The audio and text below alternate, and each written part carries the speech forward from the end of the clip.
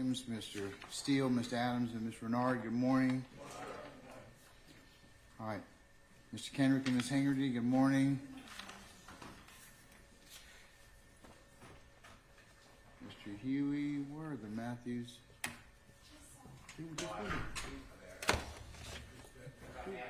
You may, sir. All right. Mr. Nichols, Ms. Westmoreland, Mr. Harvey, good morning. All right, Mr. Ryan and Misty Williams, good morning. Mr. Atkins, Ms. Hilton, and Ms. Love, good morning. Good morning.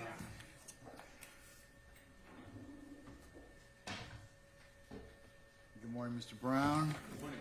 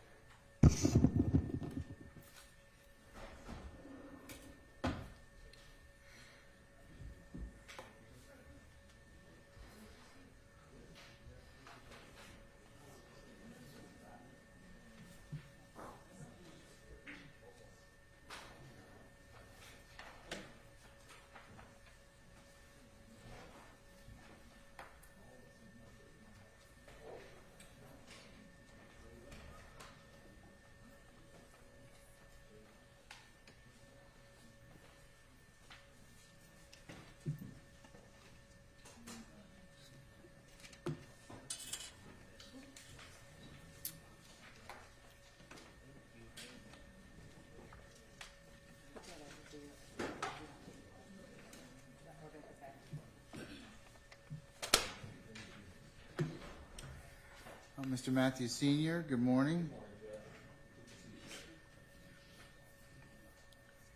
Is your son Junior with us this morning? Okay, all right. We'll just account for him when he gets in. All right. Sergeant Ingram, all our jurors here? Yes, sir. Okay. All right.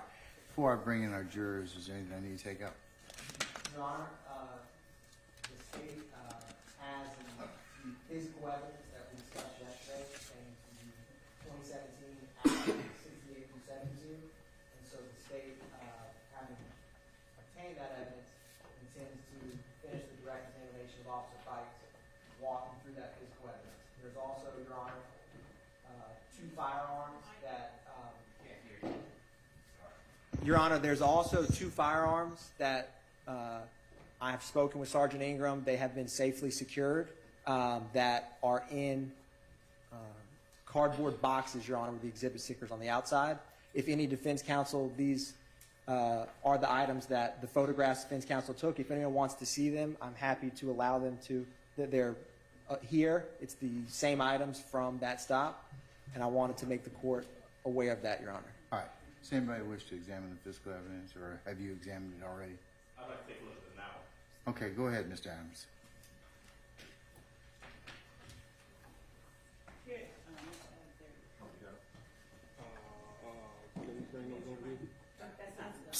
Hey, oh, okay, that the evidence? Okay, all right, okay. All right. Minus the firearms, Your Honor. All right.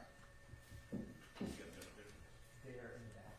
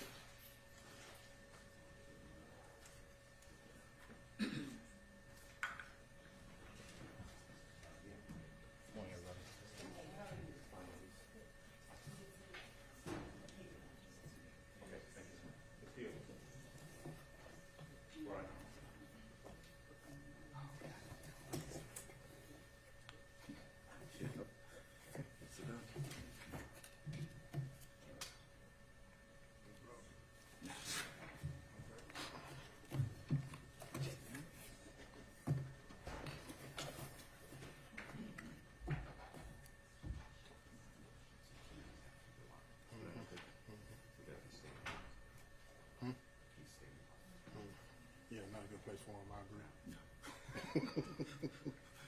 The keys are in the box, Tim? Keys are in the box? Okay.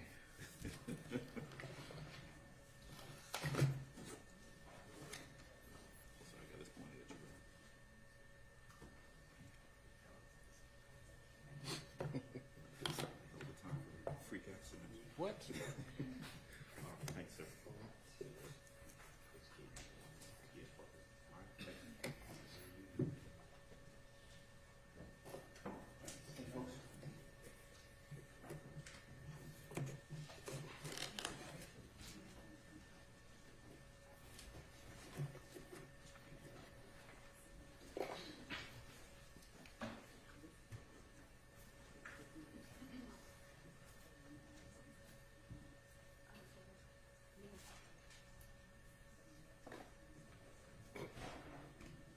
Okay, so, Mr. Atkins, who do you have? Do you have Officer Fikes outside? That is correct, Your Honor. Okay, all right. Any further issue before I go ahead and call in Officer Fikes and our jurors? Your Honor, one matter I wanted to discuss. Defense counsel, Mr. Adams, was kind enough to share with the state some body cam that possibly defense could introduce related to the 2018 stop. Per the court's guidance, the state's direct of Officer Fikes is not going to address or discuss anything related to that. It's going to specifically be about what we discussed yesterday. The state, I imagine that that the defense counsel with those addressing a stop that we are not getting into, that neither side will inquire of Officer Fikes about something that we are precluded from introducing. Does Officer Fikes know that? He knows that I'm not going to be asking him anything related to that stop. The 18 stop? Correct, Your Honor. At this time. All right. You done, Mr. Atkins? Yes, Your Honor. Okay, all right. Mr. Adams? Thank you, Judge, thank you. I think we need to be clear that the issue that we discussed yesterday has to do with evidence, specifically contraband, that was found in the back of the Charger, the second vehicle. We did not say that testimony in regards to the 2018 stop itself was improper, was inappropriate. In 2018, and they had Officer Gant here yesterday. Officer Gant is the person who performed the stop in 2018 on Mr. Williams's car, and it was opposition that's fair game, that's fine. He was charged with speeding in that regard, but what the court specifically dealt with was whether or not the guns, the money, and the marijuana that were found in the second car was admissible evidence, was anything we could get into. And then the court indicated that absent a further showing of some nexus connection by the state, that we couldn't get into that. Now, so what is it you want to get into, Mr. Atkins? Well, I'm just saying that I want to make sure we're not improperly narrowing the scope of our inquiry. Officer Fikes was involved in that second stop. Officer Fikes had some conversation with Officer Gant. I will be candid with the court. What I've shared with the prosecutors is something that arose in the hearing with Gant previously, which is there's a period of time where Officer Fikes goes up to Officer Gant and specifically tells him to mute his body cam. Yeah, I remember that. It's like a minute long. He says, "Are you on or are you hot?" Yeah. The officer. Anyway, that to us goes to the credibility of Officer Fikes and doesn't have anything to do with the contraband. There's another portion of the video where Officer Fikes says to Officer Gant, where he goes to Officer Gant, and Officer Gant, they're talking about the fact that Mr. Williams is going to be charged with speeding. And Officer Fikes tries to get Officer Gant to up the charges to reckless driving. He says, if you charge him with reckless driving, we can go in the car. And so, to us, that goes to the credibility of Officer Fikes, because the evidence is an officer attempting to... I don't have any disagreement with saying those two. Right. So anything else? No, because I don't think that opens the door to All right, anything. well, I was just about to say that. Now, all of you are very skilled examiners, but, you know, even the best of us tend to inadvertently do things we're not supposed to. But I'm just going to tell you, with that caution, if you get in there or open the door as to anything else by your examination, I may change my ruling, okay? Understand? All right, so that's just the caveat in the most dangerous game, okay? No, I understand. Okay, And all right. I'm being very candid with the court and I appreciate them that. in terms of what I intend to get into, I do. and that specifically doesn't go to anything regarding the contraband in car number 2. Okay. All right? Your Honor, if I may. Yes, sir. Officer Fikes, and in Officer Fikes' testimony, Officer Gant informed Officer Fikes to specifically, his first interaction, like if Officer Fikes is asked a question about 2018, his first interaction was literally walking up to that Charger and seeing the firearms. And so the state's position is that if Officer Fikes Officer Fikes' involvement was overwhelmingly involved with that Dodge Charger. That's why Officer Gant took the warrants out and handled primarily the Porsche. Officer Fikes' initial encounter was approaching the car and seeing these firearms, and that all is kind of part and parcel of Officer Fikes' involvement.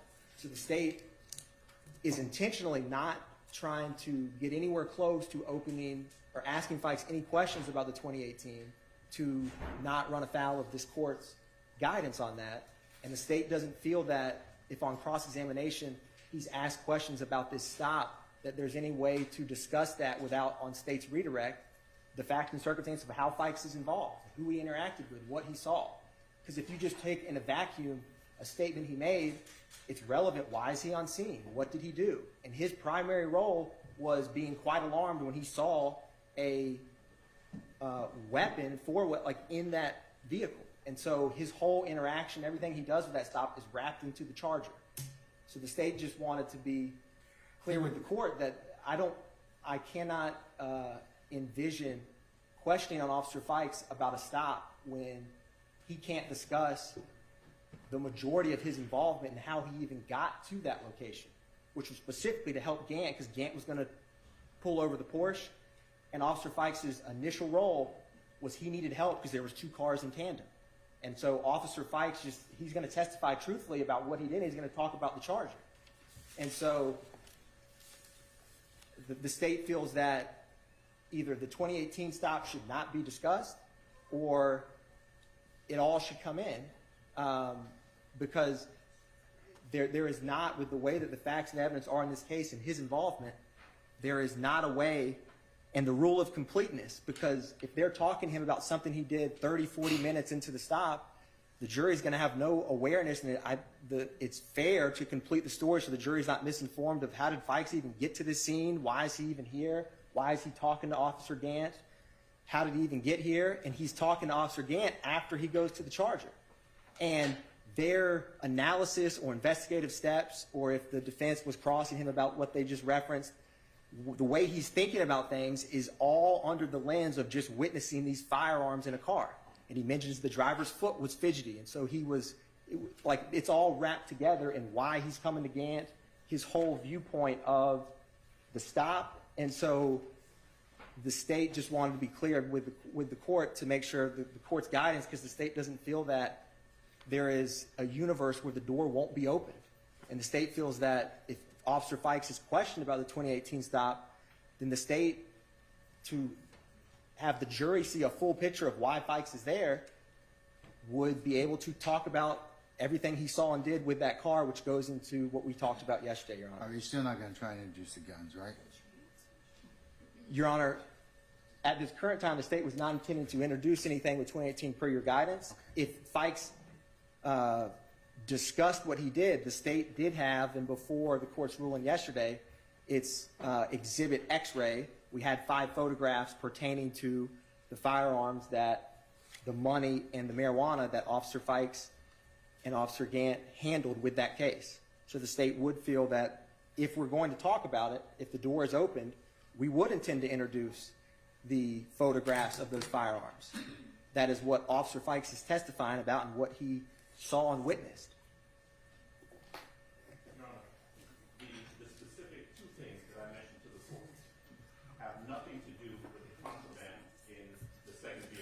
Well, they do have, I mean, address this for me. He's got to be able to tell why it is it completes the picture in terms of why he was involved. He saw the weapons. Not if he's talking about Jeffrey Williams' car and he's trying to get the officer again to upgrade Jeffrey Williams' charges so they can search Jeffrey Williams. That's a totally separate issue, and I agree that goes to bias. Separate issue. But the state's trying to tell me, or the state's trying to just have me rule upon, is whether or not they get to complete the picture as to why Fikes is there to begin with. Well, I mean, that's, first of all, the state has a little backwards. Gant makes a stop. Gant makes a request for additional officers to get to the location. Not just Fikes, a lot of other officers arrive at the location. And they're conducting their investigation. Gant is conducting the investigation in regards to the speeding ticket for Mr. Williams.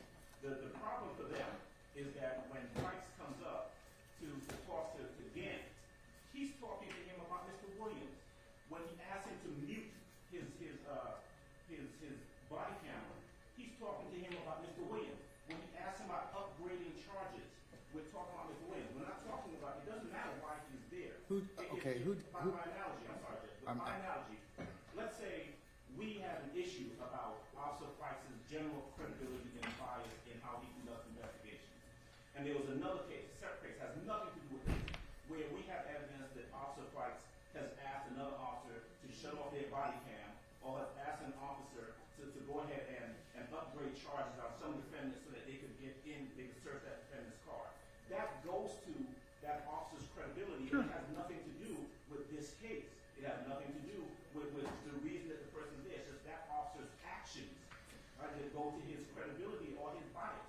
And it shows obvious credibility and bias. I'm sure you can make that determination, but that doesn't open the door to allow them to talk about the second car, because we're not talking about it. We're talking about the second car or contraband that's found in the second car that has no connection or nexus to Mr. Williams. Okay. Your Honor, I still agree, Mr. Atkins. I still agree that it's not relevant.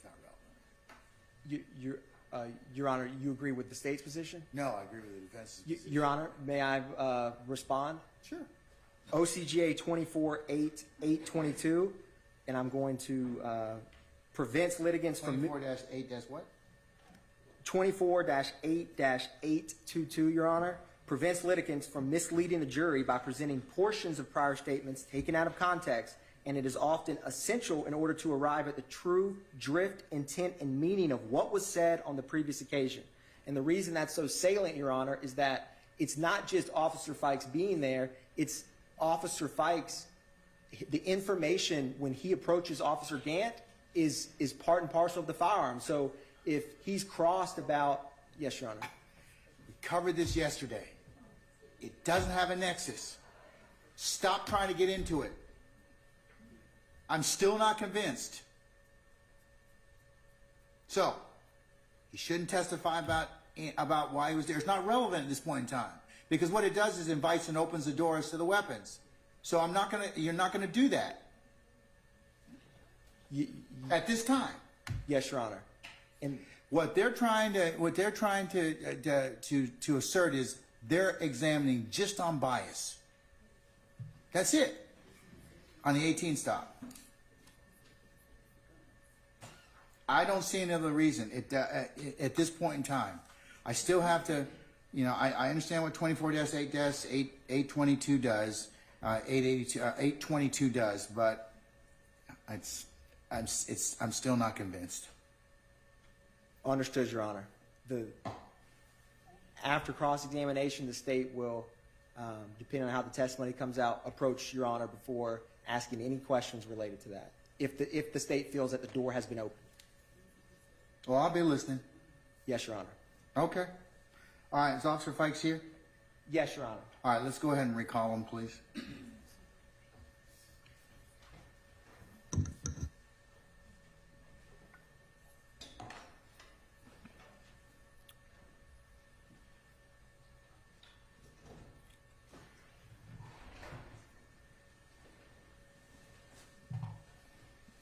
Summon our jurors for us, please, Sergeant Ingram.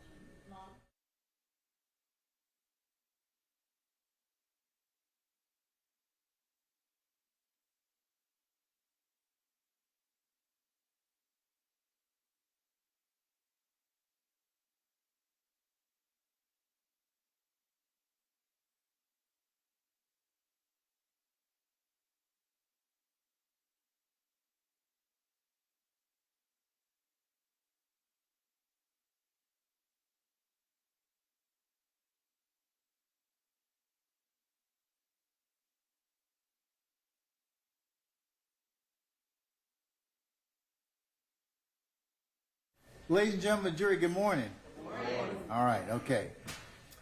Sergeant Ingram, can I get you to re-swear in Officer Fikes, please? Just because we temporarily excused him as a witness. Go ahead, sir. I do. David Fikes.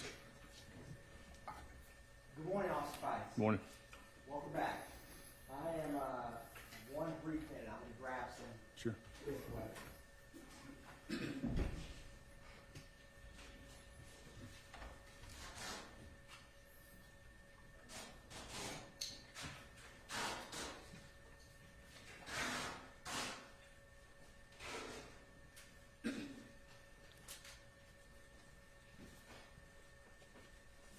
It's gonna be here in just a couple minutes. Okay.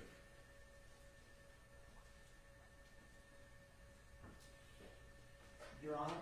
Sir. The state wanted to ask the court's permission to bring in the safely secured firearms. It's important. You may, sir, as long as they've been ready to see. Thank you, Your Honor.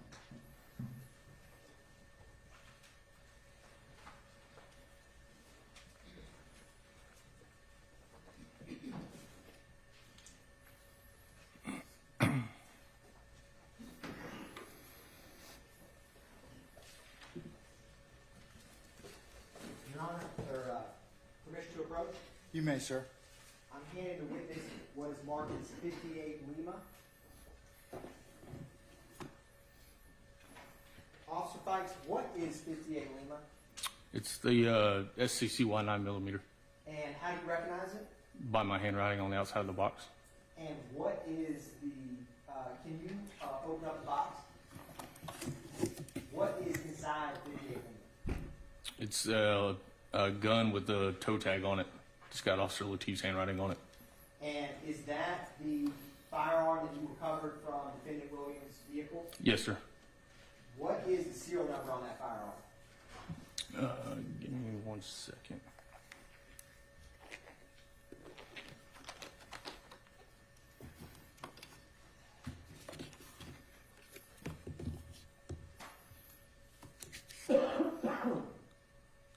It is 112660. Your Honor, at this time, the state moves to hinder State's Exhibit 58 Lima.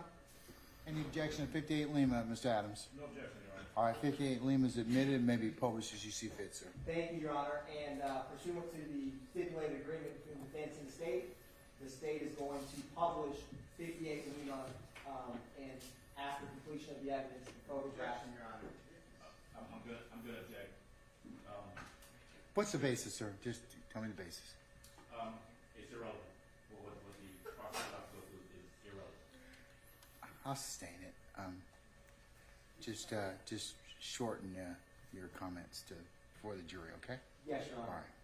The state moves to admit 58 Lima in evidence. I've already admitted it. Oh, thank you, Your Okay, Honor. all right. Permission to publish for the jury? I've already given you that too. Thank you, Your Honor. Okay.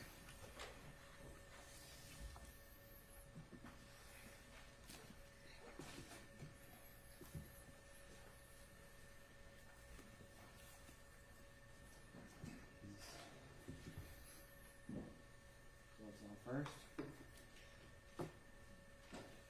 Publishing 58 Lima for the jury.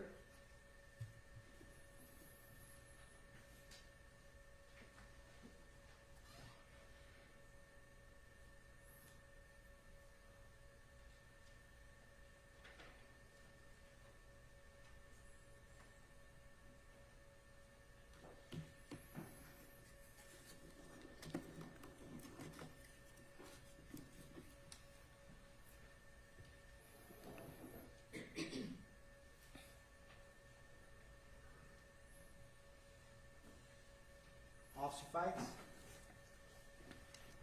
I am handing you what's been marked as 59 Lima. What is 59 Lima? This is the FN57 firearm And how do you recognize it? by my handwriting on the outside of the box. And is it a fair and accurate depiction of that firearm that you recovered from Defendant Williams' vehicle? Yes. And Can you read the serial number on that firearm? 386274703. Your Honor, at this time, the state moves to introduce into evidence 59 Lima. Any objection, states 59 Lima, Mr. Adams? Thank you, Judge. There is no objection. All right, 59 Lima is admitted, may be published as you see fit. Thank you, Your Honor.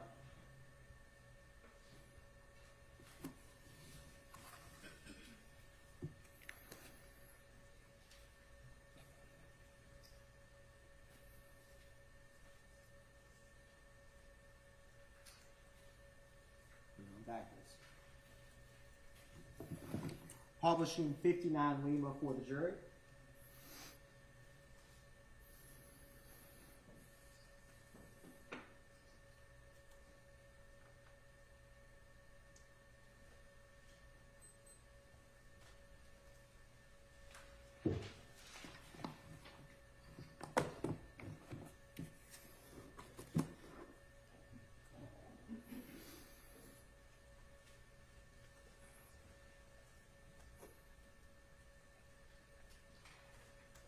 Officer Fikes, was 59 Lima the firearm that was reported stolen?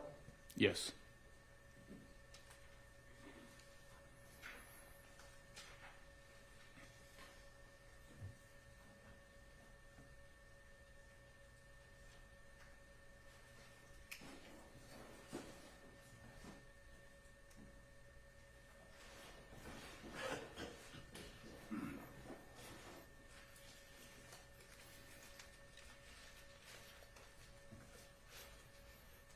Handing the witness what's been marked as State's Exhibit 60 Lima.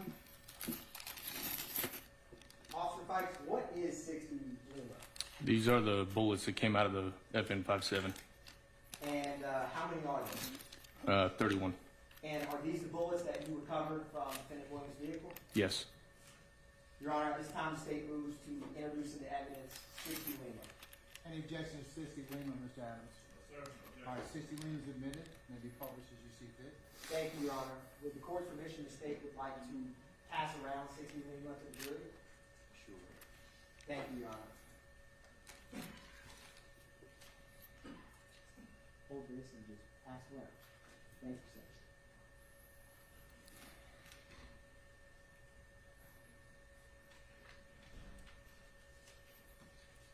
While they're looking at that, Officer Fikes, I'm going to approach you with 61 Lima.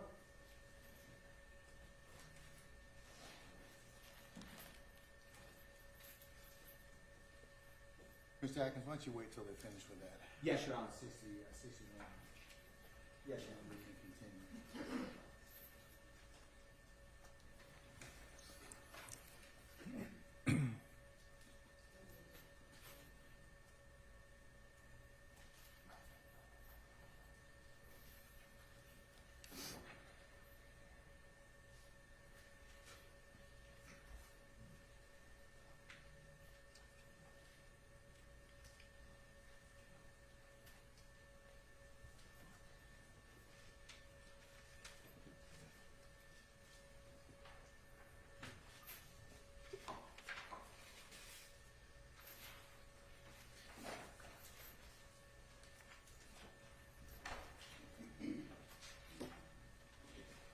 Thank you, sir.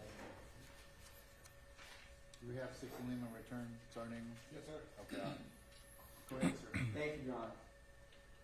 Handing Officer Fikes 61 Lima. Officer Fikes, what is 61 Lima? These are the 9mm bullets that came out of the SCCY firearm. And are those the 9mm bullets that you recovered from Defendant Williams' vehicle? Yes. Your Honor, at this time, the state moves to introduce 61 Lima into evidence. Any objection to 61 Lima, Mr. Adams? No objection. All right, 61 Lima is admitted, may be published as you see fit. Thank you, Your Honor. The state is going to pass around 61 Lima with the jury. All right. Let us know when that's complete, and you can go ahead and continue. Yes, Your Honor. Thank you.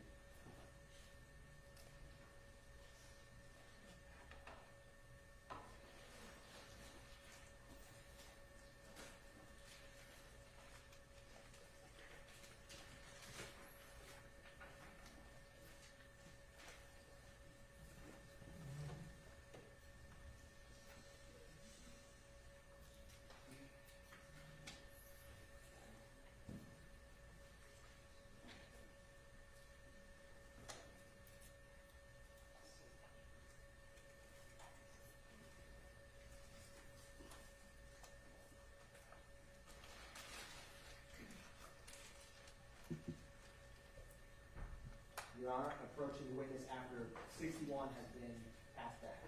All right, thank you. What are you approaching with now? My apologies, Your Honor. I saw Sergeant Ingram move. It is still with the jury. All right.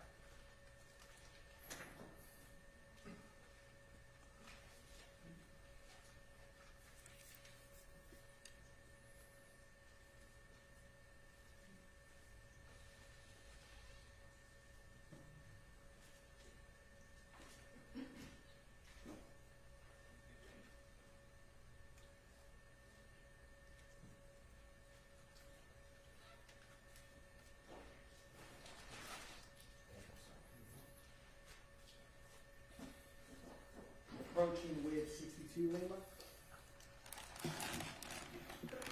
Officer Fikes, what is 62 Lima?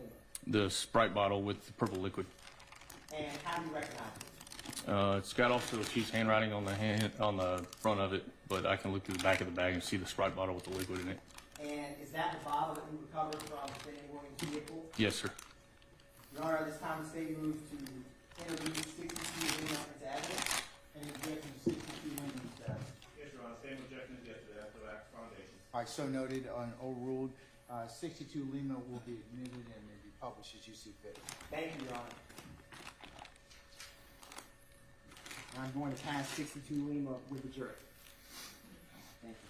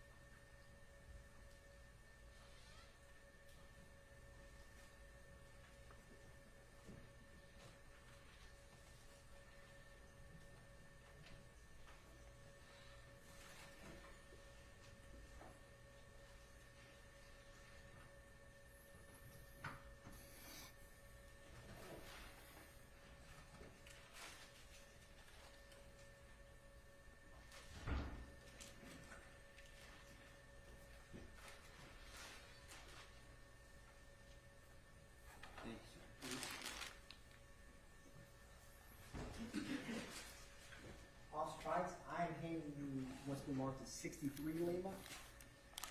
What is 63 Lima? This is the 2 bottles of promethazine. And how do you recognize those 2 bottles? By my handwriting on the front and looking through the back, I can see the 2 bottles.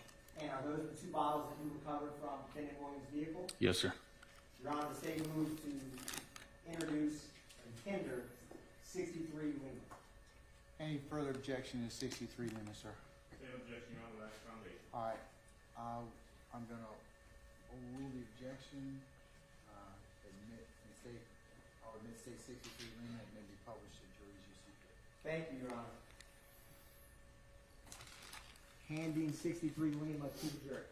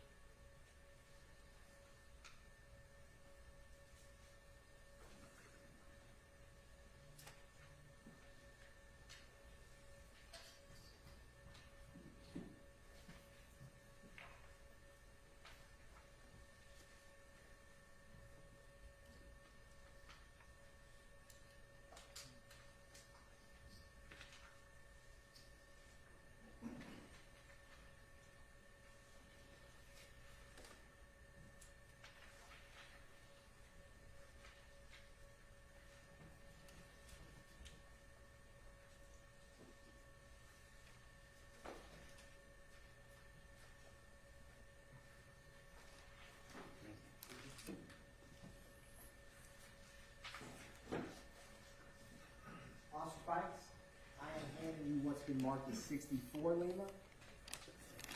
What is 64 Lima? These are the 2 medicine bottles I have. One's got Xanax in it and one's got various pill bottles. And how do you recognize those bottles? These are the pills that I took out of Mr. Williams' car. Your Honor, at this time, the state moves to introduce State's Exhibit 64 Lima. Any further objection, Mr. Adams? Objection, Your Honor. All right. Noted, and the court will admit 64 Lima over objection and may be published as you see fit. Thank you, Your Honor. Thank you. I'm going to hand 64 Lima to the jury. Thank you, sir.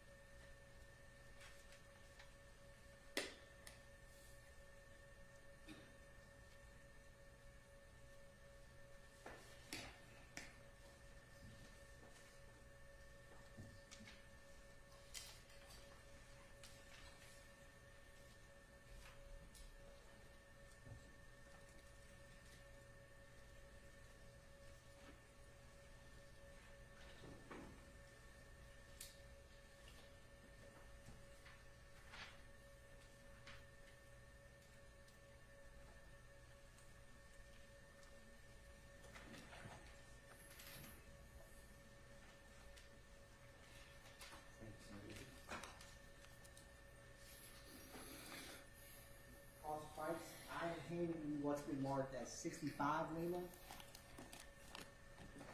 What is 65 Lima? Bag of multicolored powder.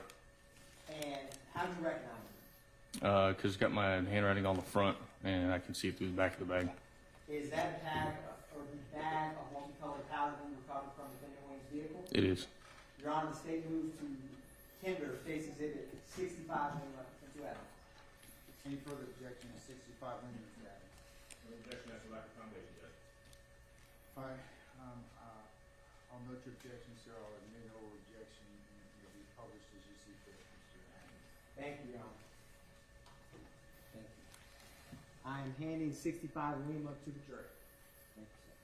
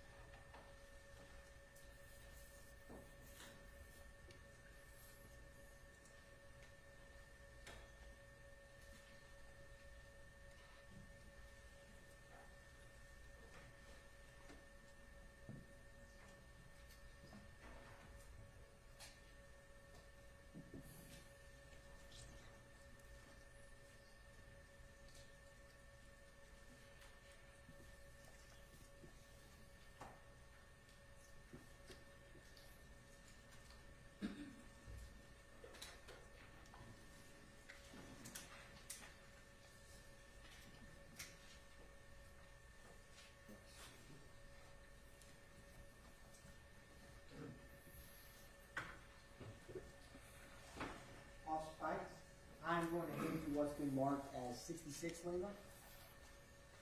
What is 66 Lima? This is the appraisal and the Xanax bars that came out of the medicine bottle. And how do you recognize it? From my handwriting on the front of the bag, and I can see them through the back of the bag. And are those the items you recovered from defendant Williams' vehicle? Yes, sir. Your Honor, the state moves to tender State's Exhibit 66 Lima into evidence. Any further objection, 66 Lima, Mr. Adams? Same objection, Your Honor. All right, it's admitted over objection and may be published as you see fit. Thank you, Your Honor. Handing 66 Lima to the jury.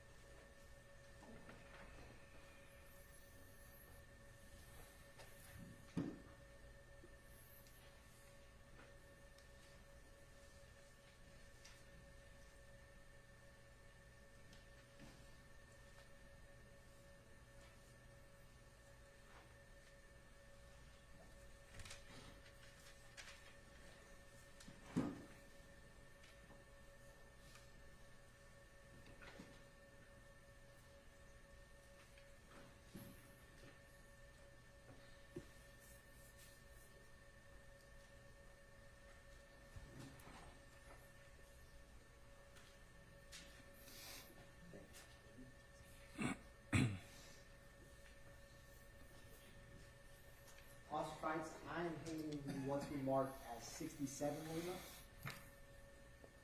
What is 67 Lima? These are the 4 Adderall pills that came out of the medicine bottle. And how do you recognize them? It's got also Latif writing on the front, and I can see the pills through the back of the bag. And are these the Adderall pills that you recovered from defendant Williams' vehicle? Yes, sir. At this time, Your Honor, the state moves to tender State's Exhibit 67 Lima into evidence. Mr. Adams, any further objection, sir? Same objection, Your Honor. All right, here admitted over objection and may be published as you see fit. Thank you, Your Honor. Thank you. I am handing 67 Lima to the jury.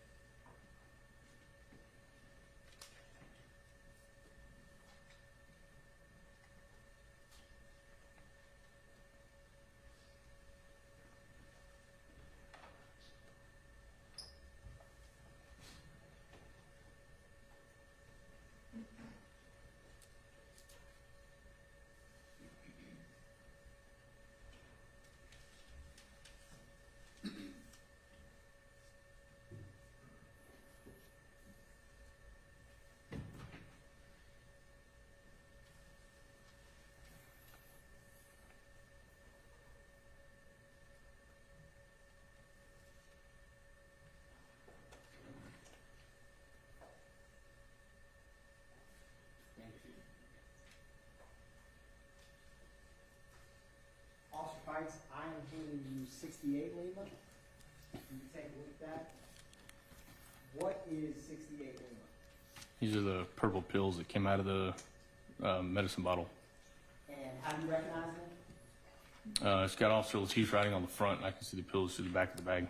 And are those the pills that you recovered from Lieutenant Williams' vehicle? It is. Your Honor, the state moves to tender State's Exhibit 68 Lima into evidence. Any further objection to 68 Lima, sir?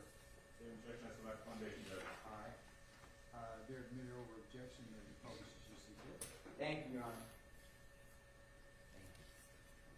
Handing 68 Lima to the jury.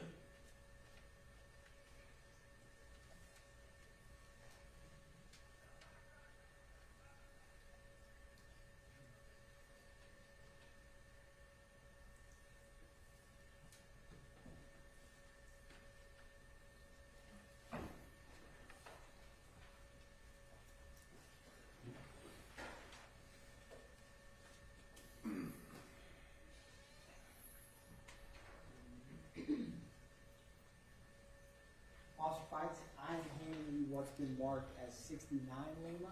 You can take a look at that. What is 69 Lima? The 24 lower tab pills from Jeffrey Williams' car. And how do you recognize them? It's got Officer Latif's handwriting on the front, and I can see him through the back of the bag. Your Honor, at this time, stating committing 69 Lima into evidence. Any objection to 69, further objection, I should say 69 Lima. Same objection, Your Honor. All right. 69 Lima is admitted over objection and may be published as you see fit. Thank you, Your Honor. Thank you. Handing 69 Lima to the jury.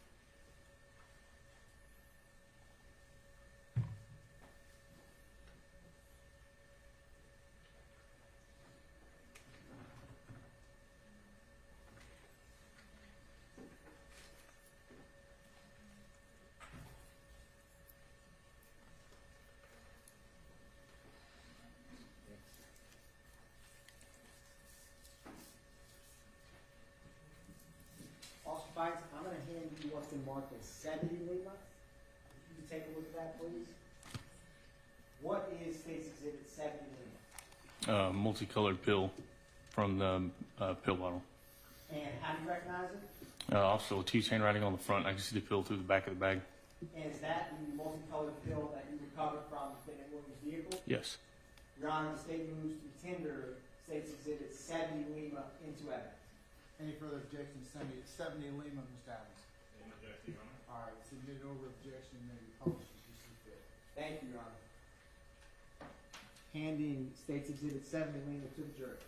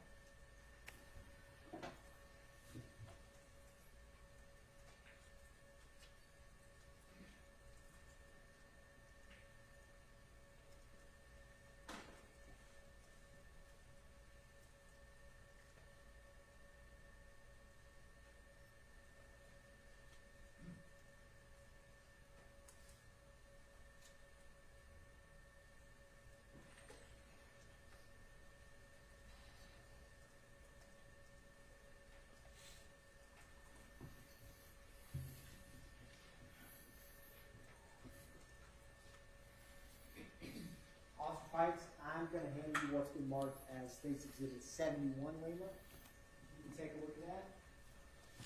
What is 71 Lima? Single blue pill. And how do you recognize it? It's also T's handwriting on the front, and I can see the pill through the back of the bag. And is that the pill you recovered from defendant Williams' vehicle? Yes. Your Honor, the state moves to tender State's Exhibit 71 Lima into evidence. Any further objections, sir? Same objection, Judge. 71 Lima will be admitted over objection, may be published as you see fit.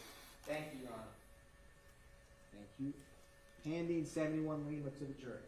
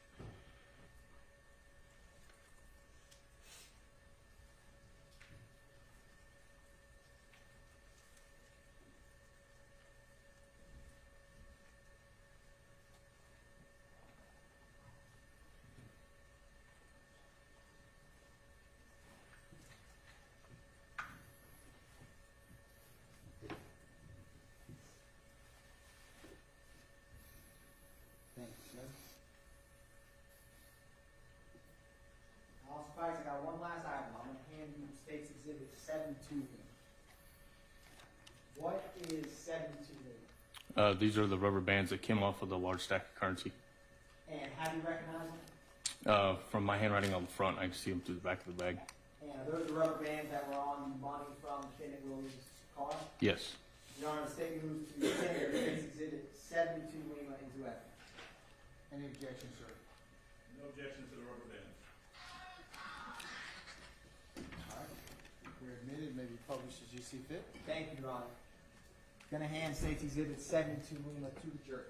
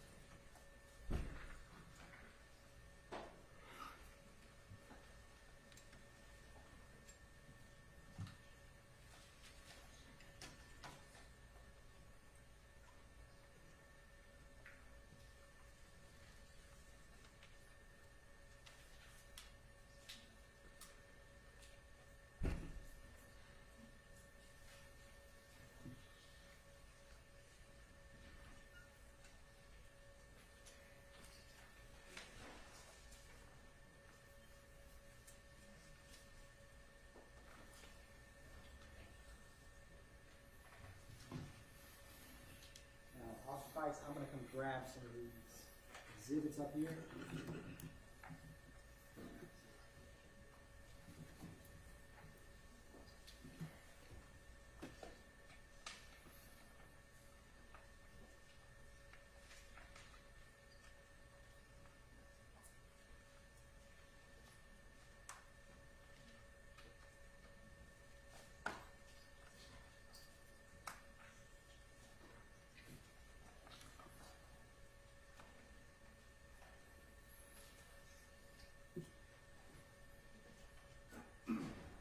Officer Fikes, I'm gonna hand you State's Exhibits 18 Lima and 19 Lima.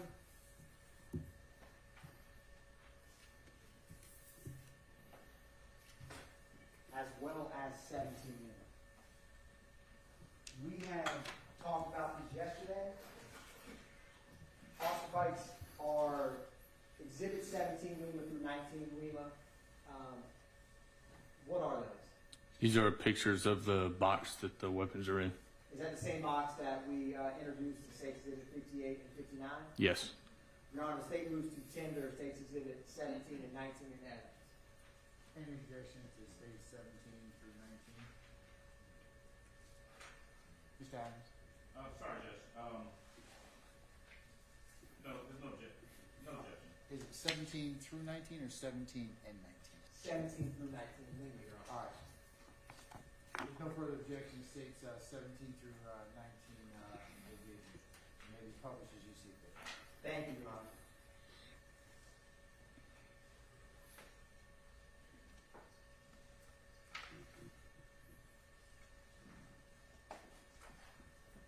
Officer Fikes, I'm handing you what's been marked as State's Exhibit 20 Lima through 22 Lima. What are those, Officer Fikes? These are pictures of the bag and the bullets in, from the FN-57. And do those photos depict the FN bullets to State's Exhibit 60? Yes. Your Honor, the state moves to tender State's Exhibit 20 through 22 in evidence. Any objection, Mr. Adams? No objection. All right, here it is. Thank you, Your Honor. Officer Fikes, I'm handing you Exhibits 23 Lima through 25 Lima.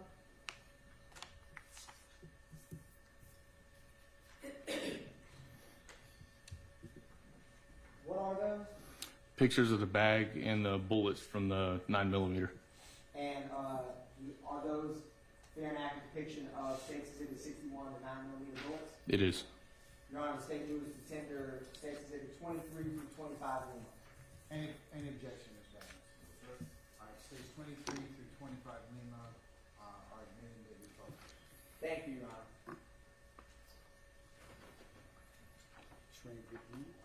I'm handing you, Officer Fikes, what's been marked as State's Exhibit 26 through 28. What are those, Officer Fikes? They are pictures of the bag and the Sprite bottle that has a purple liquid in it.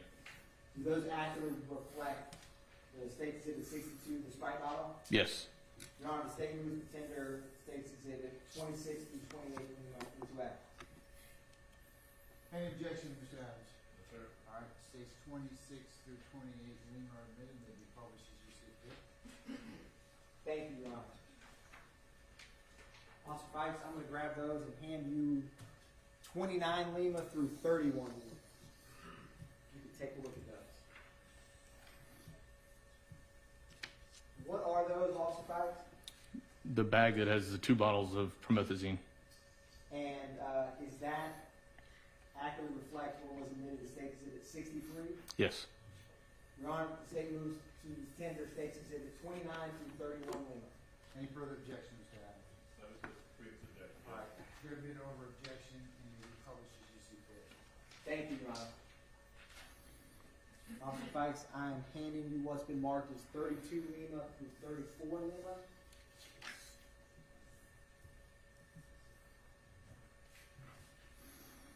What are those, Officer Fikes? The orange and green medicine bottles. And do those accurately reflect what was admitted as State's Exhibit 64, Yes. the green and orange medicine bottles? Yes. Your Honor, the State moves to tender State's Exhibit 32 through 34 into evidence. All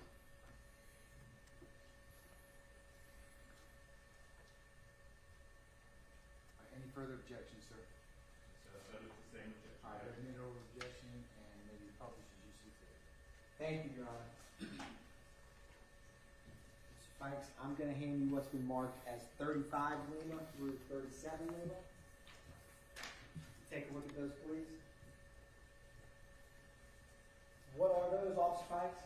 It's pictures of the evidence bag with the multicolored powder in it.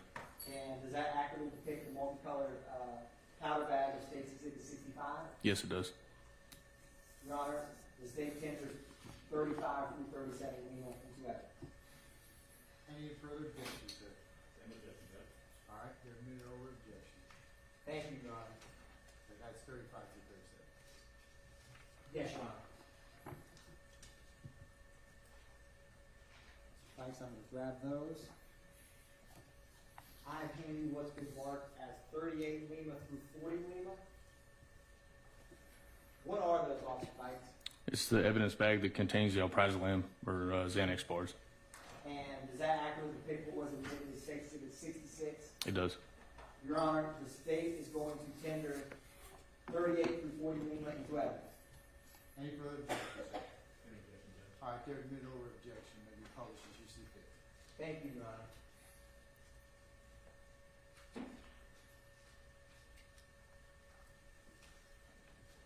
Officer Fikes, I'm going to hand you 41 through 43 Lima. What are 41 through 43 Lima? It's the evidence bag that's got the 4 Adderall pills in it.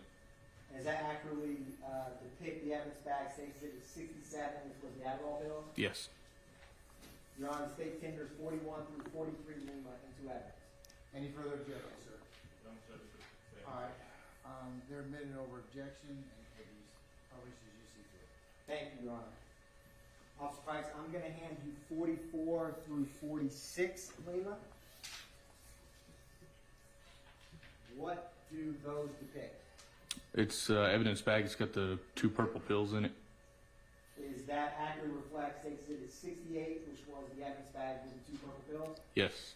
Your Honor, the State tenders State Exhibits 44 through 46 Lima into evidence. Any further objection, Mr. Adams? Your Honor, no, sir. Same objection. All right, they're admitted over objection, and may be published as you see fit. Thank you, Your Honor. 44, Lima through 46. Correct, Your Honor. The State is handing Officer Fikes what's been marked as 47 through 49 Lima. If you could take a look at those, please. What do those reflect, Officer Fikes? It's the evidence bag that's got the 24 Lord Tab pills in it. And is that accurately depict what's been Exhibit 69, which is the bag with the war count bills. Yes.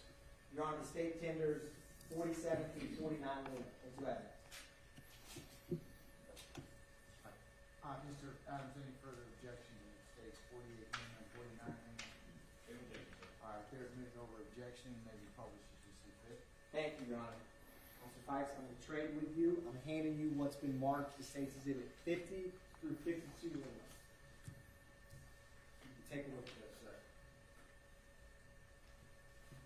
What is state's exhibit 50 through 52 million? There are pictures of the evidence bag that's got the multicolored pill in it. And does that accurately reflect what's been admitted as state's exhibit 70, which is the multicolored pill bag? Yes, it does. Your Honor, the state tenders 50 through 52 million into evidence. Any further objections, sir? Same objection, yes. All right, they're admitted over objection, and may be published as you see fit. Thank you, Your Honor. Thank you. I'm handing what's been marked as 53 Lima through 55 Lima. You can take a look at those, please. What do those depict, Officer Fikes? It's pictures of the evidence bag that's got the single blue pill in it. And does that accurately depict what's been admitted as state's exhibit 71, which is the evidence bag with the blue pill in it? Yes, it does. Your Honor, the state tenders 53 through 55 Lima into evidence. Any further objection, Mr. Adams? Same objection, yes. All right, admitted over objection, may be published as you see fit. Thank you, Your Honor. Officer Fikes, handing you what's been marked as 56 and 57 Lima. What are those, Officer Fikes? Evidence bag with rubber bands. Does that accurately depict what the marked as state's exhibit enter in the evidence as state's exhibit 72? Yes. Your Honor, the state tenders 56 through 57 Lima into evidence. Any further objection, Mr. Adams? No, Your Honor. All right, states 56 and 57 Lima, are both admitted, may be published as you see fit. Thank you, Your Honor.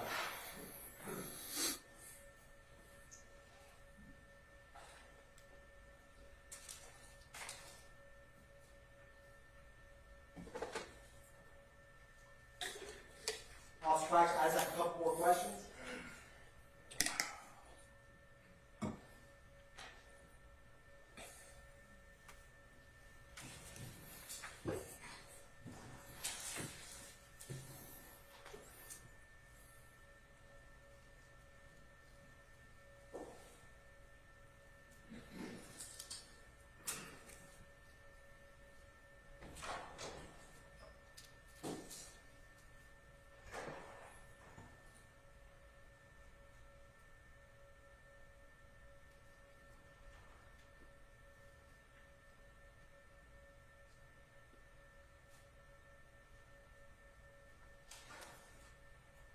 Your Honor, the state is publishing 20 Lima, or excuse me, 12 Lima.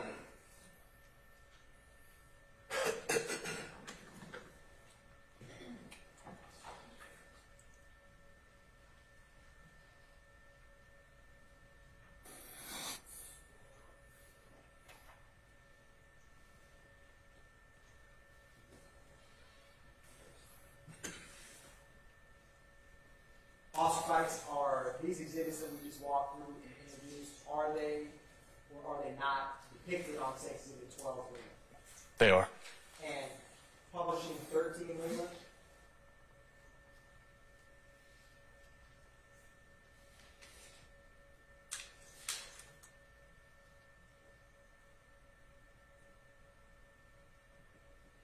Officer Fikes, do you see any of the items that we just walked through and every time is depicted on 13 Lima?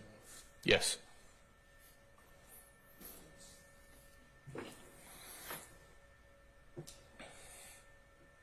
And what would the cash that with the $49,000 that you recovered from the bag with defendant Williams' credit cards, what did you do with that money? I put it into a evidence locker. And was that, what happened to the money? At some point, it was taken to the bank and deposited, but I don't. Once I put it in the evidence locker, I don't see it again. Understood. And why did you photograph all of these items, including the money, as depicted in 12 Lima and 13 Lima on scene? Just for digital evidence to show what was recovered on scene. And which of these items were recovered from the hidden compartment in defendant Williams' car. And if you need to review those items, let me know. This, right here with the marijuana, and then these two medicine bottles were in the compartment. Thank you, Officer Fikes.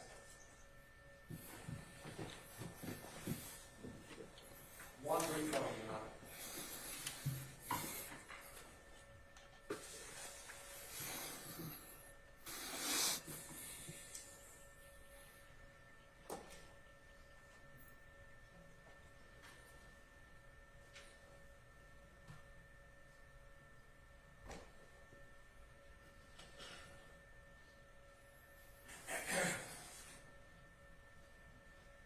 Your Honor, I'm approaching Officer Fikes with State's Exhibit 59 Lima. It's been amended to 59 Lima. Officer Fikes, is 59 Lima the gun that you recovered in the red and black bag with defendant Williams' credit cards? Yes.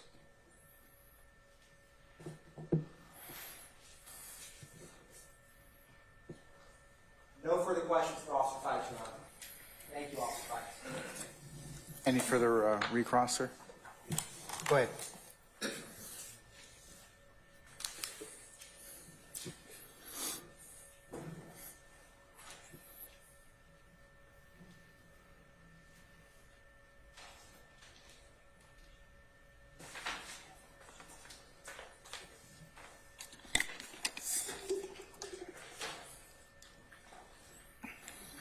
Officer Fikes,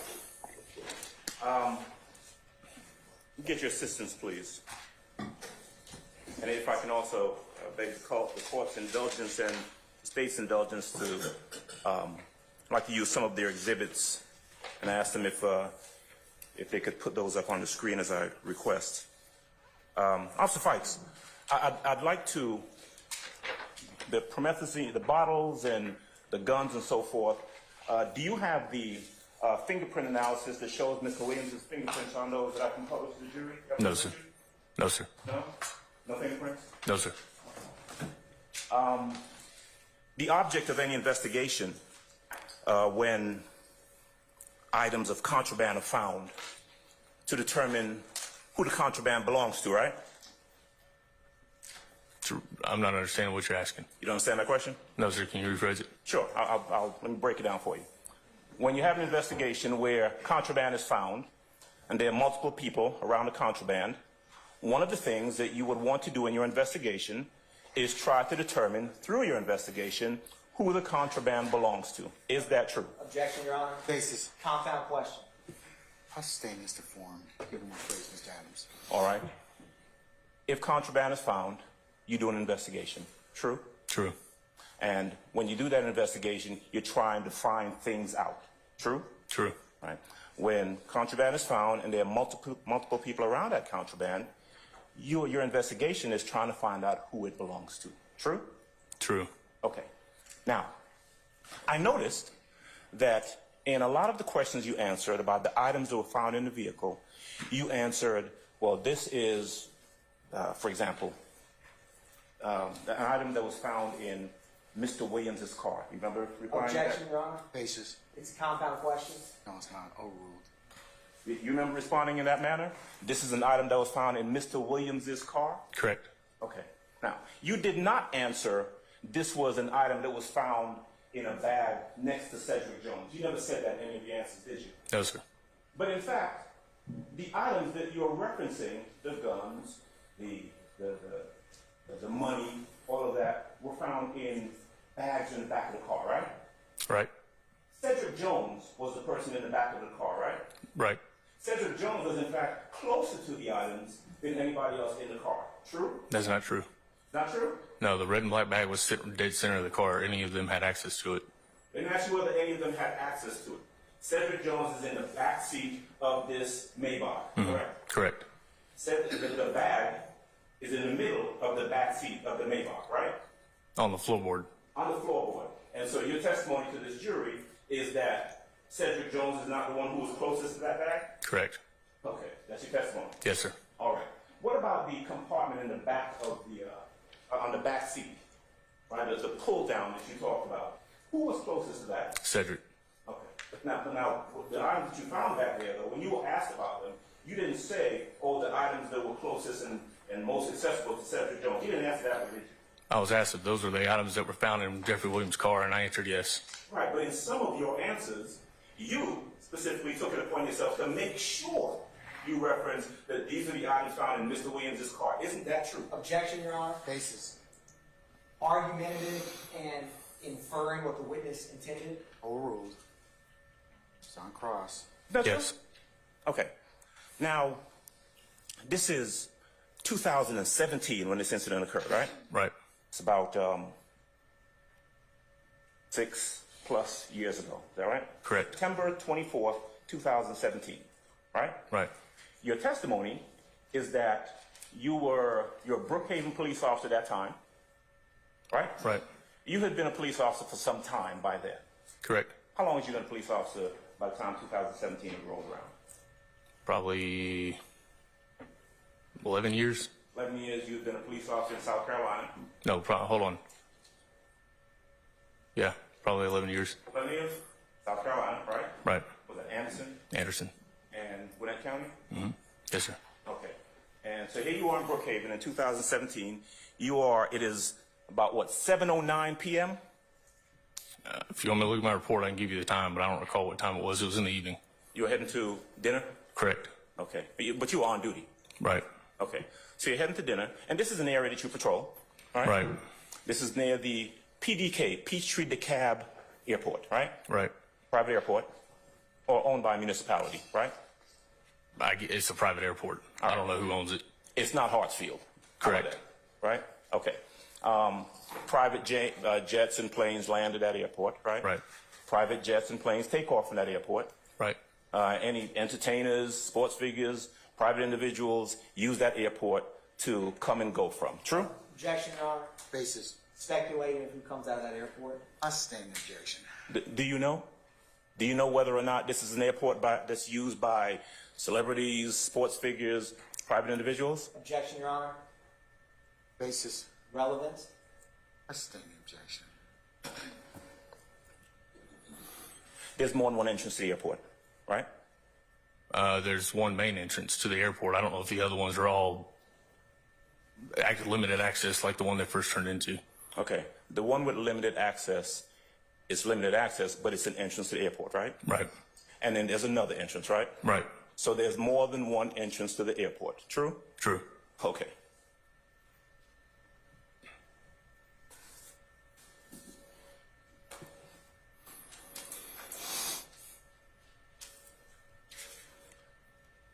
So, September 24th, 2017, you're on, was it Claremont that you're on? Correct. All right. Can I have the state, please, put up what I think is marked as their State's Exhibit 1 Lima. I think it's 1 Lima. 1, the map of the DeKalb Peachtree Airport.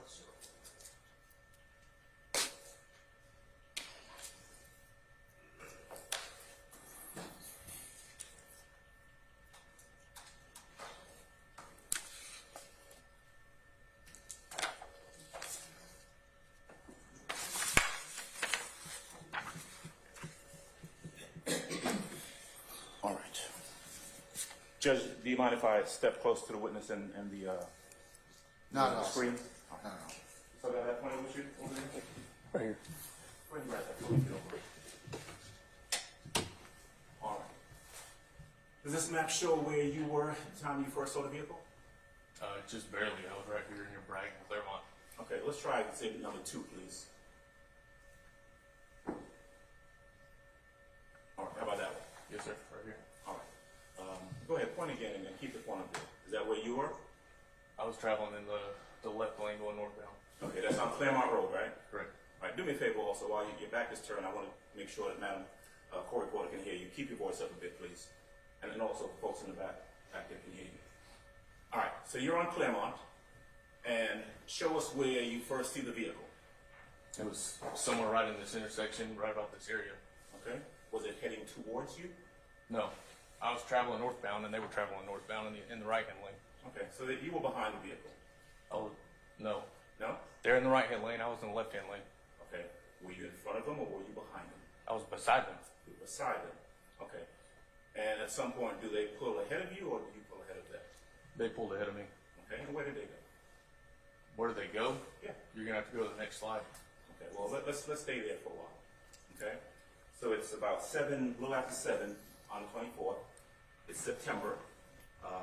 But if I remember your testimony correctly, it was still light out, right? Right. You could still see. I mean, it's still daylight. Right. Hadn't gotten dark yet. No. Okay. What you indicated was that you noticed that this car next to you, and you could see a reflection in one of the windows of the car. So it's And the windows. the windows of the car. Right. One window, right? Yes. Okay. And you said that's what you drew your attention to the vehicle, is that right? Correct. All right. So we've got we've got States 3 up there. Does that show us where you are and where the vehicle went after you first saw it?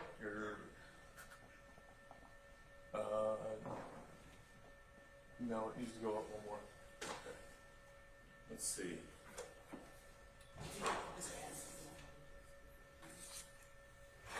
Let's try 5.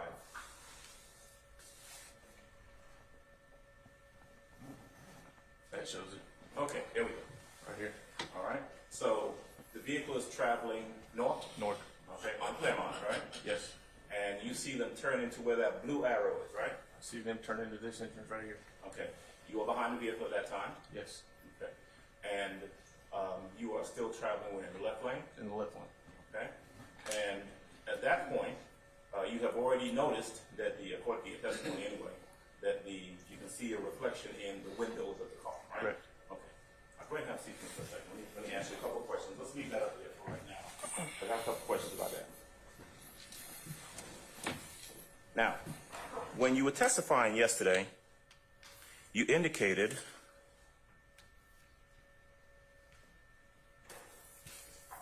that you noticed this window tint, but you didn't blue light or pull the car over right away, right?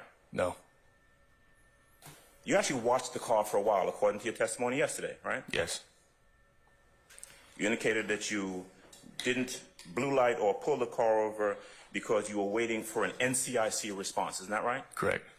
Now, the truth is, though, that when you first saw the vehicle, right, and it went past you, you ran the tag right away, didn't you? Correct.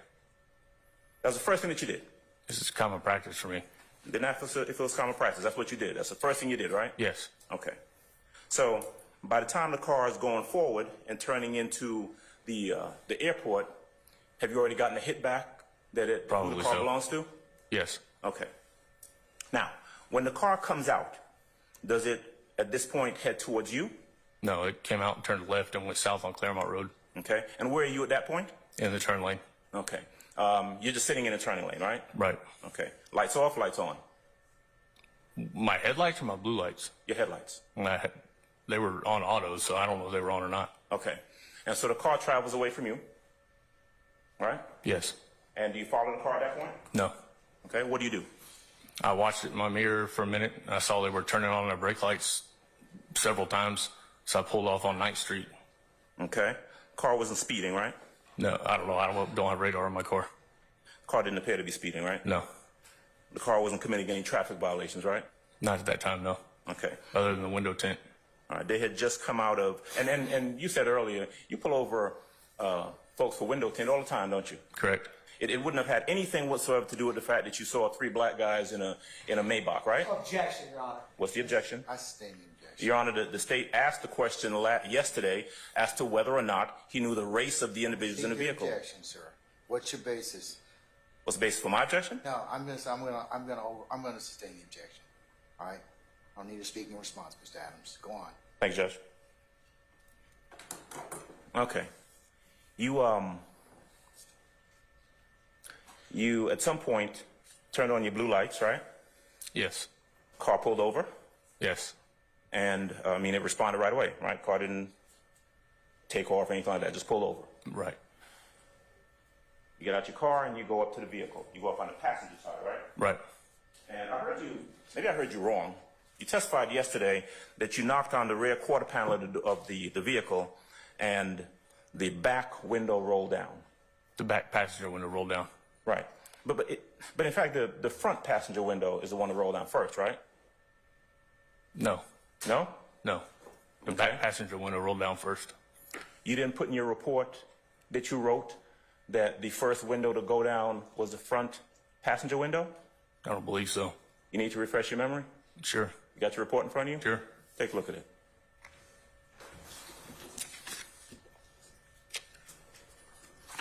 Read it to yourself. If it helps refresh your memory, when you're done, just go ahead and look up for me.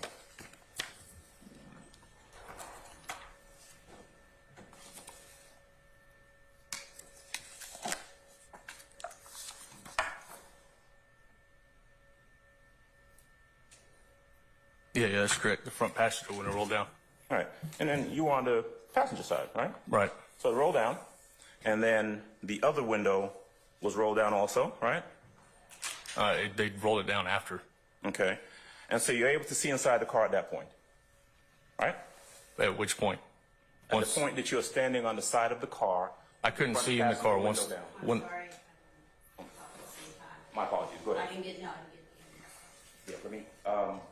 At the time when you're on the passenger side of the car, sir, and either the front end or the rear passenger windows roll down, are you able to look into the car at that point? yeah, that's what I was trying to clarify. Once the back window rolled down, I could see in the car. All right. And let's see, Cedric Jones is sitting in the back with some, Kentucky Fried Chicken in the Right. back or a box or something, right? Yes, All occupants of the car in there eating some food? I don't think any of them were eating it. Okay. I mean, So, I don't- Kentucky Fried Chicken in the back? Yes.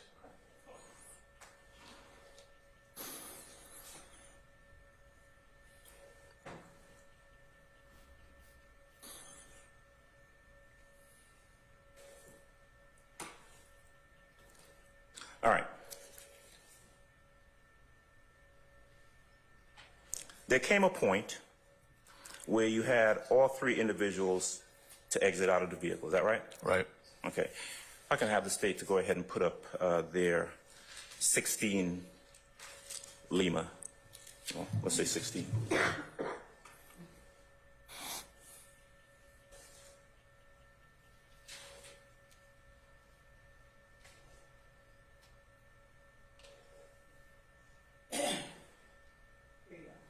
Is that 16 or is that 15? Hey, what? I'm looking for the picture of Mr. Williams. 16. All right, yeah. All right. That's Mr. Williams, right? Yes. Okay. He's the individual who is in the front passenger seat of the car, right? Right. All right. He was made to get out of the car and sit right there on the pavement, right? Yes. And that's how he looked on that day, true? Yes. What's his shirt say? Fear of God. Say it again? Fear of God. Fear of God. Okay. All right. So he's sitting on the curb. Mr. Jones is sitting on the curb, correct? Right. And Mr. Kitchens is also sitting on the curb. Is that right? Correct. All right. At some point, you go into the vehicle and you search the car. Right. You found in the Mr. Kitchens, by the way, was driving the car, right? Right. And by the way, all of these things that you're observing, keep that picture up, please. I got some more questions I want to ask about it.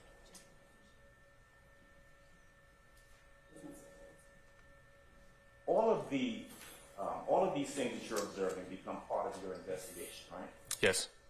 And so one of the things that you notice is that in this vehicle, that by this time you know is registered to Mr. Williams. Right. How about, is it registered to Mr. Williams or is it registered to Mr. Williams' company? It said Jeffrey Lamar Williams. Okay. And so by this point, you know that this car is registered to Jeffrey Williams, right? Right. But you also know that it's not being driven by Jeffrey Williams, true? True. You know that he's a passenger in a car, Right. just like Mr. Jones is a passenger in a car. Right. You don't have at this point, any personal knowledge whatsoever about anything that's going on in the car or any of the contents in the car. True? True. Okay. You find what you identified as, in the front seat, as some, I think you called it either shake or what you thought to be marijuana residue on the floorboard of the front driver's area, right? Right. Okay. You find The Sprite bottle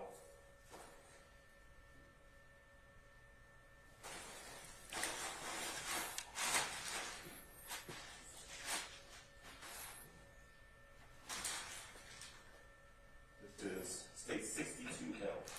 You find this Sprite bottle on the floorboard, right? Right. Front floorboard. Front passenger floorboard. Front passenger floorboard. Right. Anything else?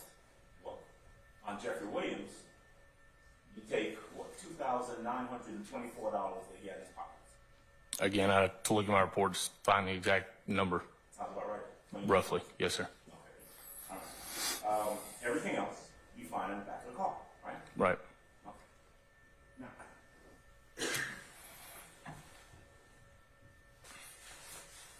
I'm gonna jump forward a bit. All right, so stay with me, and then come back. You ultimately ended up taking out warrants. You can take the picture down. Ultimately ended up taking out warrants, right, for Mr. Jones, Mr. Williams, and Mr. Kitchen. Is that right? Right. Okay.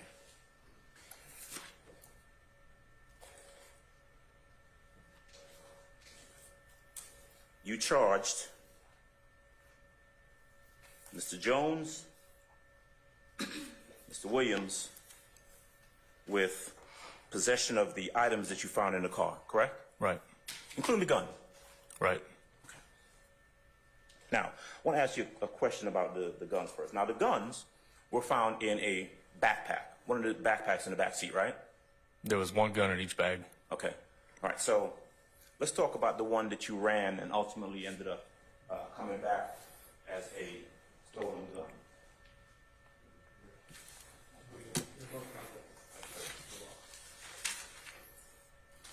Which one was the one that came back stolen? The FN. The FN? That's this one, right? Yep. Okay. And by the way, we saw some pictures a little bit earlier, right, of these bullets that were in.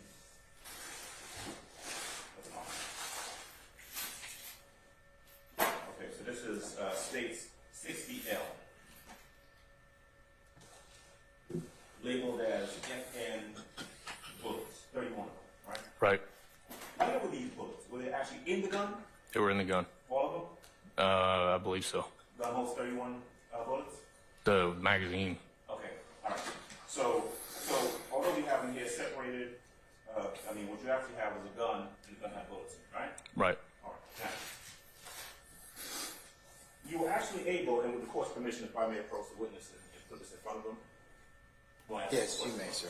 Okay. So, this is the FN. Showing what exhibit number you're showing. Oh, and thank you, Judge. I'm showing him what's been marked as State's Exhibit 59L, All right. 59 Lima. Okay. All right. So we got 59 Lima. That's the gun that you ran that came back as a stolen weapon, correct? Right. It was found in a bag, right? Right. On the back seat of the vehicle, Right. next to Cedric Jones. Right. Okay. It had a serial number on it. Right. Serial number wasn't scratched off, No. right? There is nothing that, looking at this gun, tells you that it is a stolen gun. True? True. You got to run the number. Right. You had to run the number to see that it had been a gun stolen at some point out of Each point. East Point. Okay.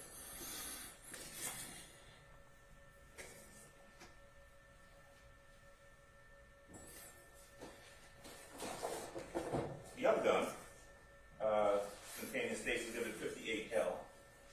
Right, this is the 9mm. Court's permission again to approach the witness. You may, sir. This is 9mm. Found in the other bag, right? Right. Next to Cedric Jones, right? Yep. Right. Not stolen, just a gun. Right. Right. Who's that belong to? Is it registered to anyone? In Georgia, we don't get guns registered to you. Okay. Did you get any records that indicate who it was sold to or anything like that? Yeah. At some point, I would have had to know because I got the warrants and it would have said who it was registered to. So you knew at some point. At some point, yeah. Okay. So I want to ask you something about both of these guns, and with the court's permission, one more time. I'm gonna put them both in front. Actually, that's the one that I would have known at some point because I would have called East Point to figure out the owner. Okay. What about this one? This one I wouldn't have known because it's not stolen. And by this one, I'm referring to the 9mm. Right. All right. All right. So I got both of these in front of me. Now, you are police officer, right? Right. Investigator. Right. Well-trained investigator, right? But yeah. At what point would these guns, because you can obtain evidence from guns, right? What kind of evidence? Biological, forensic evidence, something that tells you. I can't know. I can't find that out. No. You have the ability to have it done. True. True. You have the ability to. I'm not trying to trick you. You have the ability to send it off to either the crime lab or somewhere to, for example, have it checked for fingerprints. You can do that. Yeah, but it's not common practice. Okay. For just a stolen gun, for us, is not a common practice unless it's used in a violent crime or something. You can do that, right? We could. Okay. Before we move on to that, any indication that either these guns, bullets, anything tied to any sort of violent crime? No. Okay. All right. So let's get back to what you can do as an investigator, right? To kind of tell you who may have handled the gun. You can have it checked for fingerprints, right? We could. Did you do that? No. Okay. You can have it tested, swabbed, whatever, for the presence of sweat or any other sort of biological information that might tell you who may have handled the gun. That can be done, true? It can't be. Did you have that done? No. You are not able, as you sit here today, 24, from back in 2017 to now, you can't tell this jury that you have any knowledge whatsoever, any personal knowledge, any records, anything that tells you who handled those guns. No, like I said, it's not common practice to get that done unless you're using a violent crime. I understand that. The bottom line is, if we're trying to tell this jury that there's information about who handled these guns, you don't have any of that information. No.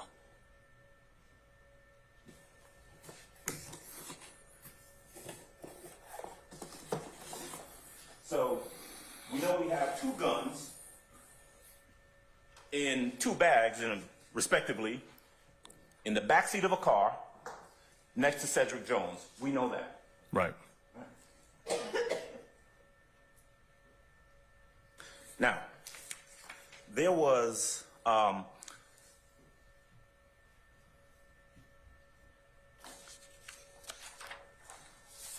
who's Mona Kalai? Or Kalei? I have no idea other than her name was on a prescription bottle. Okay, so there was a prescription. One of the prescription bottles that was found in the car actually had a name on it, right? Right. Seeming to indicate that it was prescribed to a person, right? Right. A person named Mona Kalai, K-A-L-A-Y-E, right? Right. All right. At what point did you reach out to Mona Kalai to find out if that was her prescription or what her prescription was doing in the back of that car? When did you do that? I didn't. Okay.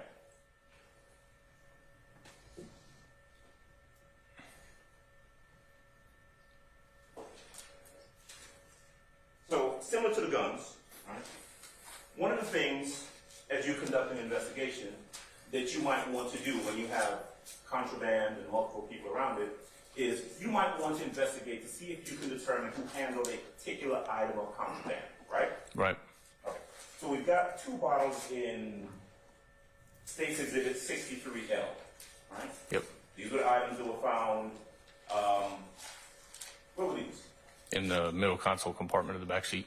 Middle console, right next to or behind Cedric Jones? That would have been right next to him. Okay. They're in a plastic bag now. Obviously, they weren't in a plastic bag then. This is an evidence bag, right? Right. The bottles were here as they are inside of this bag, right? They weren't in that bag. They were out. Right. Clear, right? Yeah. All right. These were seized, correct? Yes. And they're plastic, which means that if you handle them, there's the possibility you may leave fingerprints, sweat, something, biological fluid, something on the bottles, right? Right. All right. Now, tell the jury at what point, in an effort to determine who actually handled these bottles, who might have been in possession of them, tell the jury when you sent them off to the crime lab or wherever to have them analyzed for fingerprints. I didn't. All right. So, 2017, you found the bottles. We're in 2024. You cannot tell this jury that you have any information about who handled the bottles based on any investigation you did, right? It's not needed because it's illegal to be in, and if you don't have a prescription for that medication, it's illegal to be in possession of it. Sure, but if I'm in a car with someone else, and that person is the one who is in possession of and is holding and handling the contraband, you would want to know that it's that person who's been handling and holding it as opposed to me, right? Not necessarily. Okay. So let me just ask the question. You didn't bother to have any fingerprint analysis done on any of these? No. Not that you couldn't, you just didn't. It wasn't needed. Again, like I said, it's illegal to be in possession of medicine that's not prescribed to you. Could you have sent the bottles off to be analyzed to see who handled them? I could have, but it wasn't necessary You could have, you did not. True? because it wasn't necessary. You're not going to answer that question, are you? I said I could have, but it wasn't necessary. And the question was, did you? No. All right.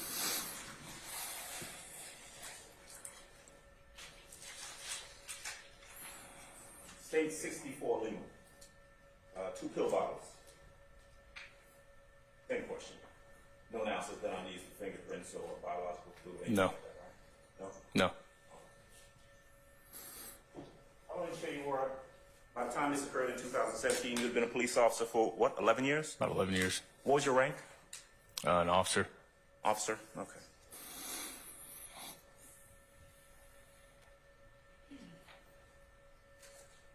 Was that before or after you were awarded Officer of the Year?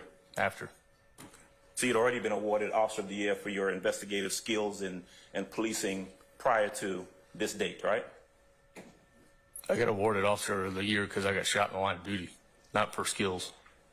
Okay. Time-wise, right? You were awarded Officer of the Year, and you had all this investigative background by the time this incident occurred in 2017. True? Right. All right.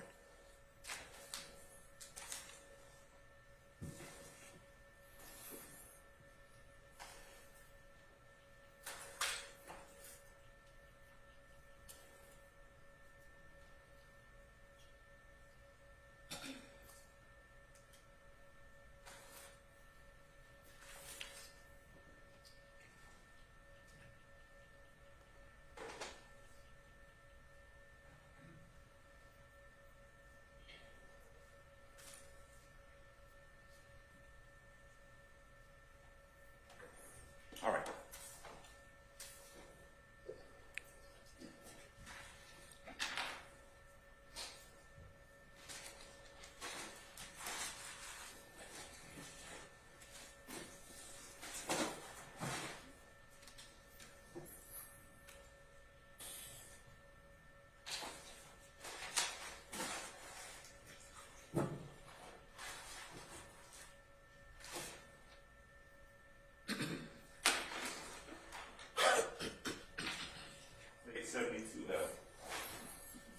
Rubber bands. Right. These were the rubber bands around the money that was found in the bag. Right? Right. See these because they were of evidentiary value, presumably because they were around the money. Right. Okay. That money ultimately gets deposited or taken into evidence by Brookhaven, right? Right. Okay.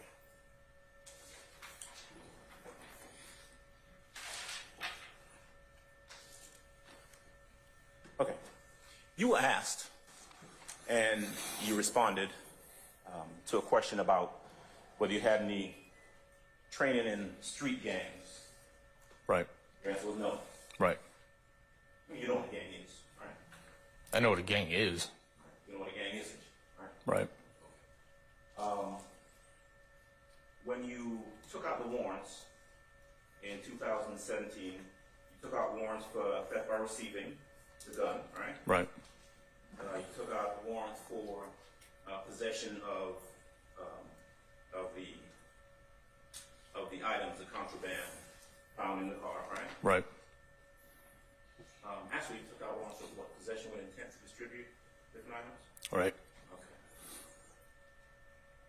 And by the time you actually go to the county magistrate take out warrants, you have done what you consider to be a thorough investigation. True? True.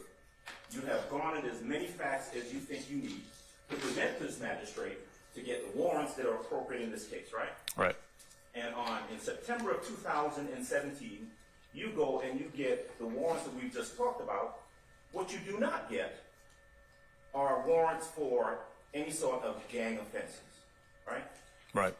Because in the course of your investigation, you saw nothing to indicate that any of this stuff found in the car had any connection to any sort of gang offense.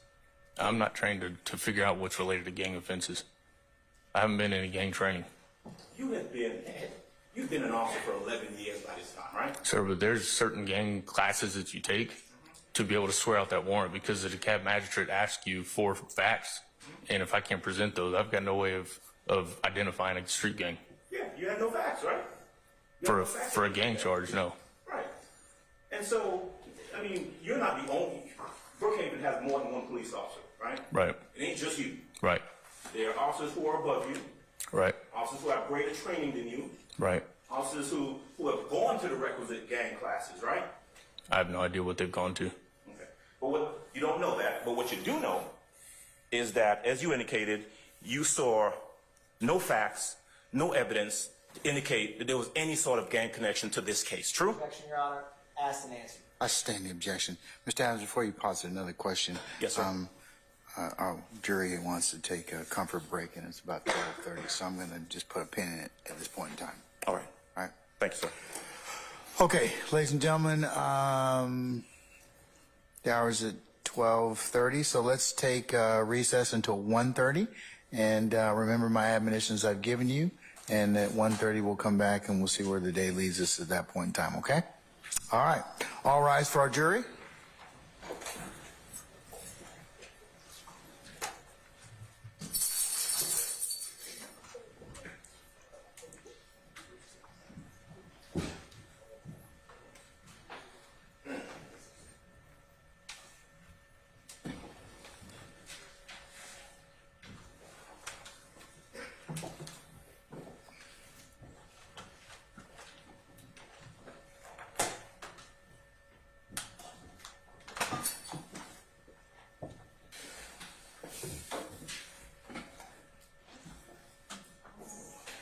All right, please be seated. Our jury has left us.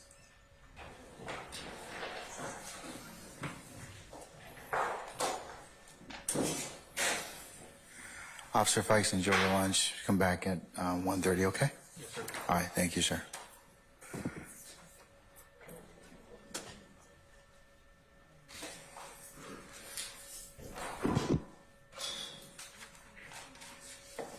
All right, councils, we'll be in recess until 1:30. I'll see you at that point in time, all right?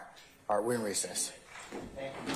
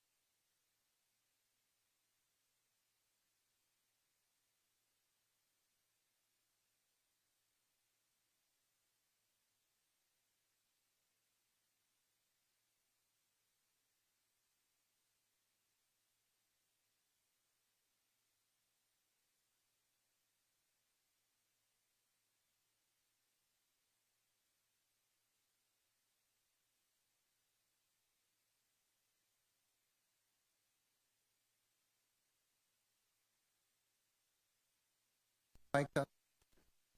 Yes. All right, can we summon him, please? Your Honor, before Mr. Fikes comes back to the stand, may we address another issue? Can't hear you.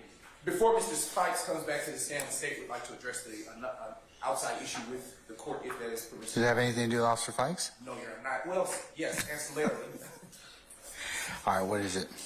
We just wanted to inform the court that at this time we did confer with defense counsel about another witness that has a child care issue for today.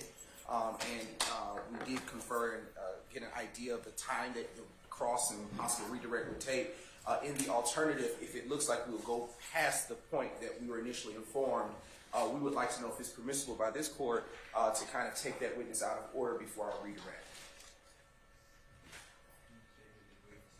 Brittany Scott, GBI expert, Brittany Scott. Counsel's any issues with taking Miss Scott out of order? No, sir, I don't think that would be an issue. Would you like to go ahead and possibly take her now? Is she here? She is here. I can confirm that. She should be here. And confirm. How long will it take? She should take about no more than 15, 20 minutes.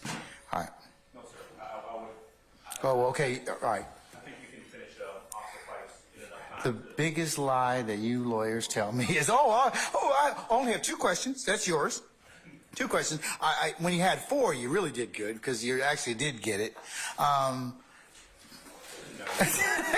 So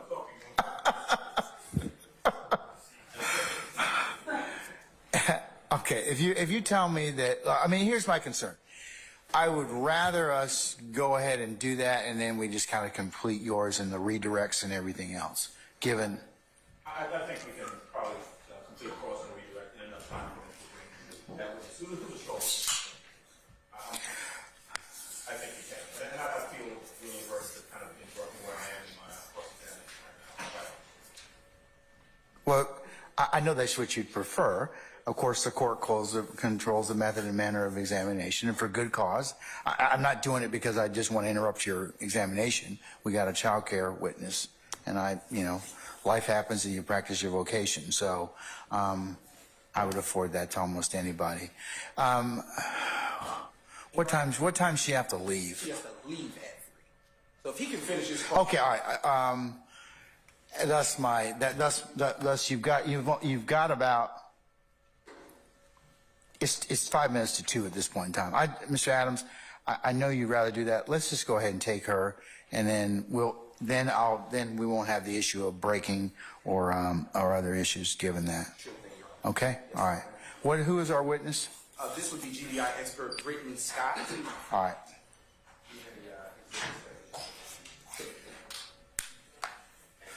All right. Let me call the jury, and then you can call Ms. I can explain to the jury what we're going to do. Okay? Summon our jury. Deputy Ham for us, please, sir.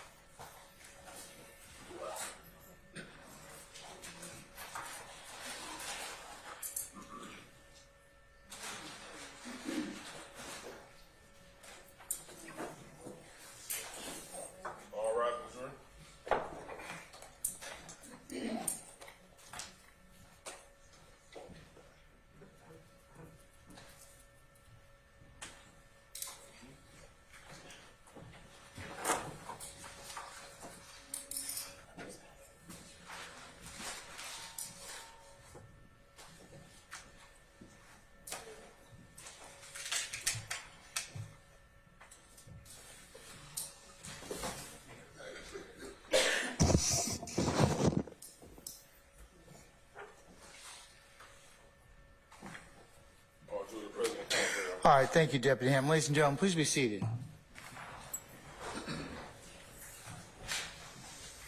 All right, ladies and gentlemen, jury, good afternoon.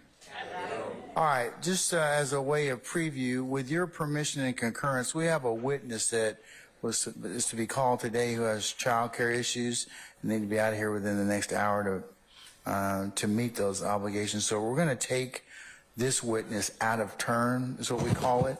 So I know you're listening to the witness that we have right now, Officer Fikes. Bless you. We're going to go ahead and pause. We'll take those next witness, should be relatively short, and then we'll reconvene with Officer Fikes right after that. Just wanted you to know what we're doing and the reason why. So with that, without further delay, State, call your next witness. Your Honor, at this time, the state calls Ms. Brittany Scott to the stand. All right, summon Brittany Scott, please. Ms. Scott, good afternoon, madam. If you would please approach the witness stand. Once you get there, if you'd be so kind to turn and face Deputy Ham to be sworn as a witness before you sit down. Raise your right hand. Do you swear and affirm the testimony you're about to give in court is the truth, the whole truth, nothing but the truth? Yes. You may be seated. Can you state your first and last name with the spelling of both, please? Brittany Scott, BRITTANY SCOTT. Good afternoon, Ms. Scott. Good afternoon. Are you employed? Yes, I am. Where are you employed? I'm employed at the Georgia Bureau of Investigations, Division of Forensic Science, also known as the State Crime Lab. And what is your official designation? I am one of the assistant managers of the chemistry section. How long have you worked in that capacity? I have been assistant manager for just about 1 year now. However, I have worked at the crime lab for a little over 10 years. Okay. And have you worked in any other capacity with another different types? Yes, so previously I was a crime lab scientist. I was a drug chemist. Okay. And what do you do in your current role? So I just manage all of the different drug chemists in our section. And what did you do as a forensic chemist? I tested different items for the presence or absence of controlled substances. What kind of educational experience do you have? I got my Bachelor's of Science degree from the Georgia Institute of Technology back in 2013. I then obtained my job at the GBI, where I underwent about a year-long training program to become a scientist. Okay. And have you ever attended any conferences or trainings related to forensic chemistry? Yes, I have. Tell the jury a little bit about those. Yes, so every year we are required to do continuous trainings, so that can either be internal trainings or external. So a couple of different conferences that I have attended. I've attended the SAFS conference, which is the Southern Association of Forensic Scientists. I've also attended a virtual symposium for the past several years, which just goes over all of the current drug trends. Okay, and have you ever been admitted to testify as an expert in court? Yes, I have. And have you ever testified in Fulton County? Yes, I have. Have you ever testified in your particular field of forensic chemistry? Yes, I have. Can you tell the jury what forensic chemistry is? Yes, forensic chemistry is how chemistry relates to the law.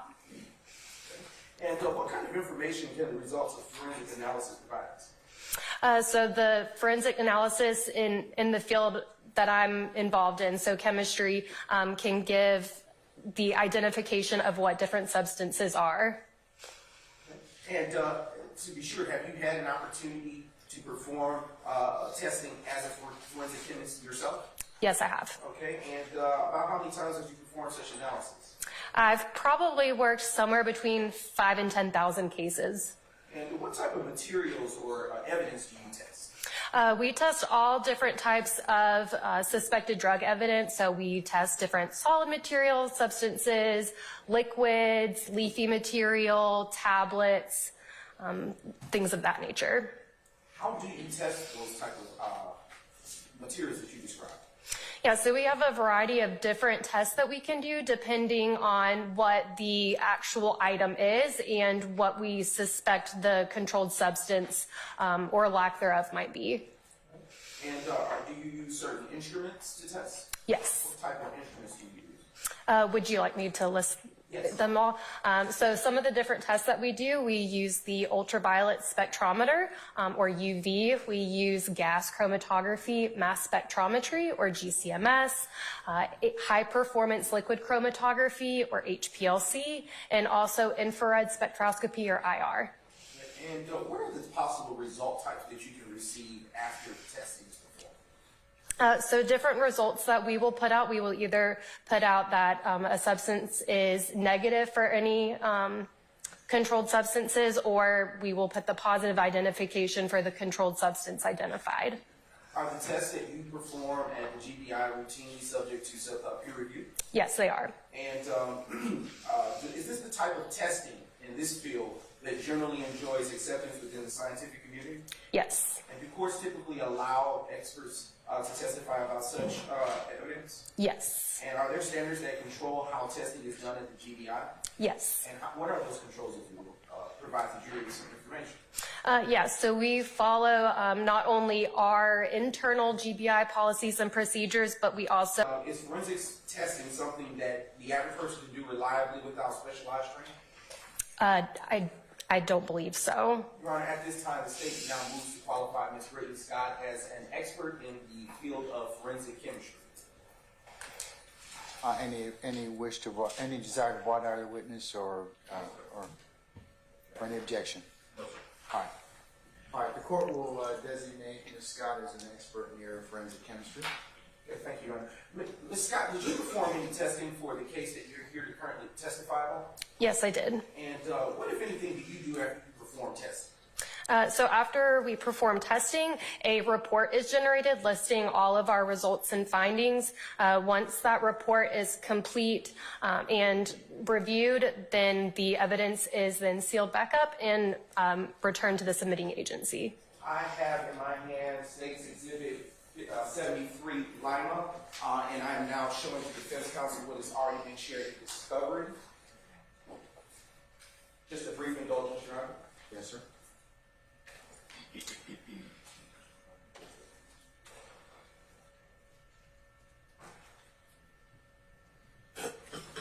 Honor, may I approach the witness?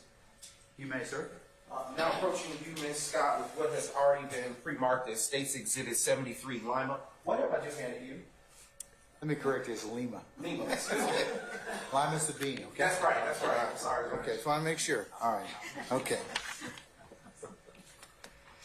This is the report that I generated for this case. And how do you know that that is the report that you generated for this case?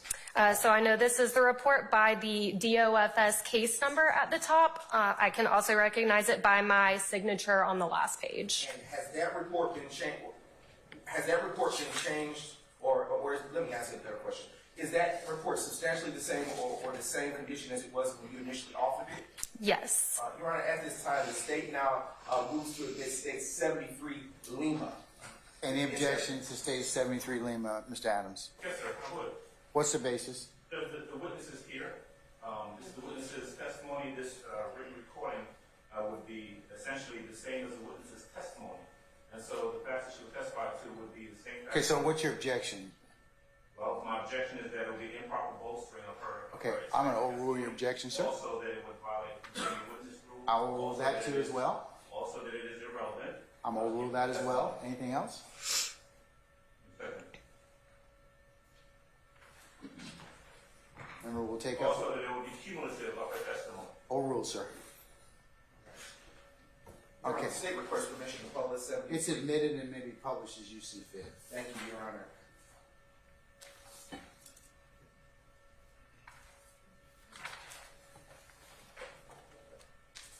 Was this report that is now shown on the screen to your left, you can view it next to you, was this report subject to peer review? Yes, it was. And I want to speak about what you did in this case as it relates to that report. When did the lab receive evidence for this case? The lab received the evidence on December 11th, 2017. And to be sure, what is the DOFS case number associated with this report? It's the number in the upper right-hand corner, so 2017-1028885. And when was this report authored? The report date was released on February the 9th, 2018. And can you tell the jury what type of evidence that the lab received for this case? Yes, so all of the evidence is listed here under DOFS item 003, and there are several sub-items. And can you identify those sub-items that are listed on your report? Yes, so the outer bag, which is 003, the following evidence was placed into a sealed container by DOFS staff, and then all of the sub-items are as follows. 003A is a sealed package containing 1 bottle of liquid. 003B is a sealed package containing the sub-items beneath that. 003B.01 is 1 bottle of liquid, and 003B.02 is another 1 bottle of liquid. 003C is a sealed package containing 2 empty bottles. 003D is a sealed package containing 1 bag of solid material. 003E is a sealed package containing 1 bag of tablets. 003F is a sealed package containing 1 bag containing the following sub-items. 003F.01, orange tablets with the logo of U31, and 003F.02, 1 empty bag. 003G is a sealed package containing 1 bag of partial purple tablets. 003H is a sealed package containing 1 bag of yellow tablets with the logo B3601. 003I is a sealed package containing 1 bag with 1 partial multicolored tablet with a partial MasterCard imprint on it. And 003J is a sealed package containing 1 bag with 1 multicolored tablet with the MasterCard imprint.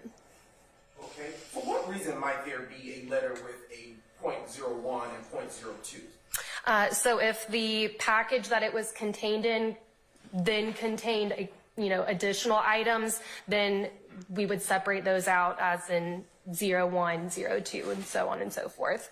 And for the items that you've just enumerated for the jury, are you able to tell us that those are the items that you perform testing on in this case?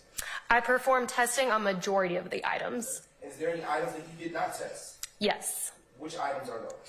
003B.02, which is the secondary bottle of liquid. 003C, which were the 2 empty bottles, and 003F.02, which was an empty bag. Why wouldn't you perform testing on those items? So I did not perform testing on 003B.02 as it was suspected to be similar to 003B.01, which I did test. And then the other 2 items were both either empty bottles or the empty bag. So there was nothing in there to physically test. And what were you testing for when you perform testing analysis on the items you did examine?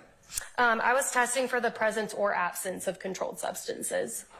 And can you tell the jury, I'll start with State Exhibit 62, Lima, which has already been admitted into evidence. And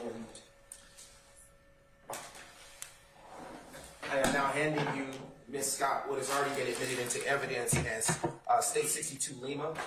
Would you tell me what that is? Do you need some gloves too? If you would like me to open it, yes.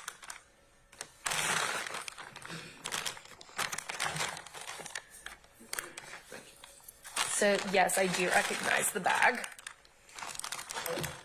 How do you recognize it? So I recognize it. So that same DOFS case number that was in the upper right-hand corner of the lab report, it is on here as a barcode. And then I also recognize it by the seal at the bottom. It contains my initials and the date that I sealed it. Okay. And what is that barcode number that you described? Yeah, so it's 2017-10288885, and then it has the sub-item 003A. Okay. And given that, is it okay to reference those by the last 4 digits, 3 or 4 digits for simplicity's sake? As in just the 003A? Yes, correct. Sure. Okay. All right. And at this time, would you open the evidence bag that's in front of you, labeled 62?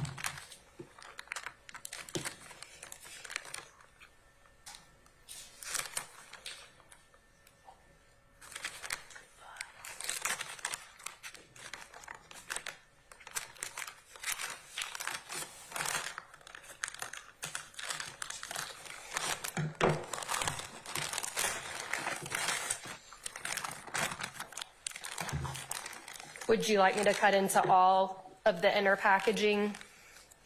Okay. Like cut it all the way in? Okay.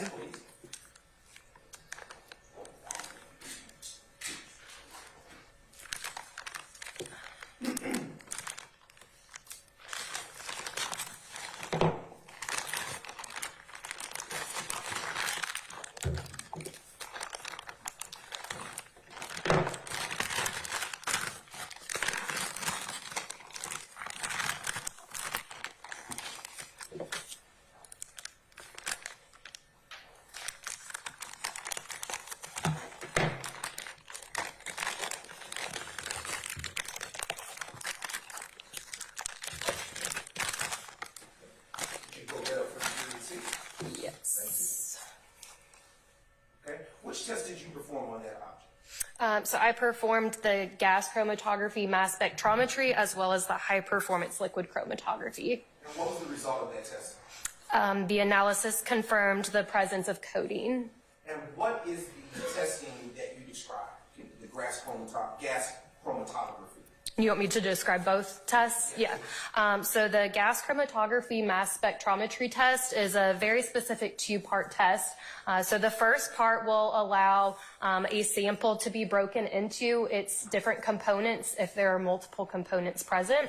The second part of that test detects each of those components, and it will give us a spectrum or a graph that we can compare to either a chemical standard that we run on the instrument at the same time, or we can compare it to reference material.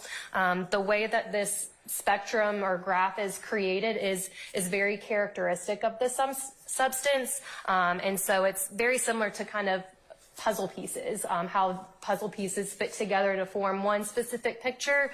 All of these fragments that we get from the graph that we're looking at, we can put them together to determine what the substance is. High performance liquid chromatography is a similar two-part test where, again, the first part will separate out the substance into its different components if present. The second part gives us also a graphical representation or a spectrum, although this spectrum is much more simple, but we do compare it to a chemical standard that's run on the instrument at the same time. And I will be reclaiming, could you replace that and the other bag? Yes.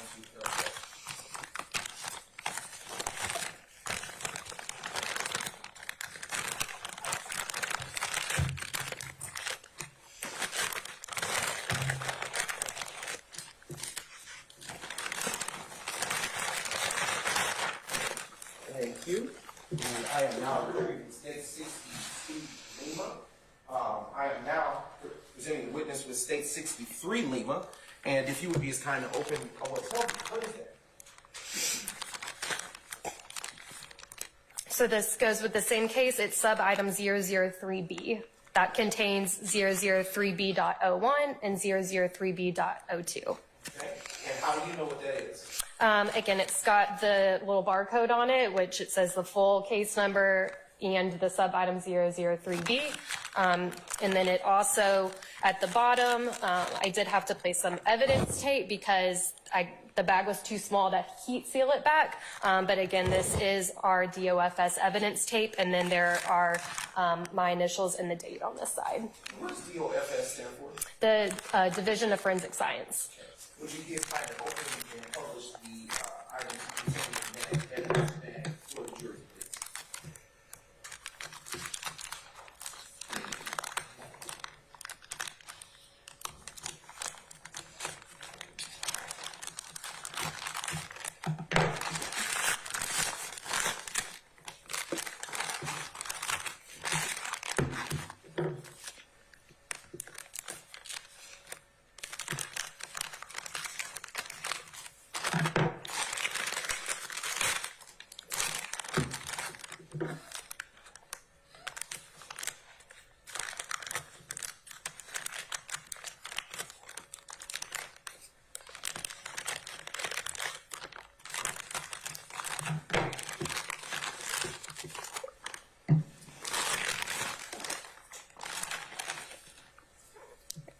So this bottle is 003B.01.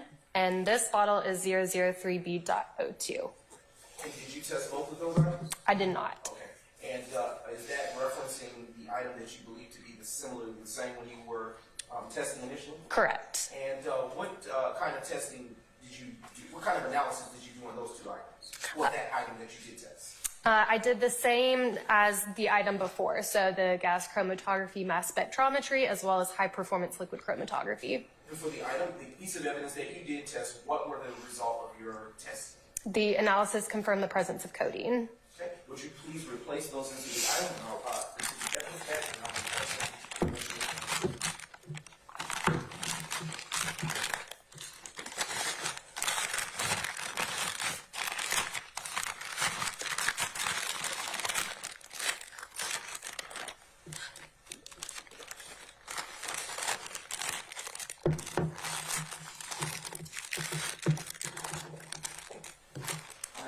Taking from the witness State 63 Lima and handing the witness State 64 Lima. What have I just handed you, Ms. Scott? This is another item of this case with the sub-item 003C. Okay. And, excuse me, how do you know what it is? So I know what it is, again, by the barcode on there that says 003C along with that full case number. My heat seal and initials and date are at the bottom. Okay. And would you please open and publish that particular evidence to the jury if you've done previously? The others?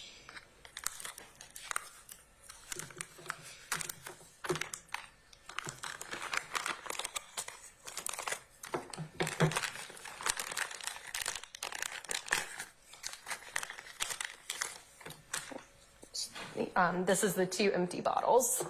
Can you tell the jury, the condition of the bottle and the tabs? Yes, so again, these are just empty bottles. There are prescription labels on them, but they are worn, so there's no identifying characteristics on them. Okay.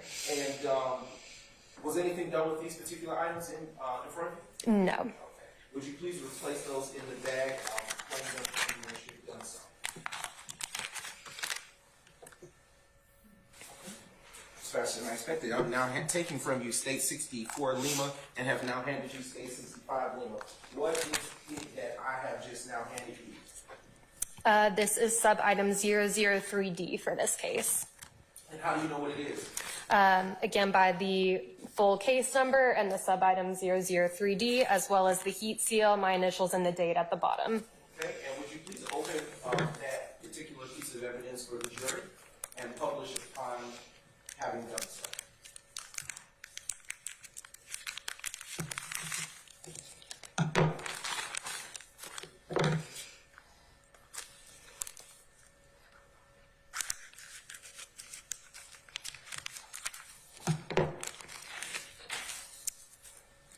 It is a bag of solid material. Okay, and is this evidence something that you perform testing on? Yes. And what type of testing did you do on this solid material? So I did the same 2 tests as before, gas chromatography, mass spectrometry, as well as high-performance liquid chromatography. I also used an electronic balance to obtain a weight of the substance. What was the weight? Let's see, 7.263 grams. And did you weigh the other items that you discussed earlier? No, I did not. Why not? So just per our policies and procedures, we weigh or take volumes of certain items and not of others. So the solid material qualified as something to take a weight of, the liquids did not. Okay, and what did the results of your testing provide? The analysis confirmed the presence of methamphetamine. Okay, and would you please repackage that evidence, and then I'll reclaim it from you after.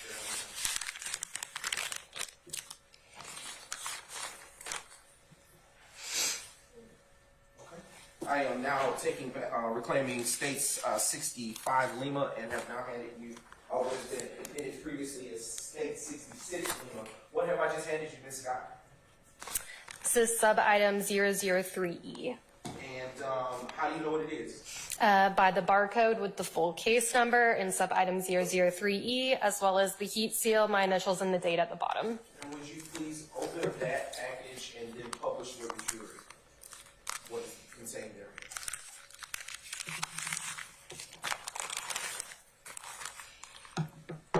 So it is a bag of tablets. All right. And did you perform testing on those tablets? Yes, I did. And what type of testing did you perform on those tablets? The same two tests as previously described, the gas chromatography, mass spectrometry, and high performance liquid Did chromatography. your testing reveal any results? Yes. What were the results? The analysis confirmed the presence of alprazolam in the sample tested. Is there another name by which alprazolam is known? It commonly, in pharmaceutical form, is known as Xanax. And would you please repackage that, and I will reclaim it from you after having done so.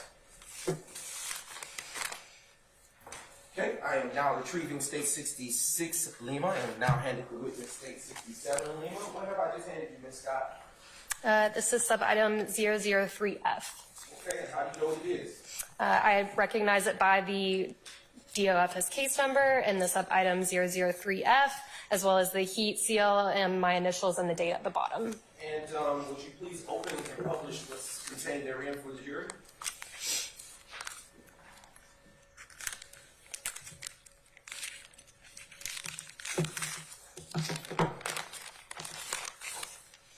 So there are more sub-items in this bag. So the 003F.01 are the tablets. 003F.02 is this empty bag. Okay. And what, if anything, in that particular evidence bag did you test? I tested the tablets. And what type of testing did you perform on the tablets? I performed the gas chromatography mass spectrometry test. I performed a logo identification test, and I used an electronic balance to weigh the sample. Okay. And what did the analysis reveal? The analysis revealed the presence of amphetamine. And what is a logo identification analysis? So logo identification is where we use a published reference to compare a tablet's color, shape, markings to those of the reference to determine what the tablet is. Okay. And what were the results of that? So the results of both tests, or all the tests combined, is the presence of amphetamine. Was the empty bag tested for anything? No, it was not. Is it possible to test that for anything? It would be possible if there was any sort of residual sample in it, but in this case, it just appeared to be an empty bag, so no. I am now reclaiming from you. Well, would you repackage State 67 Lima, and then I'll reclaim it and hand you what I have in my hand. I am now reclaiming State 67 Lima and have now handed the witness what had previously been admitted as State 68 Lima. What have I just handed you, Ms. Scott? This is sub-item 003G. Okay, and how do you know what it is? The DOFS case number and sub-item 003G, as well as the heat seal, my initials, and the date at the bottom. And would you please open State 68 Lima and publish with the jury?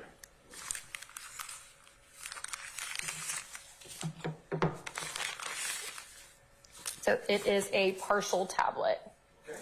And what type of testing did you perform on this particular evidence? The same type of testing, the gas chromatography, mass spectrometry, the high performance liquid chromatography, and using an electronic balance to weigh the sample. And what was the weight of that sample? It was less than 1 gram. Okay. And can you tell the jury what were the results of your analysis? Yes, the analysis confirmed the presence of methamphetamine. And would you please repackage that piece of evidence, and I will then pass you the next. I am reclaiming State 68 Lima, and I've just now handed the witness State 69 Lima, which has already been admitted in the evidence. Mrs. Scott, what have I just handed you? This is sub-item 003H. And how do you know what it is? By the DOFS case number, as well as the sub-item 003H, also by the heat seal with my initials and date at the bottom. And would you please open that evidence package and publish with the jury?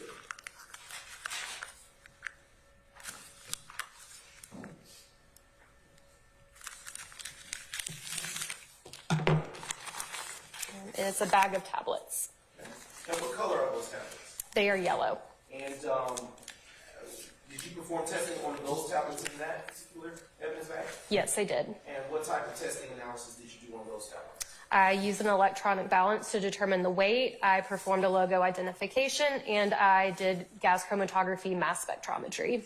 What was the weight of those of that evidence? 10.678 grams. And can you tell the jury what was the results of your analysis? Yes, the analysis confirmed the presence of hydrocodone.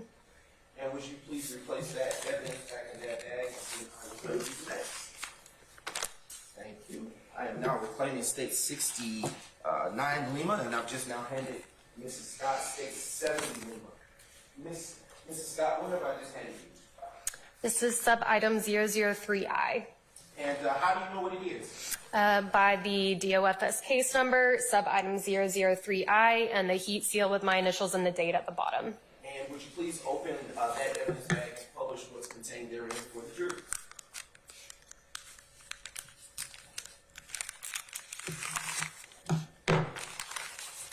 It is a bag with a partial tablet. And can you tell the jury what color, if any, that item has? It's multicolored, so it's kind of blue and purple and pink. Okay, and can you tell the jury what kind of testing you performed on that tablet? I used an electronic balance to determine the weight. I did gas chromatography mass spectrometry as well as high performance liquid chromatography. And what were the results of your testing? The analysis confirmed the presence of methamphetamine. Okay. And would you please replace that, and I will hand you another piece of evidence. Thank you. I am now reclaiming State 70 Lima, and I've now just handed you State 71 Lima. And would you please tell the jury what it is that I've just handed you? It is sub-item 003J. And, excuse me, how do you know what it is? Because of the DOFS case number and sub-item 003J, as well as the heat seal, my initials, and the date at the bottom. And would you please open that evidence bag and publish for the jury?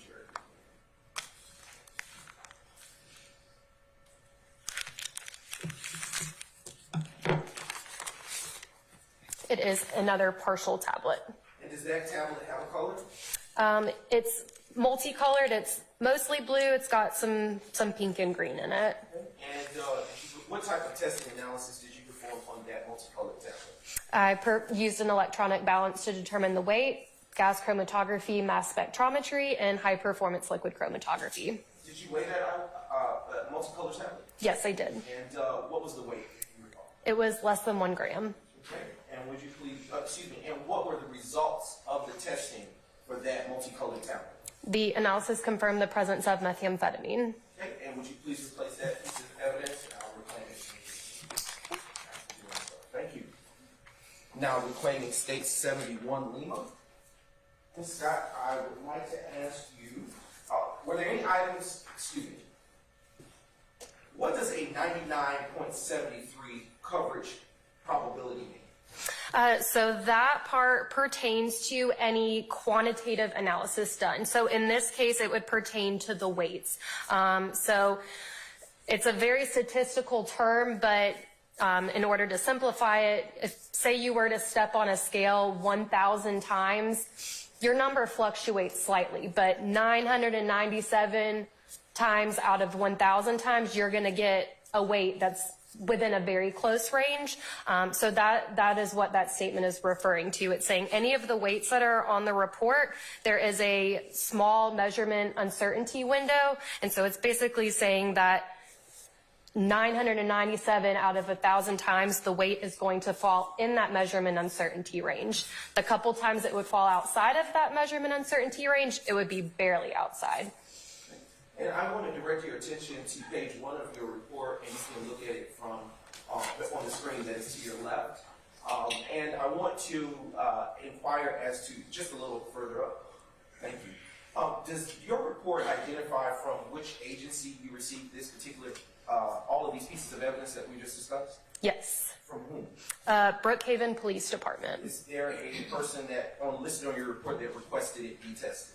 The officer listed on both the submission form and all of the evidence was D. Fikes. And are there subjects related with this particular evidence? Yes. What are their names? The subjects listed on the submission form and the evidence were Cedric Jones and Jeffrey Williams. Does that conclude your involvement with this case? Yes. No further questions, Your Honor. Cross. Mr. Adams, go ahead, sir.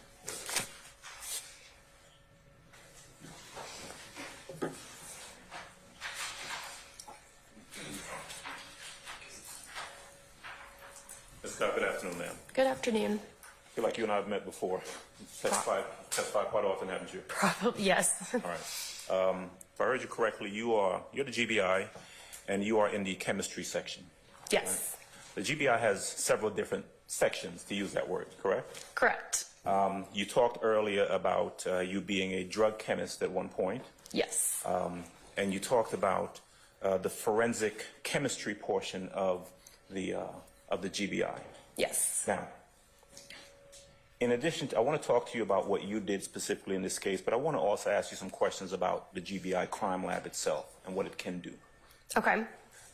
Different agencies, different law enforcement agencies have the ability, and in fact do, send different things to the GBI crime lab for testing. Is that true?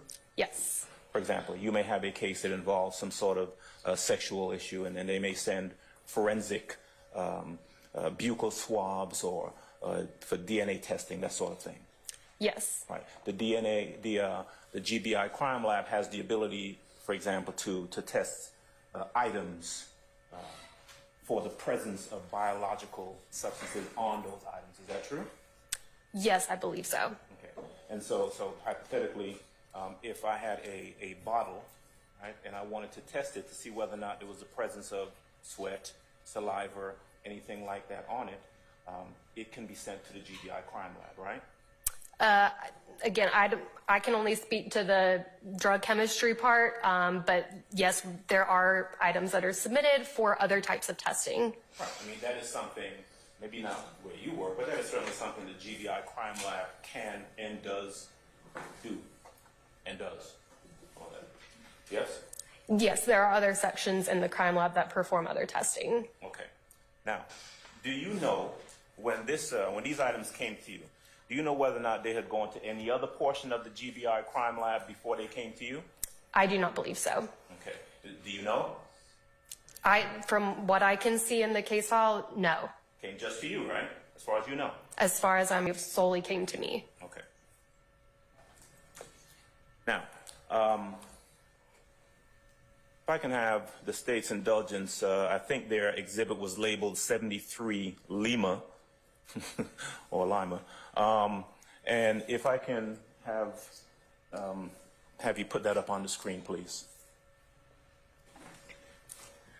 All right. Ms. Scott, can you see it right there on the screen next to you? Yes. All right. This is the front page of your report, correct? Correct. And to be fair, your report essentially is just a synopsis of everything that you did and the results of your testing, right? Yes. You were asked a little while ago where these items came from, what police department, and you were able to identify that it was the Brookhaven Police Department that sent it to you, right? Yes, that is who submitted it to the lab. Came from D. Fikes, that's the person who requested the testing, right? That was the person listed on the submission form and the evidence. And the case individuals who are listed here, two people, Cedric Jones, Jeffrey Williams, correct? Yes, that is who is on the submission form and the evidence. Right. Now, you don't know anything about the persons listed as the case individuals. You just know that that's what the officer put on the submission form, right? Correct. Right. You are not able to tell this jury anything about the involvement with any of these items by either Cedric Jones or Jeffrey Williams, correct? That's correct. The only thing that you know essentially is that there's some items that are sent to you, you're asked to test them, and you're asked to say what they are, right? Yes. And while the GBI crime lab and your ability to test can do several things, it cannot tell you, your testing does not tell you who any of these items belong to. True? Yes, my testing only determines what substances, if any, are present in a sample. There is nothing about your testing or your finding out that, for example, let's see, 003A, right? That's the bottle of liquid that tested for, it was positive for the presence of codeine. Right? Correct. That's what you know, There's nothing about your testing that tells you who used that, if anyone used it, or who was in possession of it, correct? Yes, I don't know where the item came from. Codeine is what? Is that a painkiller? Yes, so codeine, it does have pain relieving properties. Codeine is found in, painkiller tablets, Tylenol, stuff like that? Yes, so codeine is found in multiple different preparations, both tablets and liquid. It is a legal substance, but it has to be prescribed, true? Yes. All right. Same thing with amphetamines and methamphetamines. They are stimulants, right? Correct. They are found in a variety of different drugs. ADHD medication. Yes, there are a couple of pharmaceuticals that contain either amphetamine or methamphetamine. They are legal substances, but they got to be prescribed, right? Yes. Okay.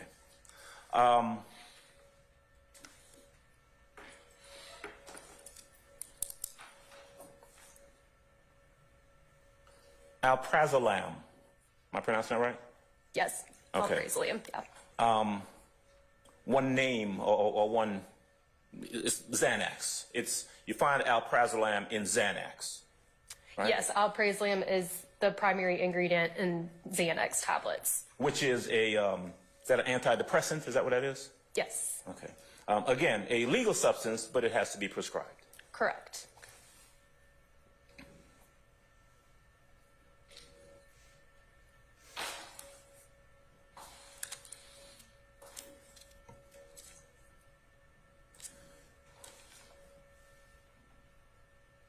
This was submitted to you, if I'm looking at this correctly, on December the 11th of 2017. That's when the laboratory received this item, right? Yes. You completed your testing, and looks like you issued a report somewhere on or about February the 9th of 2018. Correct. Okay.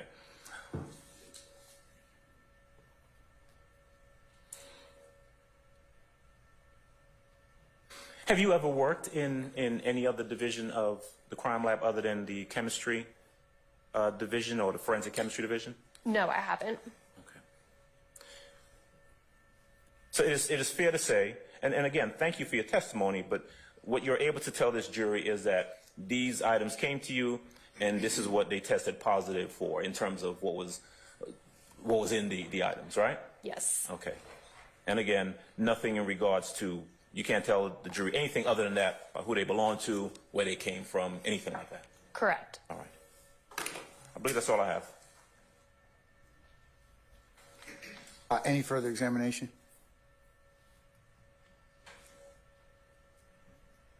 Ms. Scott, any redirect? Yes, very briefly.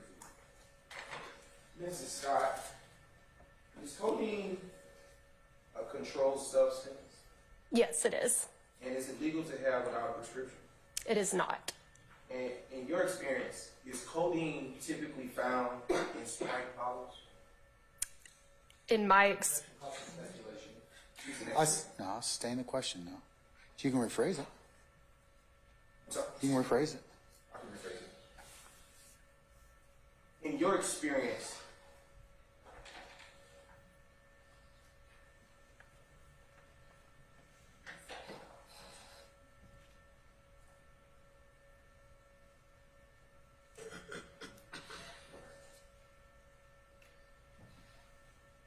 can you tell the jury what does it mean for a substance to be a controlled substance? Yes, so a controlled substance is just one. There are several different levels that are based on, just how their abuse potential and just how they're used and stuff. So that the highest Schedule 1, are things that could be highly abused, and there's no medicinal use for them, so no prescriptions in the U.S. All the schedules underneath that, Schedules 2, 3, 4, and 5, do have medicinal uses for them. Okay. And is Tylenol a controlled substance? Tylenol just by itself is not a controlled substance. And I want to ask you just a couple more follow-up questions. Do you know all of the other protocols and procedures for the other departments at the GBI? I do not. Why wouldn't you? Because I don't work in those sections, so I know the policies and procedures that the chemistry section uses. Brief indulgence, Your Honor. Yes, sir.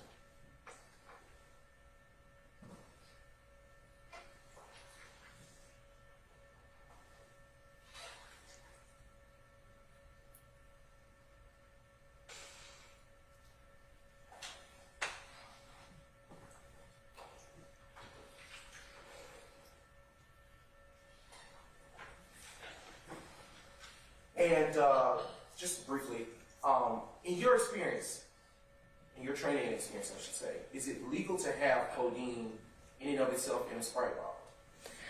I can't speak to the legality of different substances. I do know that codeine is something that is prescribed, but as far as the legality of what we get, I can't speak to that. And in your experience, is it normal for it to be found in Sprite bottles? Objection calls for speculation. I'm overruled that one. Is it Foundation, Your Honor? Overruled.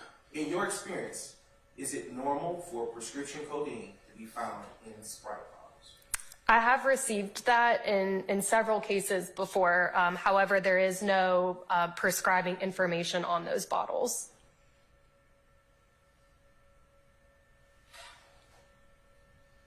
No further questions, Your Honor. Anything further, Mr. Adams? Yes, sir. Who put the codeine in this bottle? I don't know. How did it get in the bottle? I don't know. You were asked about whether you are familiar with the policies and procedures for the other divisions of GBI Crime Lab. You said you don't know, right? Correct. But law enforcement officers know where to send something if they want it analyzed, right? Objection, Your Honor. Speculation. I sustain the objection. That's all. Anything further from the state? Nothing further, Your Honor. All right. May Ms. Scott be permanently or temporarily excused as a witness? Temporarily excused. All right, Ms. Scott, I'm going to temporarily excuse you as a witness. That means you'll be subject to further examination. So just leave your contact information with the state, and we'll give you enough time to summon you appropriately, okay? But don't discuss your testimony with anybody except the attorneys in this case, okay? Okay. All right, thank you, madam.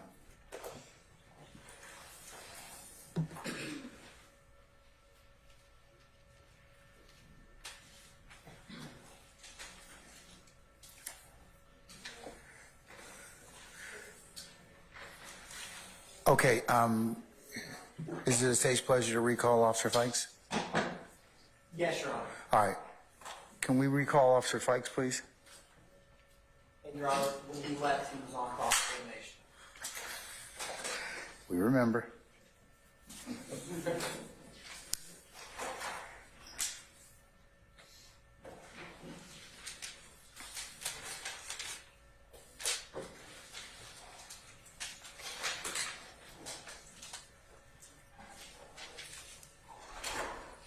Mr. Adams, come on back up.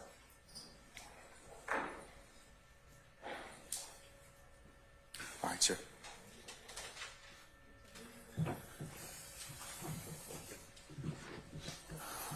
Whenever you're ready, Mr. Adams. Thank you, Judge.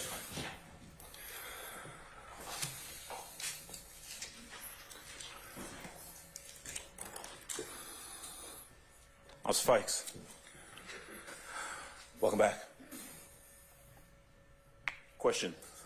When we left off, we were talking, as I recall, about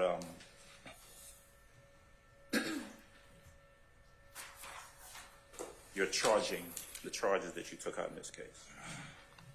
And I am correct, am I not, that you charged Mr. Williams and Mr. Jones with possession of the substances that were found in that car, right? Correct.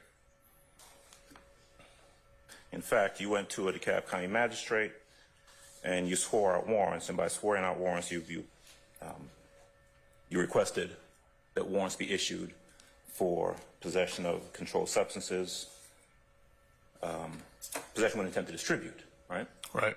Okay. And theft by receiving, is that right? Right. Okay.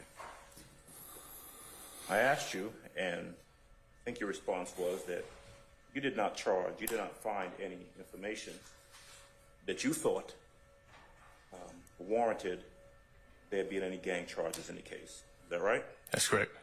Okay. You did not find any information that suggested to you, as the investigator, that these items found in this car was part and parcel of any sort of racketeering conspiracy? No, sir. And just to be clear, I mean, you can take out warrants for whatever you think the evidence leads to, right? Whatever I can prove to the judge at the time I'm getting the warrants issued. There you go. And you have not. Since 2017, we're 6+ years past that, you've not done any additional, you've not taken out any additional charges in regards to this incident, true? No. Now, before you came in here to testify, am I correct that you would have sat down with the DA's office and told them everything you know about this case? Prior to me testifying, yes. Yes. You would have told them about everything that you found, right? Right. And you would have told them about all the circumstances that led to your making the arrest of Mr. Jones, Mr. Williams, and Mr. Kitchens, right? Right. Okay. Did you tell them, when you met with them,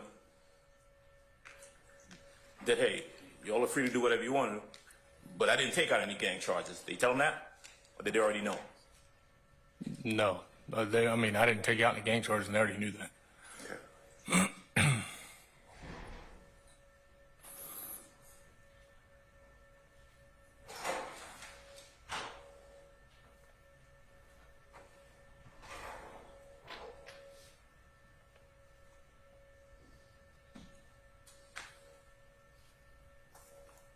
One moment, if I may, Judge. Yes.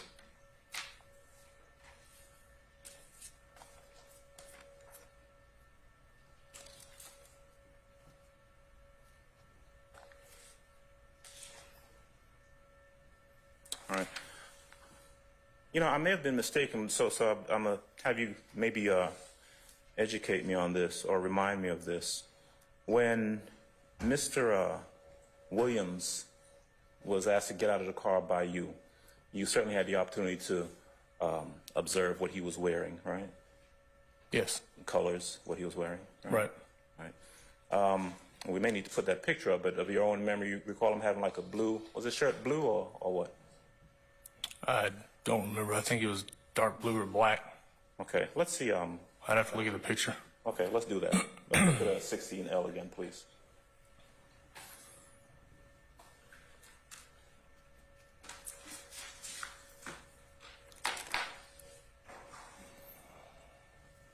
Is that dark blue or black shirt, light blue? Writing, the fear of God is in light blue? Looks white to me. That looks white to you? Looks white to me. Okay. Color's the shirt? Either dark blue or black. All right. Let's see 15L, please. Mr. Kitchens. All right, that's Mr. Kitchens you took out and told to sit on the curb, right? Right. Wearing a black hoodie, Correct. camouflage pants, it looks like? Yes. Okay. 14L, please. Mr. Jones. Blue hoodie, blue or black hoodie, right? Black hoodie. Yep. Blue shirt underneath, Correct. red bandana. Yes, sir. Okay. What color pants he wearing? I know you can't tell from this. No. You remember? I don't know. Okay. All right. Let's go back to 16L.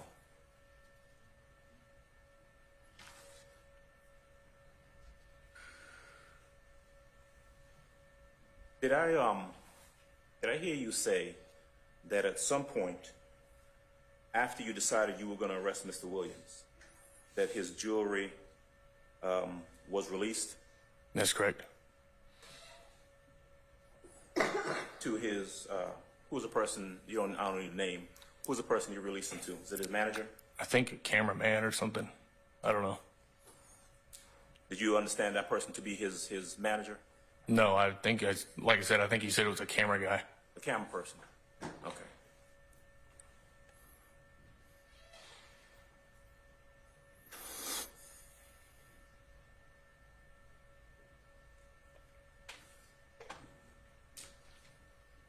All right.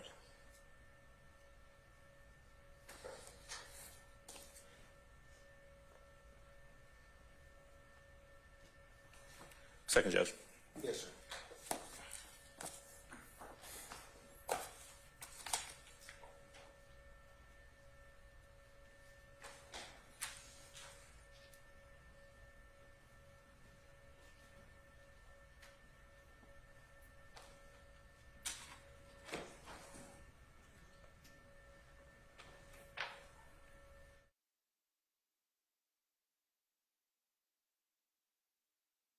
Hold on, Mr.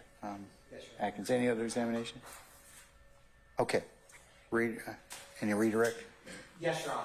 Thank you.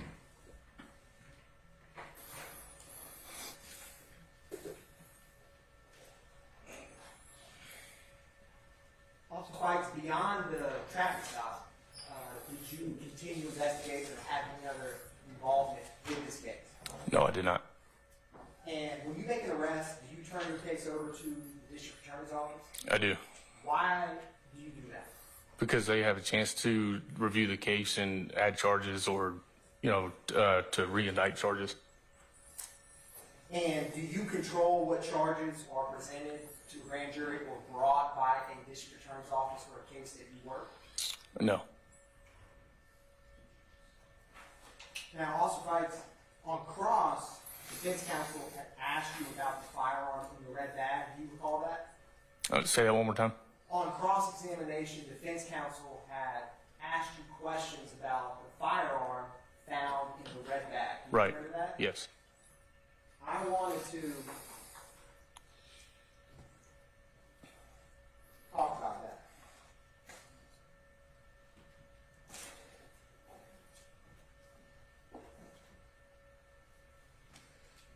Now, I'm handing you what's been marked as 59 Lima. Correct. Was 59 Lima found in that red bag in defendant Williams' car? Yes.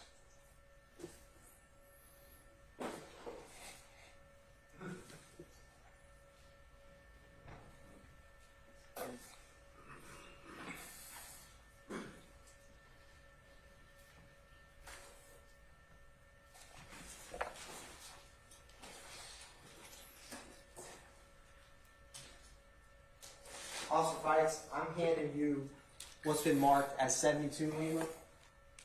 Was 72 Lima, what were those around when you got those? It was around a large stack of currency. And is that currency found in that red bag? Yes, it was. Officer Fikes, I'm handing you what's been marked as 64 Lima. What is 64 Lima, just to remind? It's a green and orange medicine tube bottle. And were those items found in the red bag in defendant Williams' car? The orange one was. The green one was not. And Officer Fikes, I'm handing you what's been marked as 65 Lima. What is 65 Lima? Is the multicolored powder that was found in the orange bottle. And was that also in the red bag? Yes, it was. Did you find a wallet in that red bag? Yes, I did. I found a wallet with several credit cards with Jeffrey Williams' name on it. Did you find any other identification documents in that red bag other than the ones in that wallet? No. And when Jeffrey Williams got out of that vehicle, what was in his pocket? A large stack of money in one pocket and keys to the Mercedes Maybach in the other pocket. And when you ran the license plate to that vehicle where the red bag was in, whose name came back? Jeffrey Lamar Williams. And was the firearm, which is 59 Lima right before you, is that the firearm that was reported stolen at this point? Yes, it was.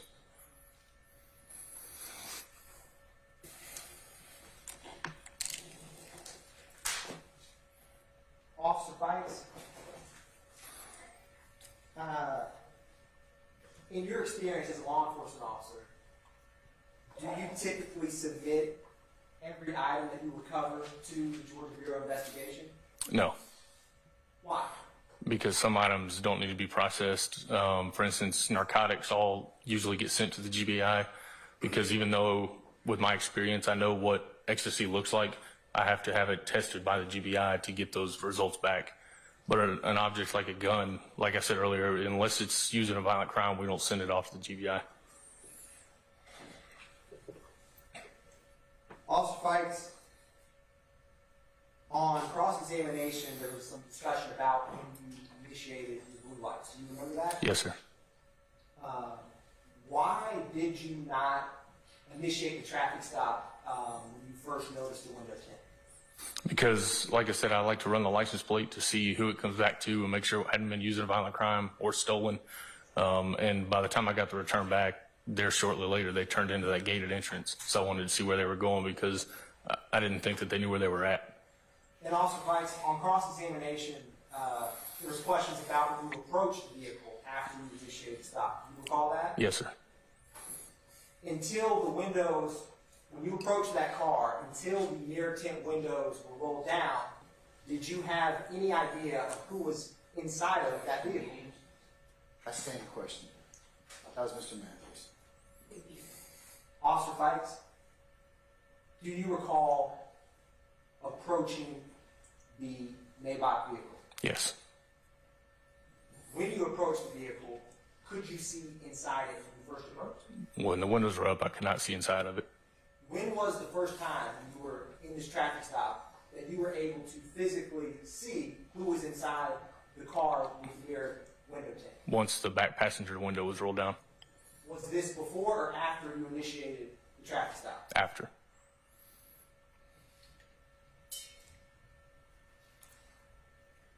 Officer Fikes, do you know what SLAT means? No, I've never heard that word.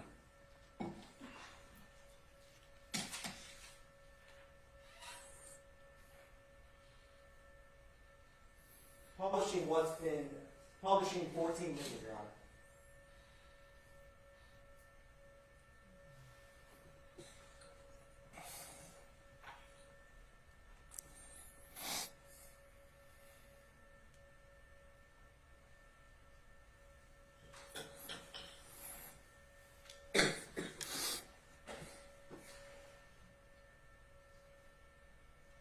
And Officer Fikes, you had in your training, when you are on the streets, patrolling, doing drug interdiction, what kind of things do you look for in terms of vehicles that are operating on the street? I mean, there's several different things. Window tint, we look for any violation that we can stop a car for, but things that are out of the ordinary, like extremely dark window tint, or if a car makes a lane change that had no reason to make it. I mean, it just odd behavior, odd driving manifestations. And once you come within eyesight, so to speak, of a vehicle when you're out on the street, how that vehicle operates or drives after they may have seen you affect your investigation? It heightens my senses just based on what they're doing, because your average driver that's just out driving is going to see you and they're going to either slow down or they're going to pull over once you hit blue lights. But the fact that they turned in the gated entrance and made that 3-point turn and went back the opposite direction where they were coming from kind of led me to believe they were trying to avoid me. I'm going to object as speculative and after that be stricken. I'll stand the questions to form. Your Honor, Officer Fikes, what type of movements on the roadway, or what can a car do that to you, in your training experience, is suspicious or a red flag when you encounter it? What are some examples? Like I said, a lane change that isn't justified. I mean, you don't just change lanes just to change lanes. You're either changing lanes to make a turn or to go around to, pass a car. a car just pulling a U-turn and going back to where they came from, cars driving extremely below speed limit, extremely tinted windows. There's a whole bunch of it. I mean, that's just to name a few. One brief moment, Your Honor. All right, sir.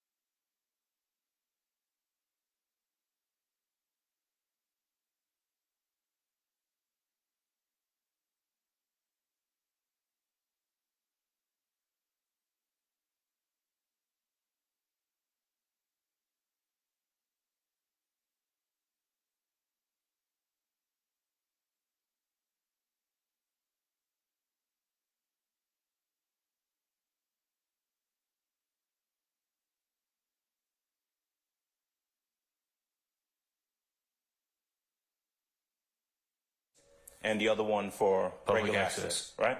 You're right. All right.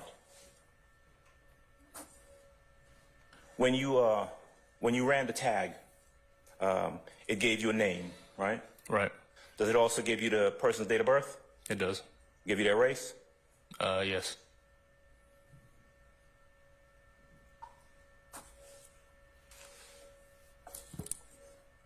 So the computer check told you that you were behind a car that was registered to a black male by the name of Jeffrey Williams, right?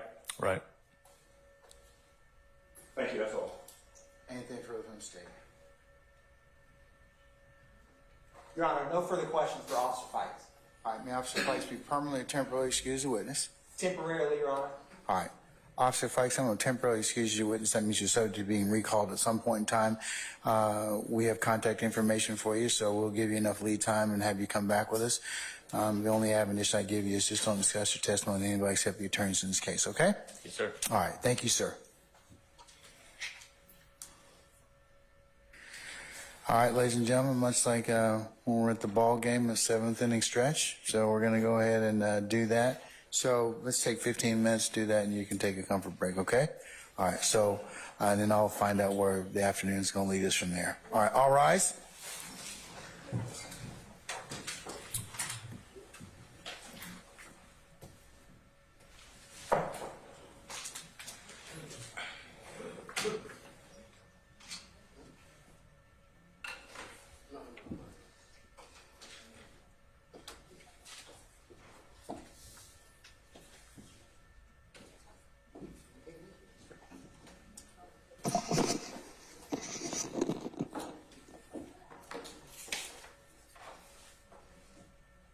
Okay, ladies and gentlemen, please be seated. Our jury has left us.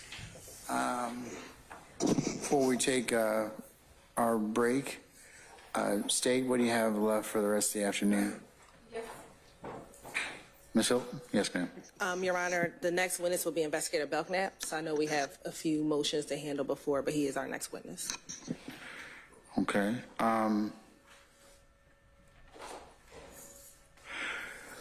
Given that, would it be more prudent for me to release the jury? Because you got. Well, let me ask something. Do you, that is the state as well as defense, have the proposed instruction for me? Yes, we emailed a copy to the court a few days ago, as well as opposing counsel. The one proposed limited instruction, we did email, and we also have two alternative versions. You sure you sent it to me? I believe it went to Mr. Kearns. I believe it did go to Mr. Kearns. Mr. Kearns ain't wearing a robe, okay? I know.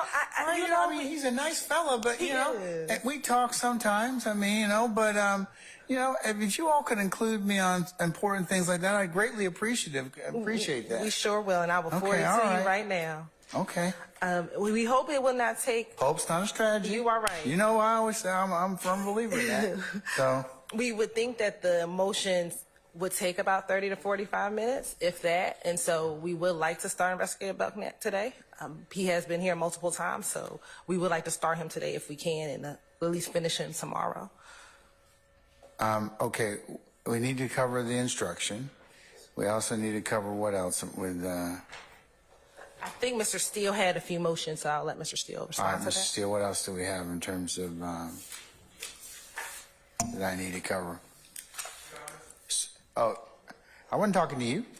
I was talking to Mr. Steele. I understand. Are you his puppet? Sometimes. Oh, okay. I wasn't talking to you right now. I mean, I'll give you an opportunity to chat, okay? But can I go ahead and take that first? Okay. I was nominated by the defense to respond to. Okay, well.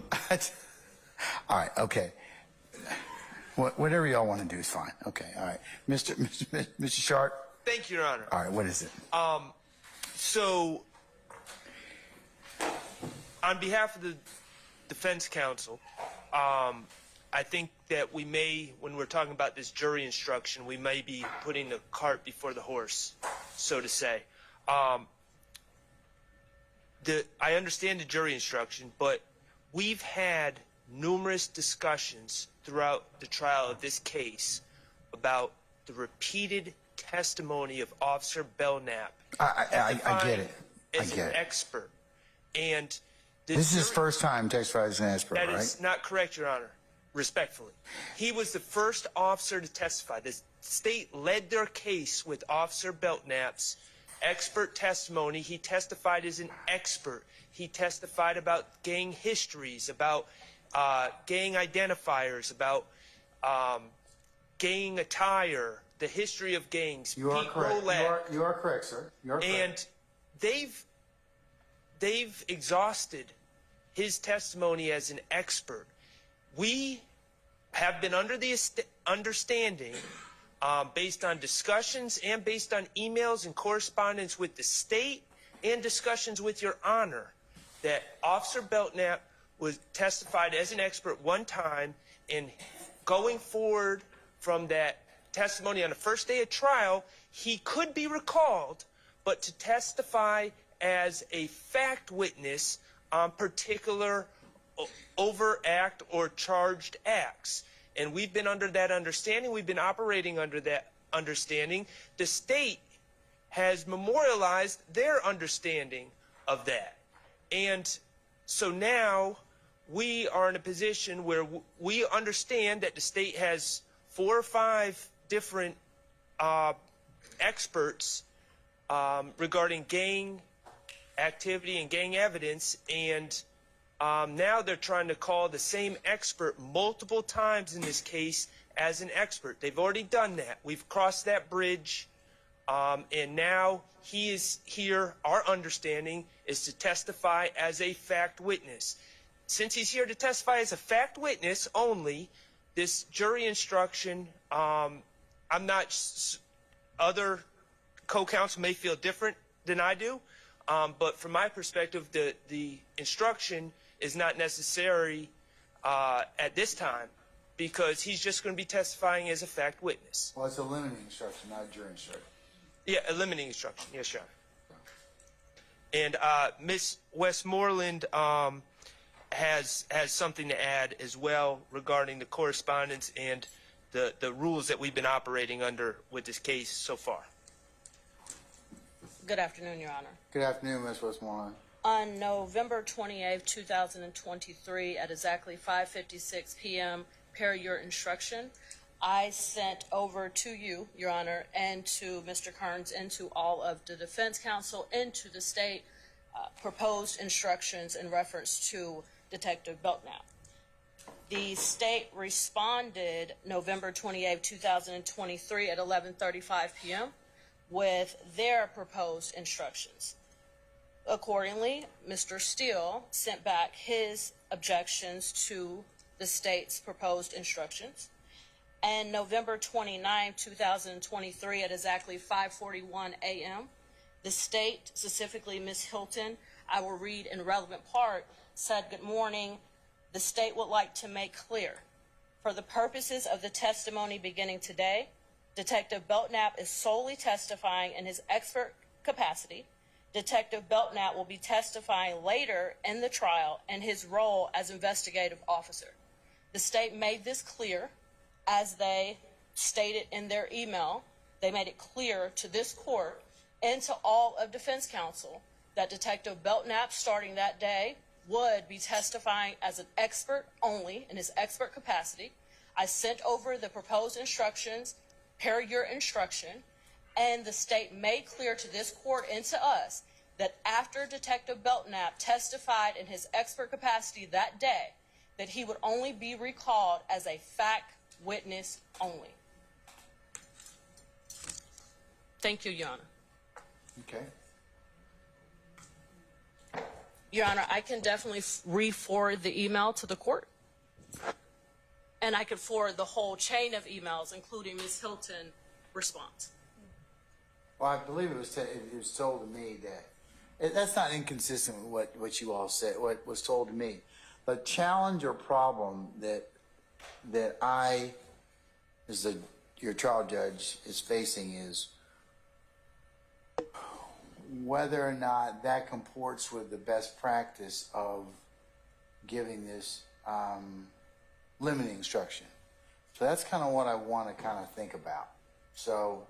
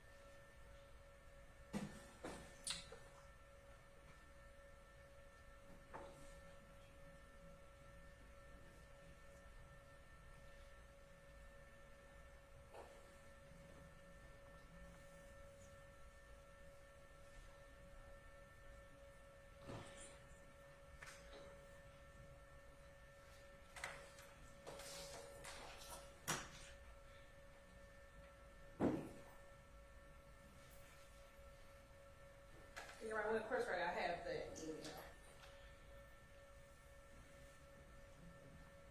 email. The issue's not really your conversation with another. It's what I just told you just a second ago. What you all agree to is not necessarily what I'm going to rule upon or what I'm going to agree to.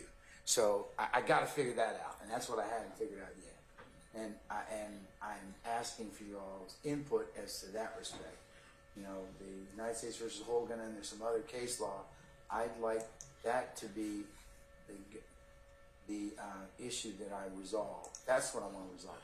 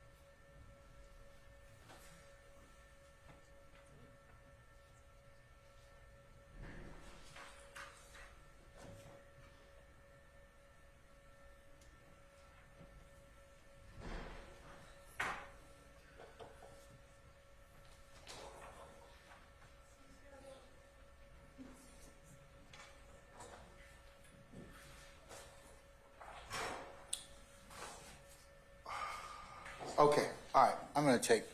We need to take our break. I'll come back and we'll talk a little bit more, and I'll make a decision as to how we're gonna handle the rest of it. Okay? Your Honor, if it's gonna take longer, then we can. I was just saying, if it is gonna take a little bit longer, Your Honor, then we can surely bring Investigator Belknap tomorrow. I know. We can stand down on what our position is if we just need some time to deal with Let it, me Your just Honor. kind of just, yeah. Mr. Sharp? Just if I could just bring one thing to the court's attention. State's Exhibit 1 is the PowerPoint presentation, which is very extensive about the gang testimony that Officer Belknap gave on the first day of testimony. So it is available for the court's review as well. I just wanted to remind the court that it's in evidence. Yeah. I want you all to think about while we're taking our break, the United States versus Hogan, as well as the Golden Peanut case that we have here in Georgia. It seems like there's more federal case law in terms of how, or how a dual purpose witness is supposed to be dealt with. So that's what I'm going to think about over the next few minutes and see how that goes, okay? But anybody else before I go? Mr. Steele, anything? I do have a motion, but it goes to the actual testimony. I can do that now, or we can wait till you decide. Yeah, how long do you think it'll take, sir? Target motion, 30 minutes. Yeah, okay, I'm just trying to, just for planning, okay? All right, okay, all right. We'll be in recess, come back. All right.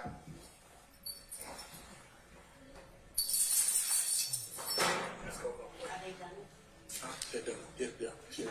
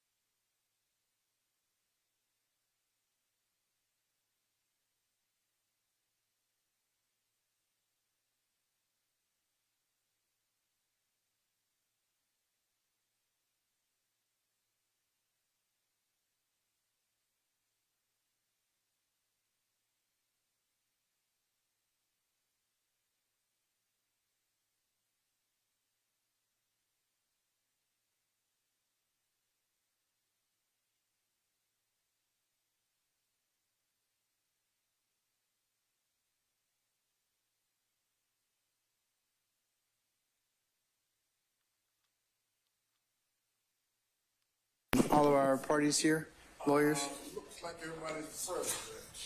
Yes. Okay. All right. Council's given the hour. I think it would be prudent for me to excuse the jury for today. And then we can take up the potential issue as to the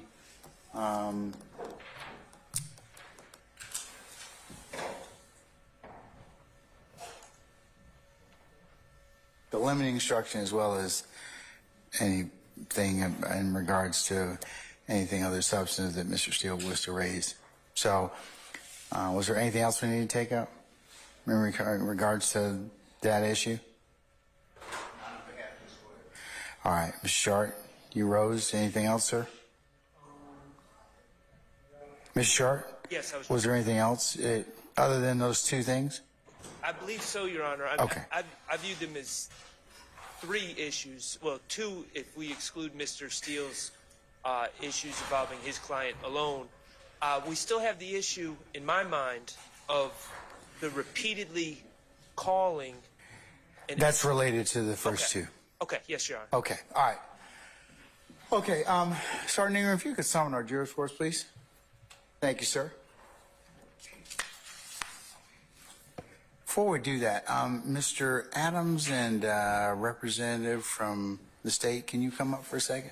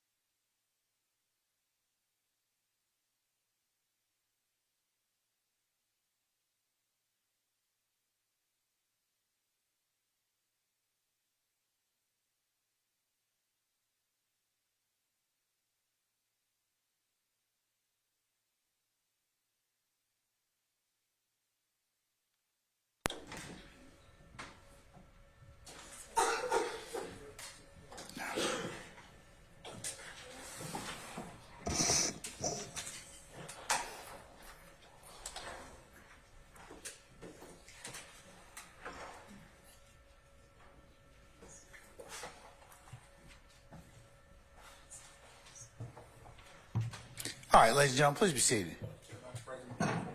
Okay. All right, ladies and gentlemen of the jury, let me tell you where we are at this point in time. We have a little more work that we need to do, and it doesn't require you sitting in your headquarters waiting on us, okay? And given the length and the hour of the day, it's 4 o'clock, we'll just take up that business and send you home, okay, for the evening. So, unless you just want to stay here till late in the evening. What do you say? Okay, apparently not. Okay, all right. Just want to make sure, you know. All right, okay. So, all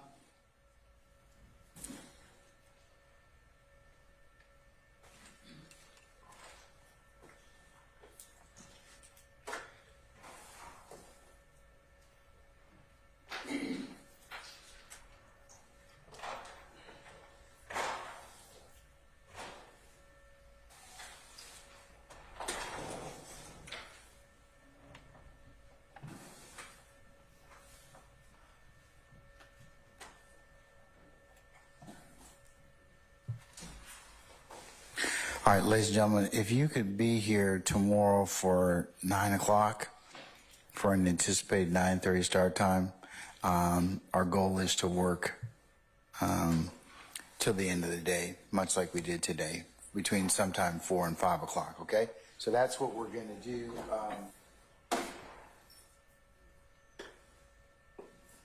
do tomorrow,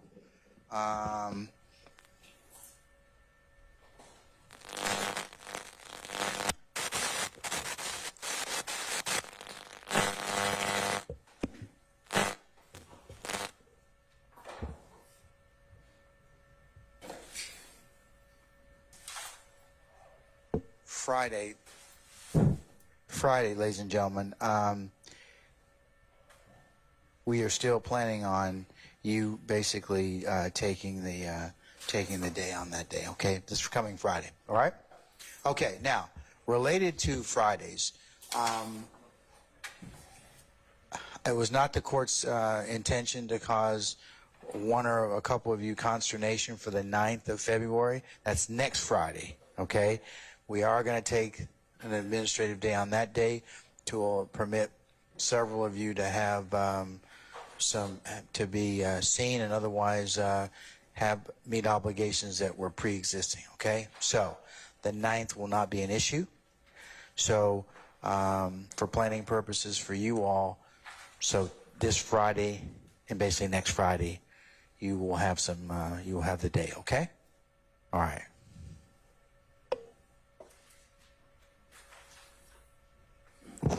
What other ministerial inquiry of me do you have, ladies and gentlemen? Of me, if any?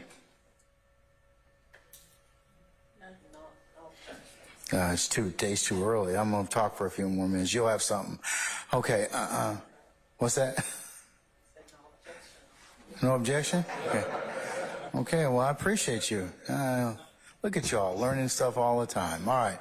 In the four walls of this courtroom. Okay, all right. Ladies and gentlemen, unless you have anything of us or of me, what I'll do is I'll release you and excuse you for the evening with your customary ad nauseam admonitions. Remember not to speak to anybody about this case. Do not discuss this case amongst yourselves. Do not have anybody discuss it within your presence and hearing, and certainly avoid any news media stories or any other print media about this particular case or any of its machinations, okay? And if anybody, of course, should try and talk with you about this case, then you need to let Sergeant Ingram and myself know immediately, all right? Remember to leave your notepads in the basket, pick up another juror sticker, and unless you have, like I said, unless you have any other inquiry of me, the last thing is, as I usually end off with, we really do thank you for your patience and your continued patience that you have given us and will continue to give us. So, ladies and gentlemen, that's kind of the schedule for tomorrow, and then tomorrow since you'll be out on Friday, we will be working because we have other business that we need to take up, and like I said, that's acceptable. Then on Monday, I should say tomorrow, which is Thursday, the 1st, I will tell you what pinpoint time you need to report for Monday. Okay? All right. So, ladies and gentlemen, again, thank you, and we'll see you tomorrow morning for 9 o'clock. All right? All right. All rise.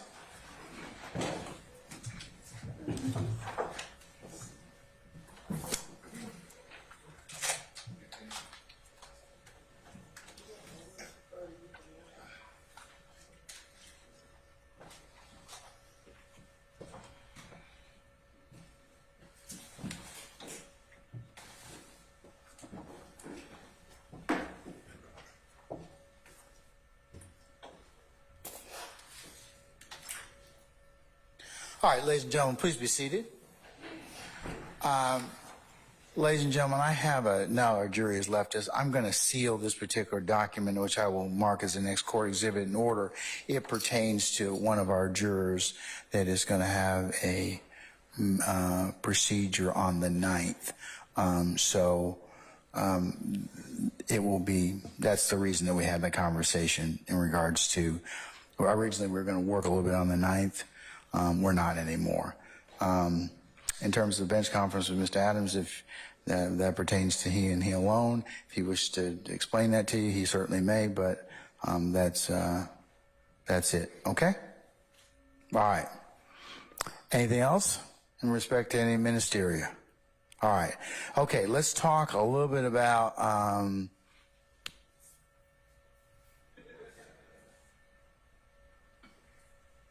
oh, did you all let Mr. Detective Belknap know that he's not required for today? Or can we please tell him tomorrow morning if he could be here for 9 o'clock? Yes, And he doesn't have any problem with that time? he should not, but I'll confirm that. Why don't you go ahead and confirm that so I can tell him personally if we need to?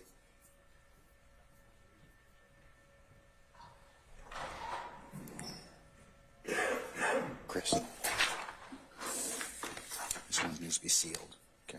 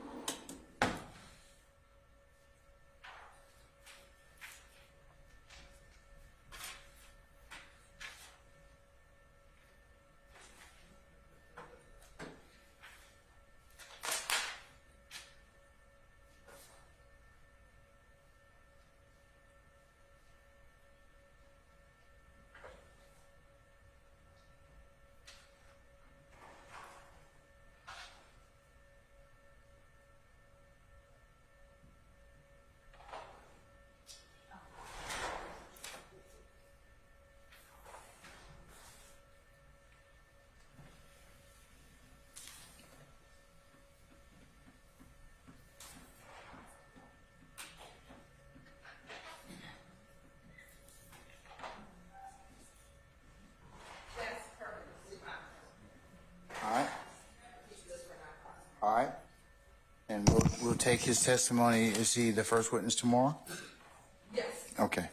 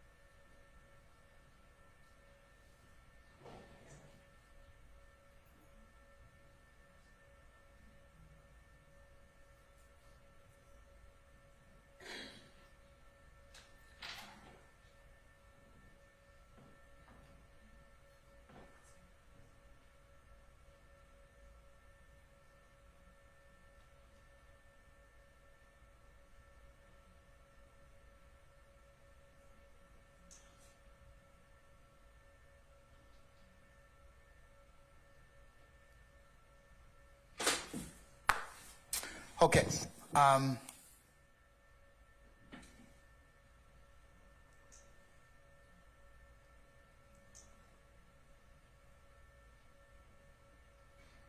looking at U.S. versus United States versus Hogan, it's HOLGUIN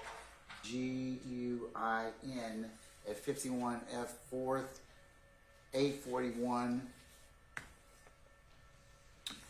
and continuing Ninth Circuit, which y'all's instruction, limited instruction comes out of.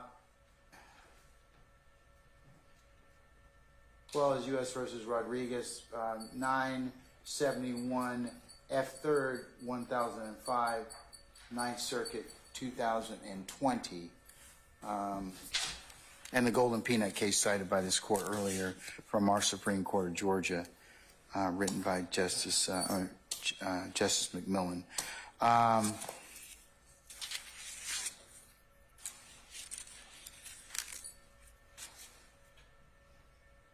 This dual-purpose witness that we're talking about, Detective Belknap, Mark Belknap, testified the first day in an expert capacity. The challenge that the court has right now, and I'll invite discussion about, and I have not ruled upon as of yet, is, and I recall from the first time, from looking at the transcript of the proceedings from that day,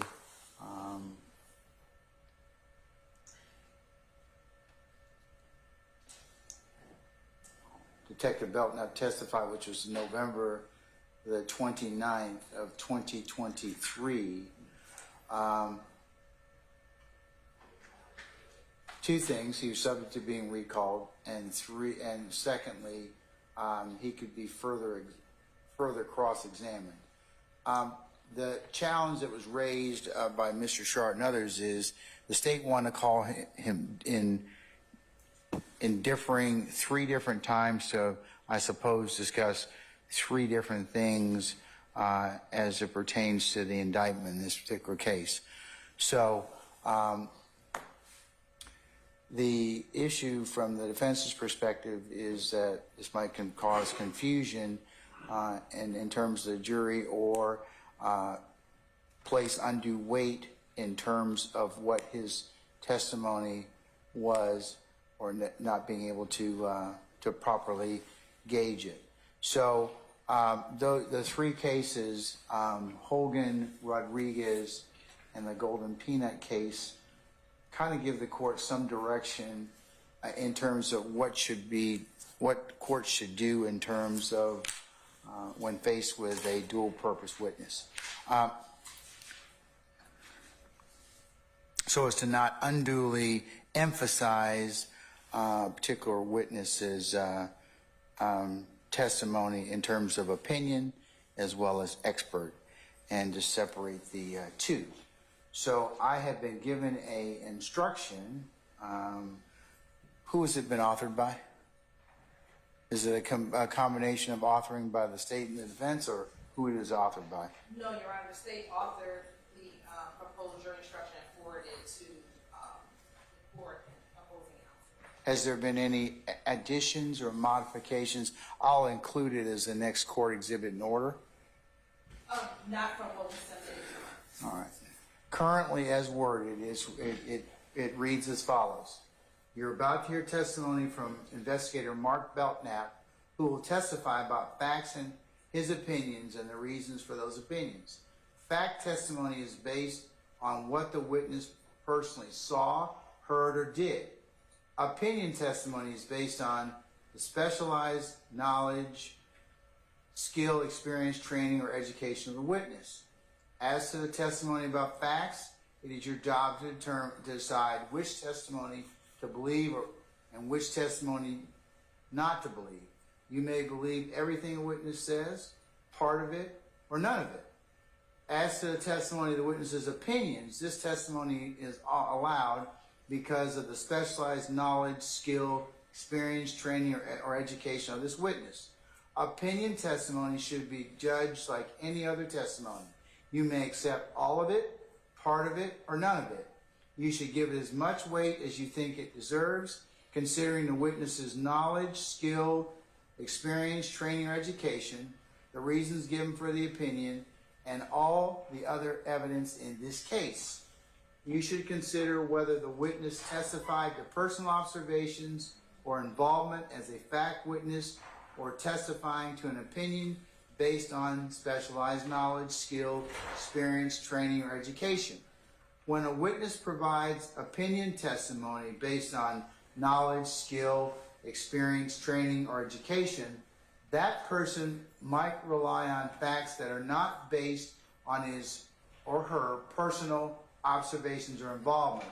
But that opinion cannot serve as proof of the underlying facts. And this comes from the Ninth Circuit Model Criminal and Jury Instruction 3.5, and it references two cases, the United States versus Holgan and the United States versus Rodriguez. The other thing that the court has already undertaken that Rodriguez recommends that we have done already is that Detective Belknap has already gone through a Daubert pre-admission expert determination, which was done earlier, and the court is satisfied that as a preliminary gatekeeping function that he would meet the qualifications for an expert and authorize him to testify as one, be given the foundation to be laid.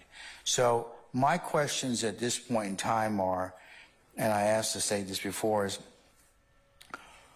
why can't we just bring, or why can't Belknap, because this issue is going to come up with other witnesses, how come you just can't bundle all of them up at once and just take them all and then maybe just make it simpler in terms of the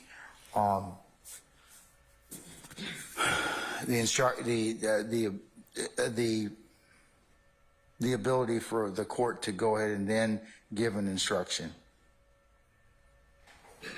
That's my first question you need to answer for me.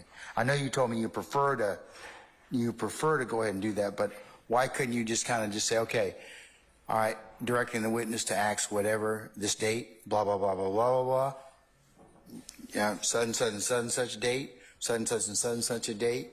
And then as the case law recommends, transition to, if I give the admonition to begin with, then you can tell the court when he's transitioning from being an expert to a fact witness.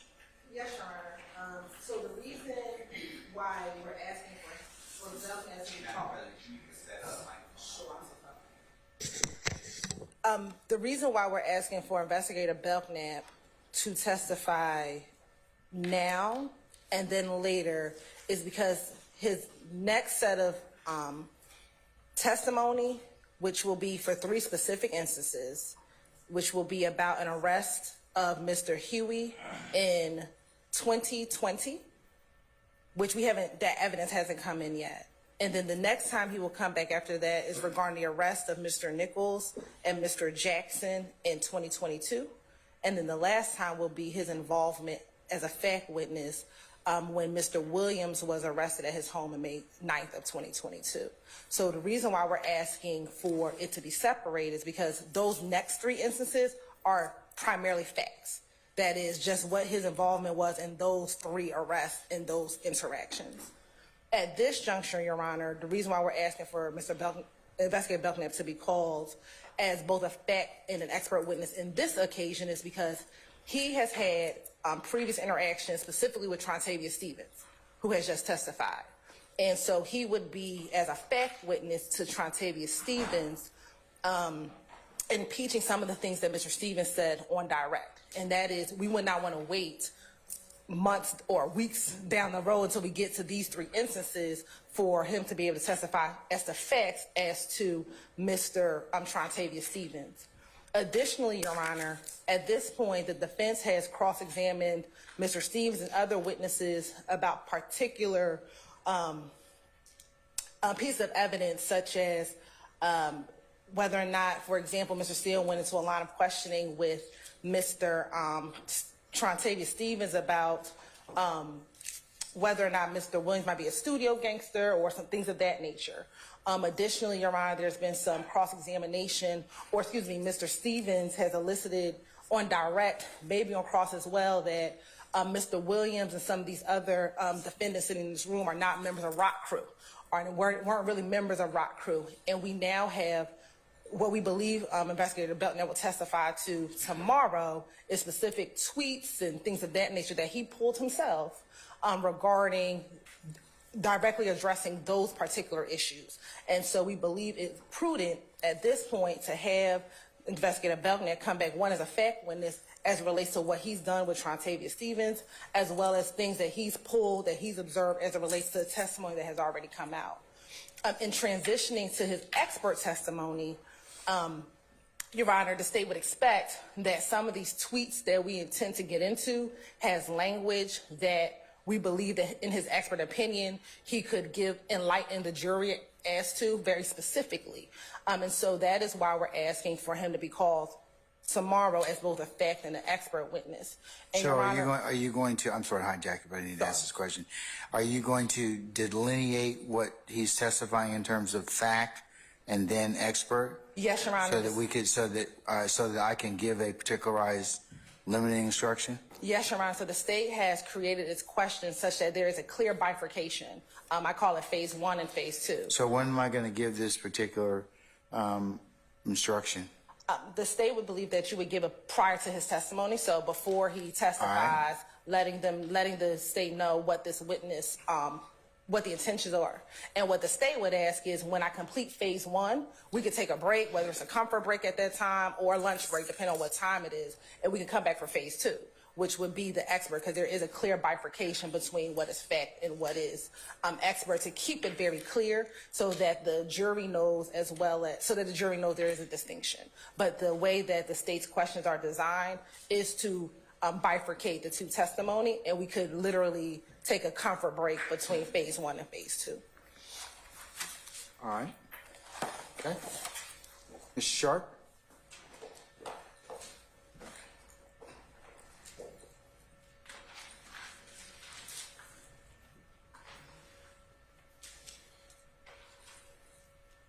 Your Honor, the state's proposal does not address the defense's very legitimate concerns. They're essentially seeking to call Investigator Belknap repeatedly to ask him questions. 3 times. I think 3 times. Well, and just to be clear, on behalf of Mr. Stillwell, I don't necessarily have a problem with them calling him as a fact witness about different acts. The issue I specifically have is with them calling him as an expert repeatedly. If they are calling him as a fact witness tomorrow regarding some interactions he had with Mr. Williams, Mr. Steele may have something to say about that. I do not. But to have someone, this song, this case is music in some ways. It's like a chorus. The state wants to keep calling this expert to sit in front of this jury, very close to this jury, and repeat their expert testimony as with all his training and all his accolades again and again and again and again. And there's a reason why chorus exists in a song. It's catchy, it sticks with you, and that's the repeated testimony that they want to bring in again and again and again in front of this jury to repeat the same things. Your Honor, there's an extensive PowerPoint that talked about ROC Crew, that talked about Bloods, that talked about sex, money, murder, that talked about colors and red and bees. And yes, Mr. Stevens testified to what he testified to, but Detective Belknap already testified as an expert about what a B stands for and what red stands for and ROC Crew and where ROC Crew's from. So there's no need to retread that information and go over it again and again and again. Wouldn't they go to impeachment, potentially? Impeachment, no, Your Honor, I don't believe that it's proper to impeach a lay witness with expert testimony, and to the extent that that it is impeachment, it's already been said. Just, you don't get to re-impeach people. He said, Investigator Belknap said what he had to say as an expert. Trontavious Stevens said what he had to say as a lay person talking about his tattoos, and the jury gets to consider both testimonies and make their decision.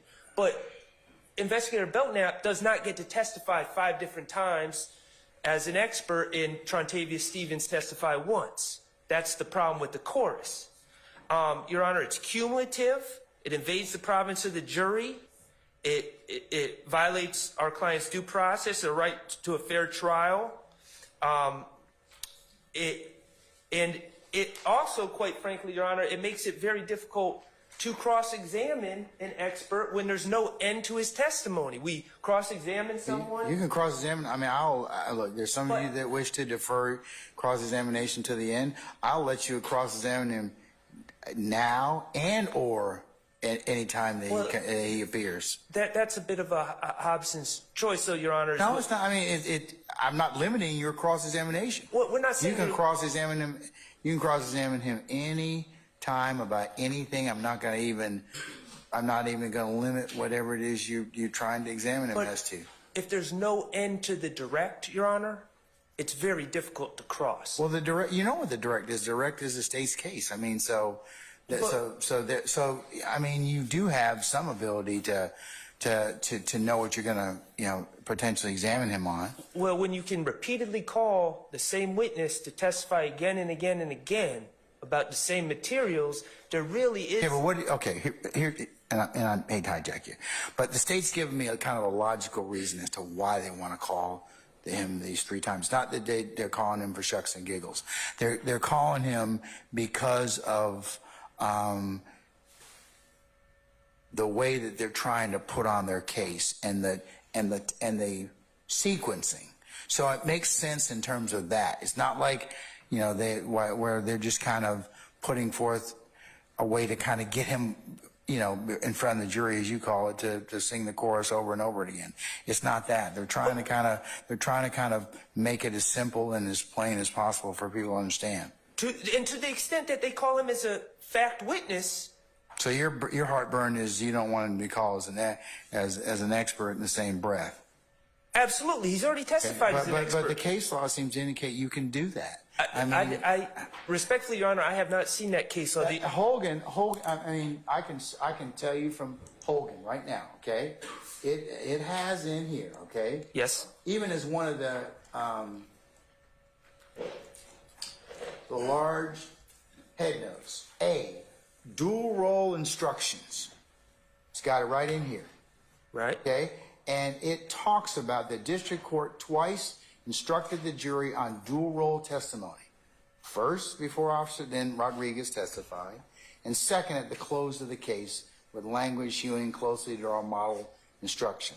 And that's where that. So courts have struggled with this issue because you had a witness, much like a Detective Belknap, who is going to offer fact as well as expert testimony. The problem with, or the challenge in those particular cases is, one of them was, you need to have them, you need to still go through the Daubert expert gatekeeping, which we did in this case, which we did in Belknap's already gone through that. So that's not an issue.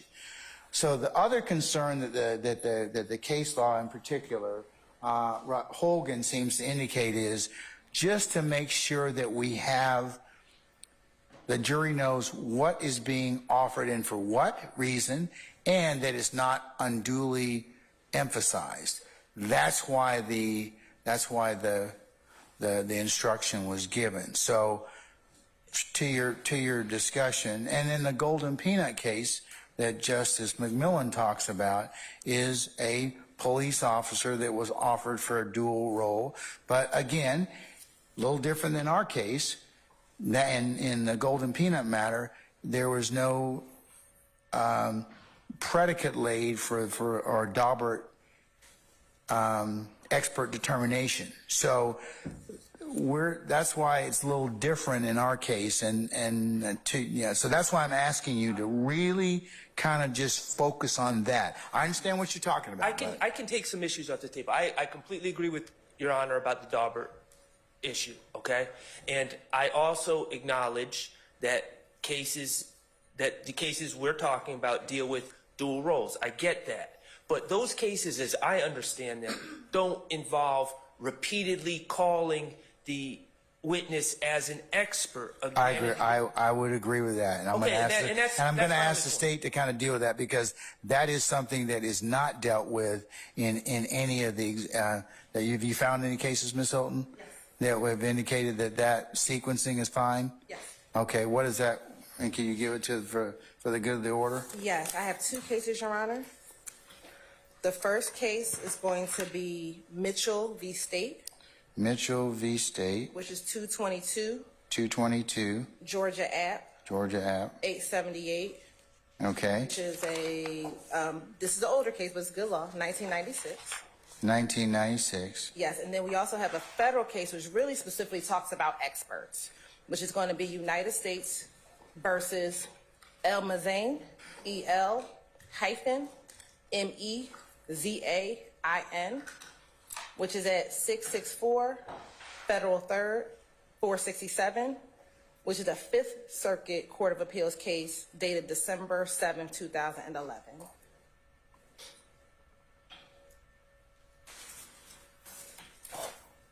Okay, and what does Mitchell indicate to me?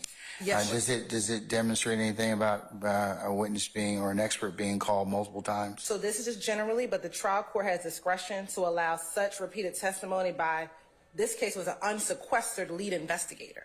So this, the Mitchell v. State case dealt with the lead investigator being called multiple times in that case, and that lead investigator actually sat at the table with the prosecution, and they were allowed to be called multiple times, being unsequestered, and the court said that that's in the discretion of the court to allow the lead investigator to sit. So not an expert, but that was a law enforcement officer being able to be called multiple times. Okay, all right, well, what about an expert? So El Mazain specifically talks about an expert, and in this case, Your Honor, the expert was a Hamas expert, or an expert on Hamas.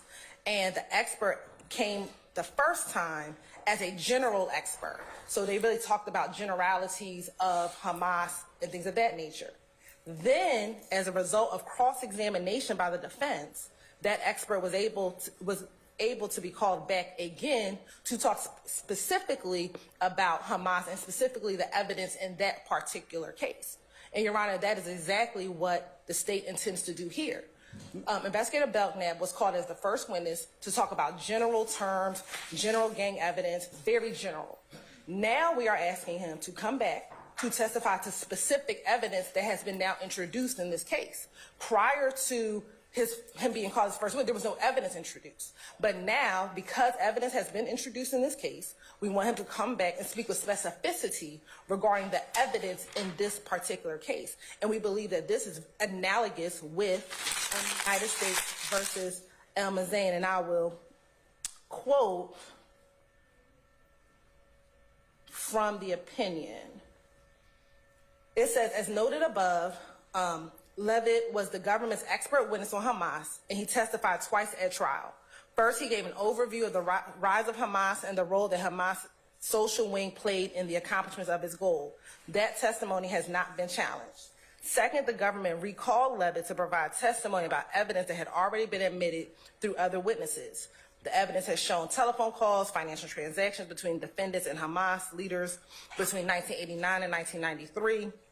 It had also shown the presence of the defendant's names in the telephone book of Hamas leader Marzouk. Levitt was recalled to testify about the relative inaccessibility of the Hamas leadership to the general public, which highlighted the significance of this evidence. For example, Levitt testified that the presence of the defendant's name in Marzouk's book was significant because this is personal and direct evidence of a relationship. He also testified that someone calling the public number for Hamas was not likely to get the senior leaders of an organization, etc. The defendants argue that Levitt's testimony about the significance of the context between them and Hamas prior to Hamas's designation as a terrorist organization was improper expert testimony under Rule 702, because the jury was capable of determining for itself what inferences to draw from the evidence. The government argues that Levitt's testimony was necessary in order to prevent the jury from assuming that Hamas leaders were available to anyone, or that those leaders engaged in a wide range of arm's length business deals with third parties. We find no reversible error. So in that case, they were allowed to testify twice, the expert. This is the same thing that is occurring here, as the state just alluded to. What we expect the evidence will be tomorrow is that investigator Belknap will talk with specificity about certain evidence that has come in, as well as introduce evidence specific to both sex, money, murder, YSL, and some of these defendants sitting here in this courtroom today. All right. Mr. Sharp, anything else, sir? Yes, Your In Honor. that respect? First of all, Your Honor, from taking everything the state, their analysis of that case is true, because candidly, I haven't had a chance to read the entire thing and digest it. We're talking about a Fifth Circuit case where the issue was a 702 challenge by the defendants, not specifically the recalling the witness numerous times. Now, the other thing, Your Honor, that's separating this case from the current case is there was absolutely, when we're talking, this is an investigation that apparently started around 2015. Discovery was supposed to end some time ago. And I've got to ask, why, if he needed to comment on this evidence that they're seeking to introduce through him, why wasn't that done on the date we started trial when he was the first witness? They could have easily introduced that evidence and asked for his expert opinion at that time. Additionally, Your Honor, a expert witness can testify to expert opinions, and the basis of those expert opinions don't necessarily have to be in evidence. So I'm having a tough time understanding the necessity from the state's perspective. I get the fact part of this, but as an expert, I don't understand why what the state is seeking to do tomorrow, why it wasn't done when Officer Belknap was on the stand in the beginning of this case. Because that would have been appropriate. We would have dealt with all the expert testimony. They made the strategic decision to lead off with him, and that was a strategic decision they made. I assume they wanted to start strong and felt that he was a strong witness to bat lead off. But if you bat him lead off, you can't bat him clean up and bat him seventh in the order as well. You got to choose. And they chose. They offered testimony on direct, and he completed his testimony as an expert. And this is completely unnecessary to repeat this chorus. And I do believe it's a chorus, and I do believe it's quite prejudicial, and it will have an effect on the jury if he's allowed to just repeatedly testify as an expert. Give me the spelling for that case again, madam. Yes, Your Honor. It's United States versus, is, El-Mazane, E-L okay. hyphen M-E-Z-A. Oh, M-E. Yes, Your Honor. M-E, Z-A-I-N. 664 F 3rd 467. Yes. It will be at site 515, 10 site 515.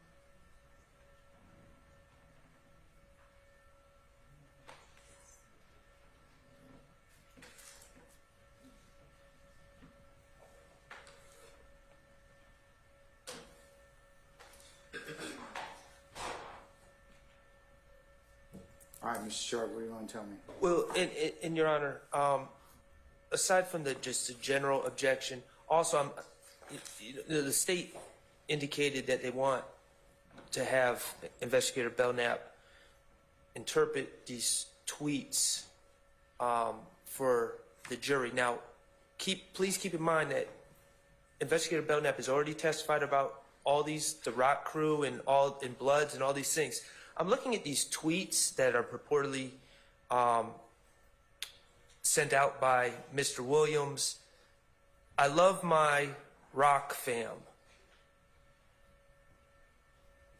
I see N with a Crip flag today talking about he with the rock, boys stop, never that. The jury has already been given this expert testimony. They have already been put in a position with this background expert testimony and purported knowledge to analyze these tweets. This is nothing outside. As they sit here today, having been educated, purportedly educated by the expert, they sit here, they'll sit here tomorrow with the proper background foundation to analyze these tweets for what they are. They do not need Investigator Belknap to testify a second time and to analyze what is quite honestly pretty evident what the state is trying to get across based on what Investigator Belknap already testified to.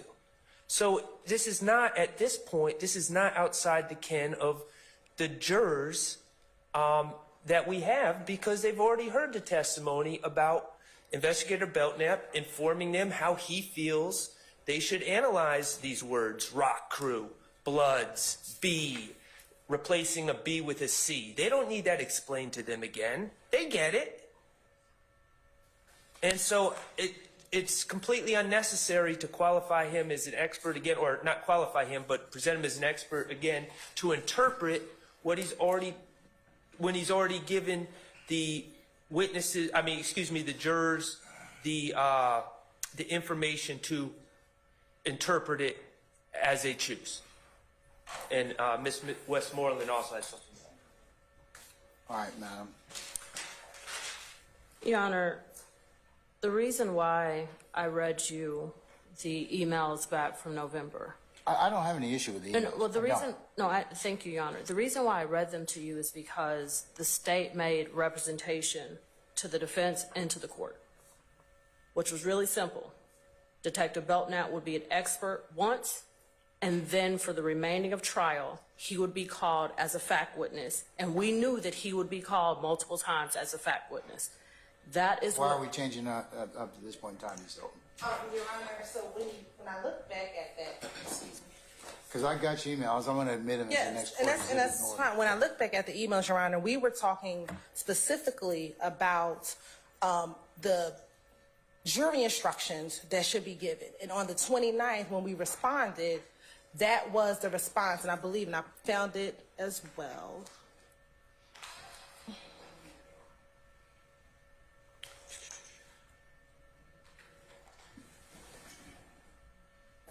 I want to make sure.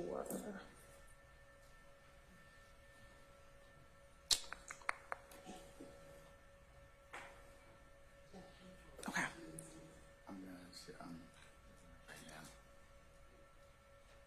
In the email, I said, I hope everyone's having a restful evening. The state would like to make clear for the purpose of the testimony beginning today. Detective Belknap is solely testifying in his expert capacity. Detective Belknap will be testifying later in the trial in his role as an investigating officer. As we have continued to go through this trial, when Detective Belknap left on the 29th and he was not cross-examined, we explained then that we would call him back as an expert witness. And 2 weeks ago, when I talked about Investigator Belknap, we said we would be bringing him back as an expert witness. Why? Because we do not know what was going to come out on cross-examination. We do not know what's going to come out as they are eliciting information. And so at this point, contingent upon what has come out on cross-examination, multiple areas of cross-examination, what has come out in multiple questioning of each of these witnesses, the state believes it is important that Detective Belknap can talk about certain specific pieces of evidence which has come in at trial at this moment that he is best suited to testify about. Because I know the next argument is going to be we have other experts. He primarily, and what we put in our notice of expert testimony, is that he is familiar with Rock Crew. He is familiar with the iteration of Rock Crew and YSL from the 2012 era and leading into 2017, 2018, and that is the evidence that is relevant in front of us at this moment. The defense has known since November 29th, after when he finished his testimony, that we would be calling him back as an expert witness. They were made aware 2 weeks or last week when we brought it up again that he's going to be called as an expert witness. So if the notion is they are unable to prepare, that would be disingenuous, because they have had the opportunity to prepare, because we've talked about calling him back, specifically when they did not cross Detective Belknap on the 29th. And I believe, and the transcript will correct me if I'm wrong, asked if he was going to come back as an expert, is what I believe the inquiry was when we released him for that day. And so that is why we're calling him back as an expert to address particular things that came out on cross-examination, particularly about SMM, Rock Crew, some things with Trontavia Stevens, and other cross-examination questions that have come out about responding officers, why they don't take out gang warrants. It's a number of different areas that have been explored on cross-examination, which we believe Investigator Belknap is the best suited to be able to respond to in his expert capacity. Furthermore, Your Honor, while Mr. Shar has made an impassioned argument, he has not based any of that in any case law. The case law is clear from both cases that the state has cited to the court, that the state could call back a witness. We are asking, very similar to the Fifth Circuit case, that he is testifying in generality, but now we are talking about specific pieces of evidence that have come in that he can address as an expert. And so, Your Honor, that is the reason why we are calling him back. We acknowledge and recognize what was written. We're not running away from what was written in that email. But a couple things. I don't have the email. I got I don't have the longer stream email. I didn't get that one. I'll forward it to you, Your Honor.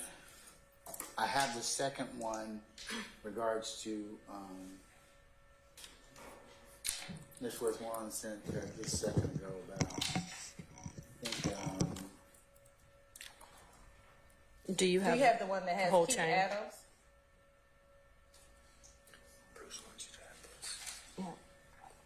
I haven't forwarded the whole Because I chain. think the last maybe in that string might be Mr. Can you bring me my computer?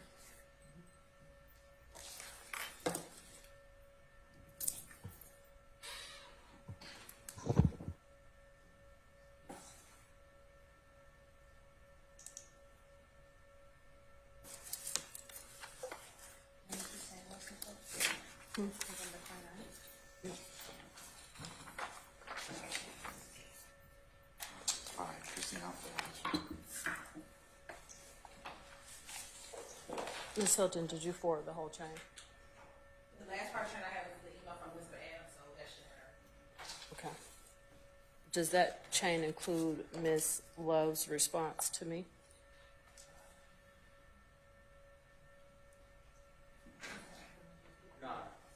Yeah. Okay. You talking about the state objection to family court charge? Yes. Okay. Your Honor, a few things. So I believe that the email was just forwarded to you, and the email is important because it's in writing and it helps us not just rely on our memory. And what you'll see is that in response to our proposed instructions, because, Your Honor, you were already dealing with this. Detective Belknap, how many times he was going to be called, this issue was already presented to you. And you'll see in that email that in response to our proposal, that Ms. Love sent a proposal for the state and said, Detective Belknap is not a fact witness in this case. And she was mistaken. And so what Ms. Hilton did was to fix Ms. Love. I'm sure it was just a mistake on Ms. Love's part. Ms. Hilton, what she did on behalf of the state was to email all of us, including you, Your Honor, to fix Ms. Love's error and say, no, Detective Belknap is coming as an expert once, and then he is a fact witness and will be coming for the duration of trial as a fact witness. That is why Ms. Hilton started off her email by stating, to be clear. That was a representation to the court. That was a representation to us. And now, What date was that, madam? it was November 28th or 29th. I'm gonna pull my account. Hold on, Your Honor. I'm going to forward it to you now. No, I'm gonna look at. Okay. If I was on this email stream, I'll look at who was it sent from. It was sent from me, Your Honor.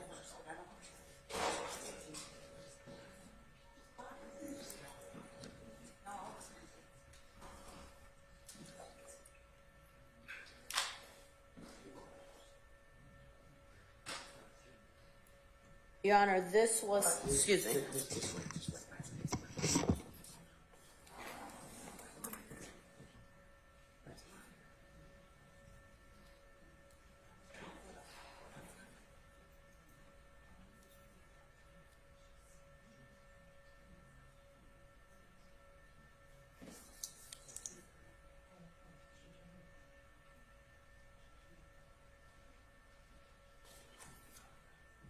Okay, I have Miss Love's email on the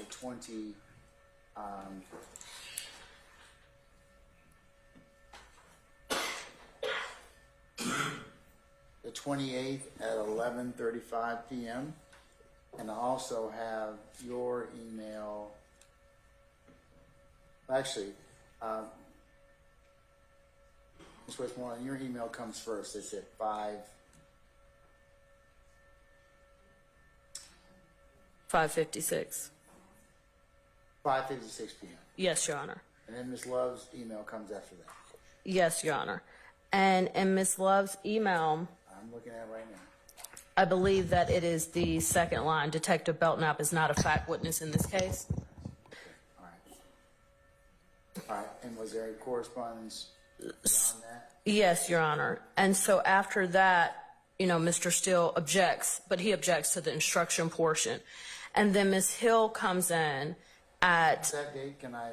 Yes, Your Honor. That is Wednesday, November 29th at 5:41 a.m. Okay.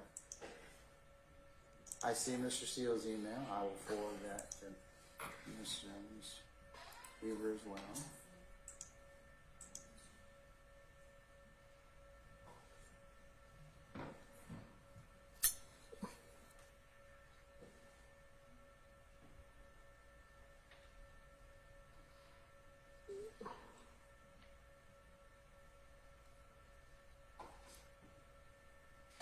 Mr. Steele's objection is that the modification is based on, this honorable court unlawfully commented on the evidence and knowledge and experiences of the alleged expert. Okay. Yes, Your Honor. And then the next email from Ms. Hilton is clarifying the state's position because... That was on the... 29th. Hold on.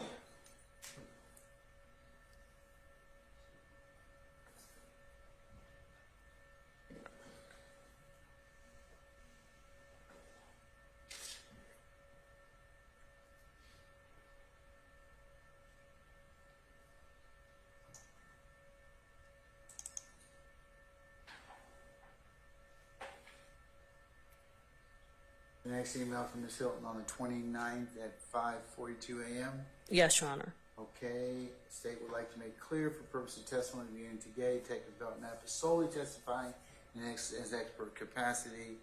Detective Belknap will be testifying later in the trial and is doing his role as an investigating officer. All right. So, regardless of what you all discussed on, I get to make that decision at the end of the day. So I think at the end, you all are being advocates, and I understand that, but it still doesn't take away. I got to make a decision, Ms. Westmoreland. Oh, okay? absolutely, Your Honor. And I'm asking and I'm arguing to the court that while you're considering the decision that you're going to make, to take into consideration that in this trial, Your Honor, we've been through a lot, from late disclosure of hundreds of witnesses to absurd late disclosure of discovery in this case. And, Your Honor, you stated to the state that you were going to draw the line on these type of things. And so I'm asking you to please consider that the state represented that he would only be called once as an expert. No, that and now, excuse me, I'm speaking, Ms. No, they Hilton. didn't. Okay, No, Your they Honor. didn't. Okay. That's you all having a discussion amongst yourselves. That is not the state committing to whatever it is. I'm the one that has to make the decision at the end of the day. And as you all know, I still can change my mind depending absolutely. upon the circumstances. So can we move on to something else? Yes, Your Honor, I will, Okay. I will say this in closing. All right. Is that when you just asked the state why did they change their mind and they gave you the explanation on there's been some witnesses that testified. So basically it was lengthy, but the simple answer is we need to call him back as an expert again. That is what a course is. The state is trying to make Detective Belknap a super expert. If you don't stop this here, now he's going to be needed as an expert again. 4 witnesses later, he's going to be needed as an expert again. 5 witnesses after that, he's going to be needed as an expert again. They can't keep biting at this apple because that gives a message to the jury. It's a chorus for the song. It comes every minute. The state is asking you, essentially, they're not going to use these words, but they're asking you to make him a super expert.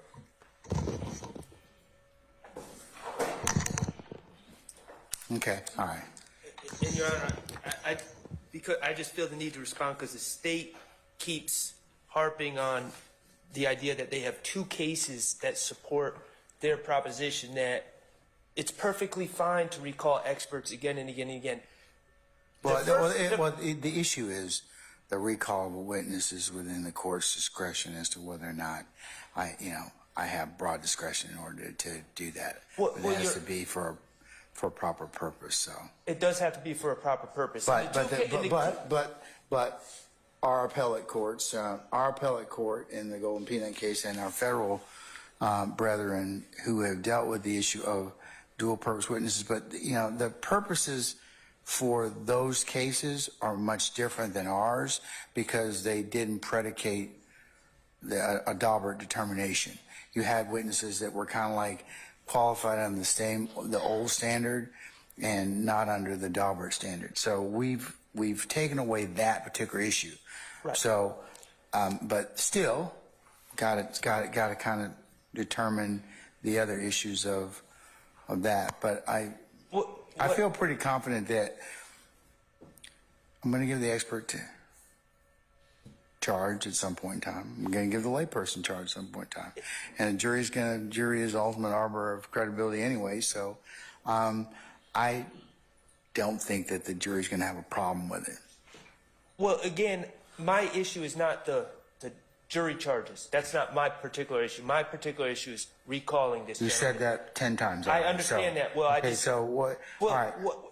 They cited 2 cases, a Georgia case that had nothing to do with expert witnesses, and this United States v. El Mazain case, which is a 5th Circuit Court of Appeals case, but also they're citing it for a proposition that was not an issue in the appeal. So this holding has nothing to do. It's completely irrelevant to the issue that we're discussing Mr. here Shard, today. at the end of the day, it's going to boil down to whether or not they're calling a witness for a proper purpose, and the court determines whether or not that purpose is proper. I agree with you that there will become a point in time that it may be subject to some additional rulings, but right now, I mean, I don't see any other issue with it, with calling Belknap. Now, As a fact witness or as an expert? well, look, he's subject to being recalled, so he can testify as an expert.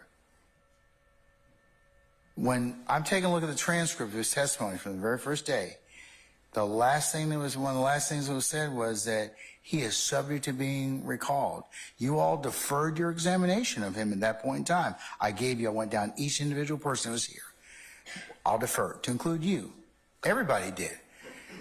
And I think it's So he could be recalled, and at the end of the day, I'm going to make that decision whether or not he's subject to being recalled. He's properly subject to being recalled at this point in time. well, clearly, I shouldn't say clearly, but if I'm not making it clear, to the extent that we are arguing that he should not be allowed to be recalled as an expert, that is me saying that I have no interest in cross-examining him if he's done testifying as an expert. Well, I think that you're going to, I mean, it's your choice as whether or not you want to examine him or not. That's your choice. However, he's subject to being recalled. He's being recalled for a proper purpose at this point in time. You can examine him about anything you want that he testifies to tomorrow or when he testified on the 29th of November. Is it 29th of November? Yes, Your Honor. 29th of November. So you can certainly test it. You can certainly examine him fully, thorough and sifting cross-examination as to anything that he's testified to.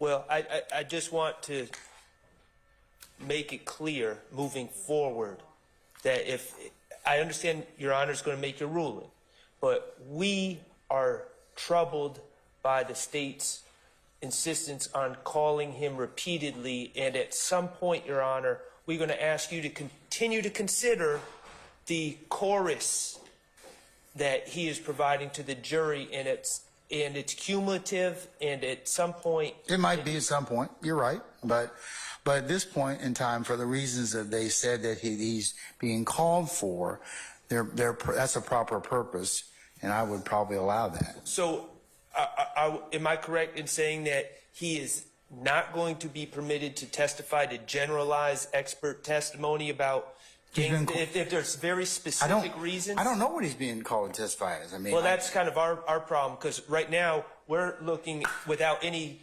guidelines, and we're saying, oh, well, he's just going to be called to testify about the PowerPoint again.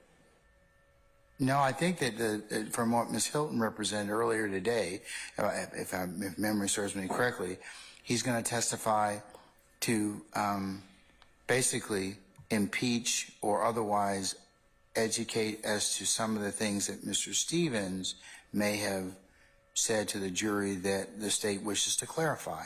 Is that sum and substance what you want to get at, Ms. Hilton? I'm oversimplifying it, I'm sure, but... Yeah, in addition to some other specific evidence that relates to what has come out in trial thus far. Thus far. Well, yes. And we believe that any objection is not right now. You have to wait till the testimony comes out. He can object to cumulative if you believe it's cumulative or whatever. And I'll the be case listening, may of course, be. Mr. Shard. If he testifies to something that we've already replowed, I'll make an appropriate ruling. So. Very well. All right? Okay. All right. Mr. Shield was up already, so. I'll do whatever. Go ahead, sir. Did you wish to be heard on this issue? I would like to, Your Honor. Okay. So, I have like a kind of a bigger problem with this that I'd like you to consider. Around the 17th day of November of last year, you entered the written order. I gave your Honorable Court a copy. If you need another one, I have. I gave everyone a copy just to be polite. I printed out a copy, but in the second paragraph of that order. Which do we have it, Wes? Can I see it, please?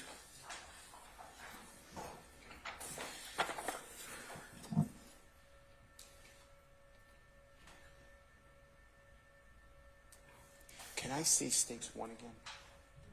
Okay.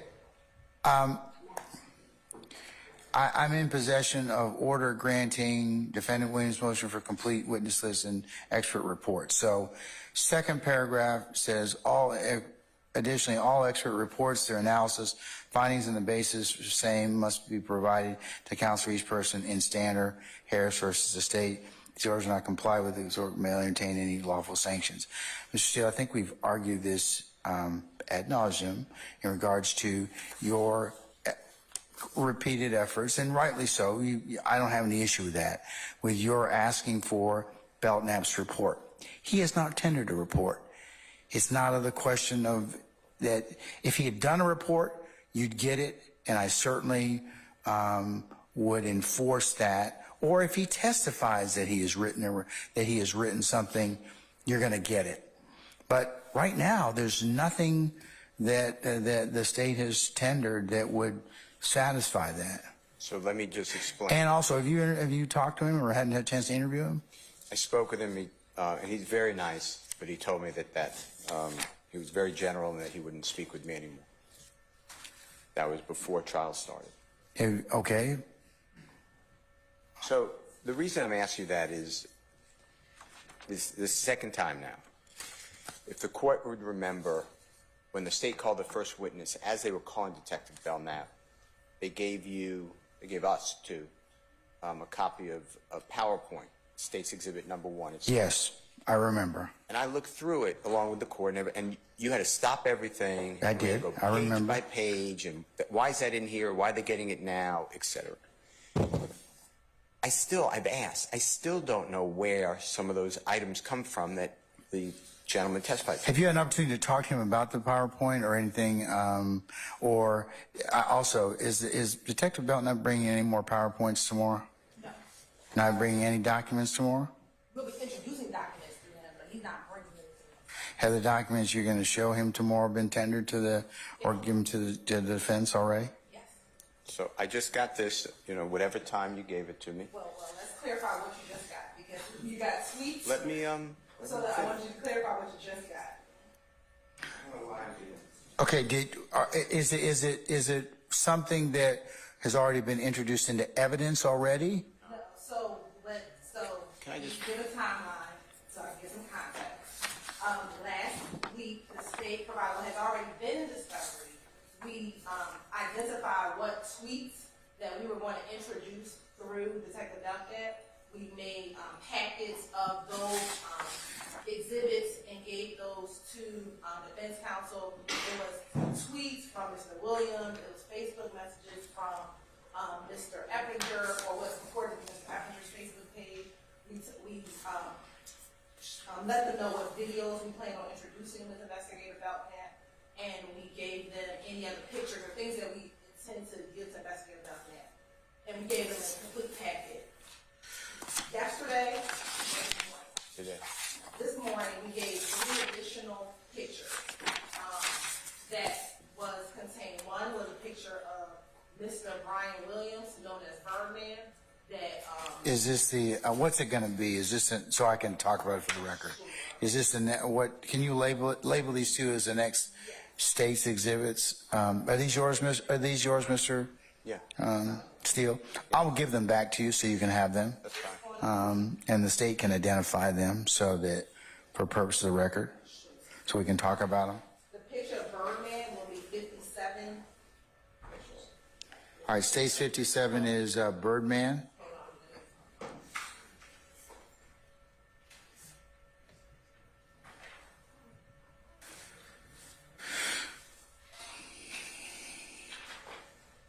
Sorry, Birdman is going to be 58.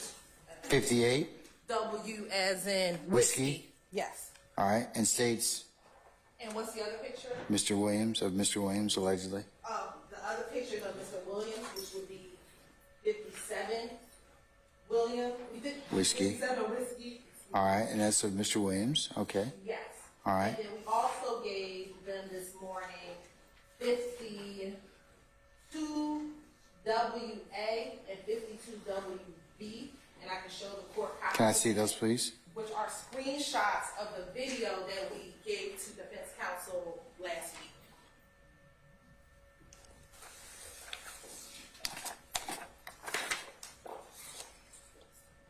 Okay, and who is purportedly in 52 whiskey out? Alpha. No, actually, there's two. Both of them are labeled Bravo. I'm sorry, one should be Alpha and one should be. Okay, well, you go ahead and rename whichever one you want, and represent them, please. Yes. Because you got 2 Whiskey Bravos.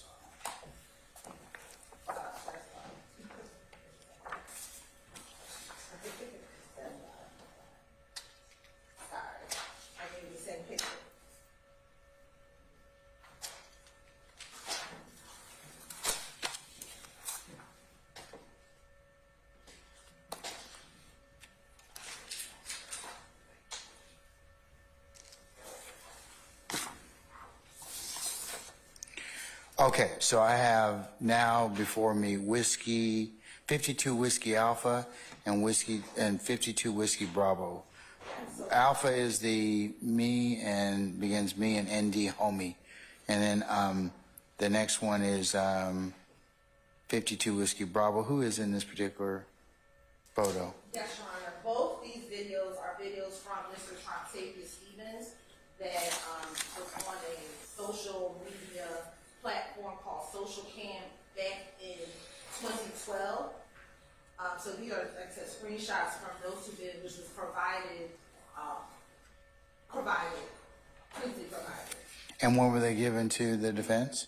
The screenshot or the videos? Both 57, 58, 52 Whiskey Alpha and Bravo. When were they given to the defendants? Screenshots were given this morning. Were they provided in discovery at any point in time? I have to check as to the video. If not, if it wasn't, we definitely gave it to them last week. Because this was something that came as a result of Mr. Trump-Tavius Stevens' testimony. So I'm not sure if it was previously given, but as a result of his testimony, we found this and was given this. When he said that, when he talked about him not really knowing what blood is, he just became a blood when he was in juvenile. I think we looked for this after that. All right, so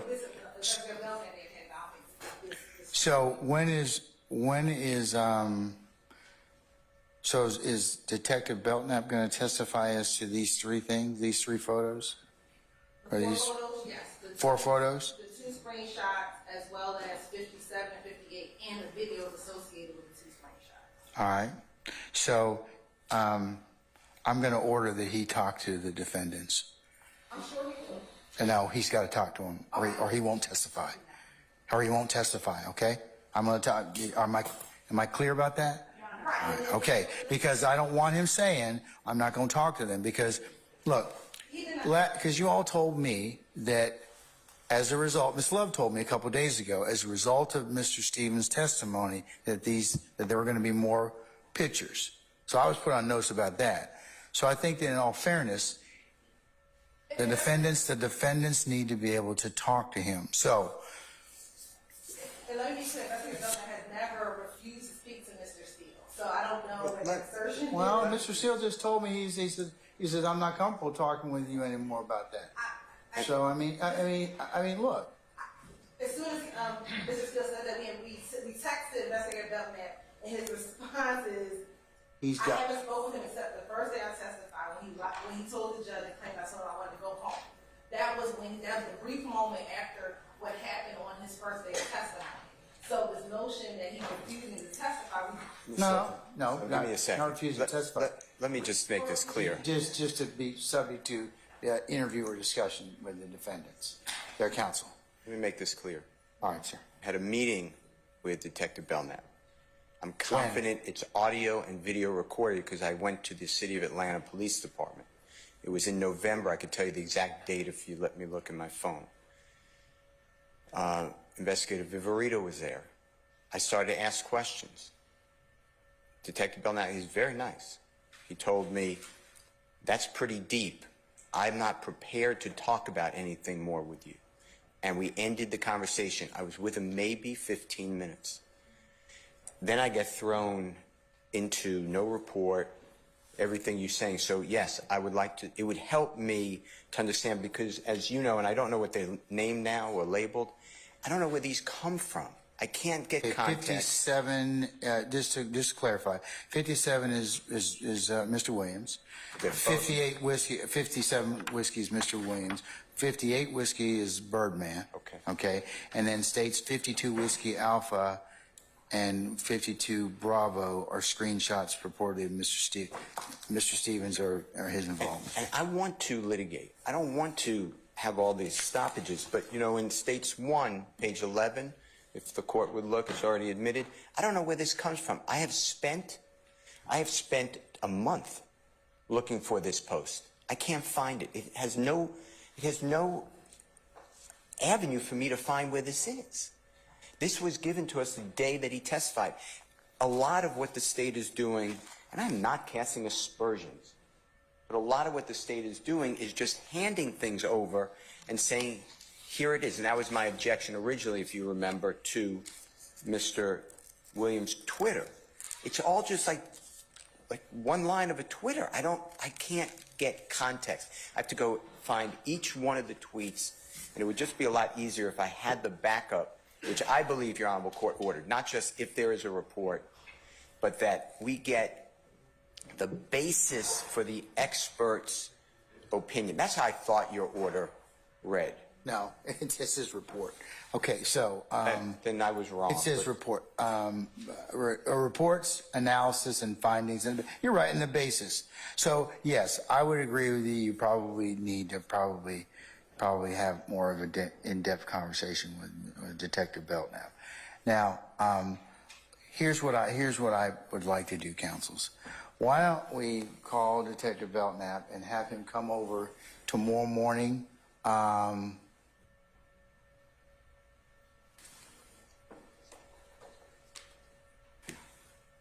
For 9 o'clock.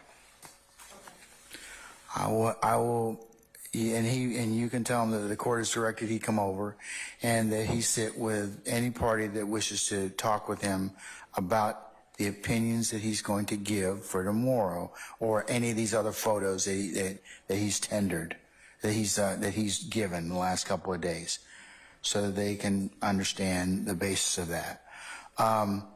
And that what I'll do is I will reach out to our jurors and have them to come in at for a start time of 10:30. Thank you, sir. So that will suffice to give you all enough time. And if you need more time after that, I'll adjust it accordingly. Okay? Yes, sir. All right. And I appreciate that. And then I do have the. Where is Sergeant Ingram? Can you ask Sergeant Ingram to step inside, please, for a second? All right.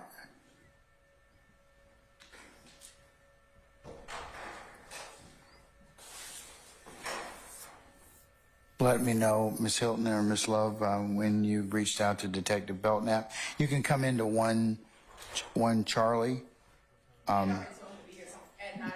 That's fine. So, counsel, is anybody okay? Everybody okay with 9 o'clock? For 9? Okay, all right, so you all come at 9. Just a second.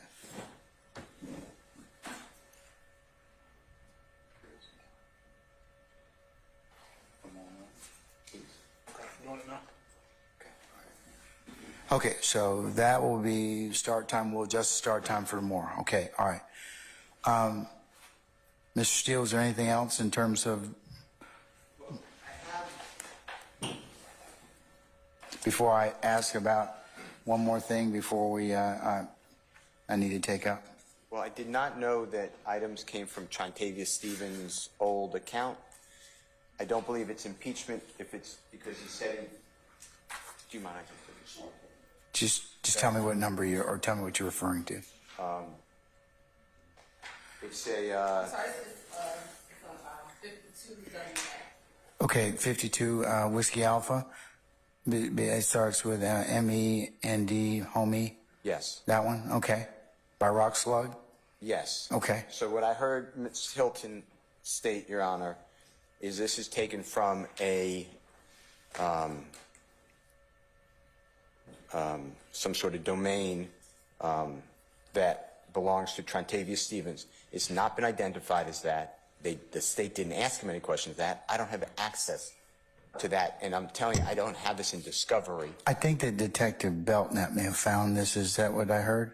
Yes, Your Honor. Okay, so you can ask him about that tomorrow morning, sir. Okay, and then I'd like to see the context. You know, I'd like to see. You can ask him that, and we can take up any of that after that. And then I don't know if it's impeachment because it's dated, unless this is the wrong date, June 16, 2012. That's what I see on the bottom of it. So he'd be 11. He said he went to YDC at 11. So I don't see the impeachment if he said that he learned about. Why don't you talk with Belknap, and then we have a full, if we need to have another conversation after that. And then the last thing, Your Honor, that I'd like you to consider is there's nothing wrong with promoting or saying I'm a blood or walking around with a tattoo. It's the criminality to further a gang. So this really is just not probative. The state has This being what, 52 Whiskey Alpha or what? Yes, sir. What specifically, 52 sir? Whiskey Alpha. Okay. Elisa, yes. You know, to take something and say, well, they use the word blood, or they're wearing a red bandana, or the person has a tattoo on them, or they're using the word slat or wiping their nose. None of that is illegal, and it's being bounced around by Detective Belknap, State Exhibit Number 1, and in this courtroom by the state, as if that is a crime. They have to connect it. Well, I think also it's going to be a question for the jury to wait and sift. So, I mean, that's your assertion. That's what the state has another assertion. But specifically as to Whiskey Alpha, 52 Whiskey Alpha and 52 Whiskey Bravo, you can ask Detective Belknap what the context of that is and then we can have a further conversation in regards to that if necessary. And I'm not trying to be, I told the court already, I told the state at the same time, like with Mr. Williams' Twitter, I don't need a Twitter person to come in. And I heard Ms. Love say, well, I could put in anything I want.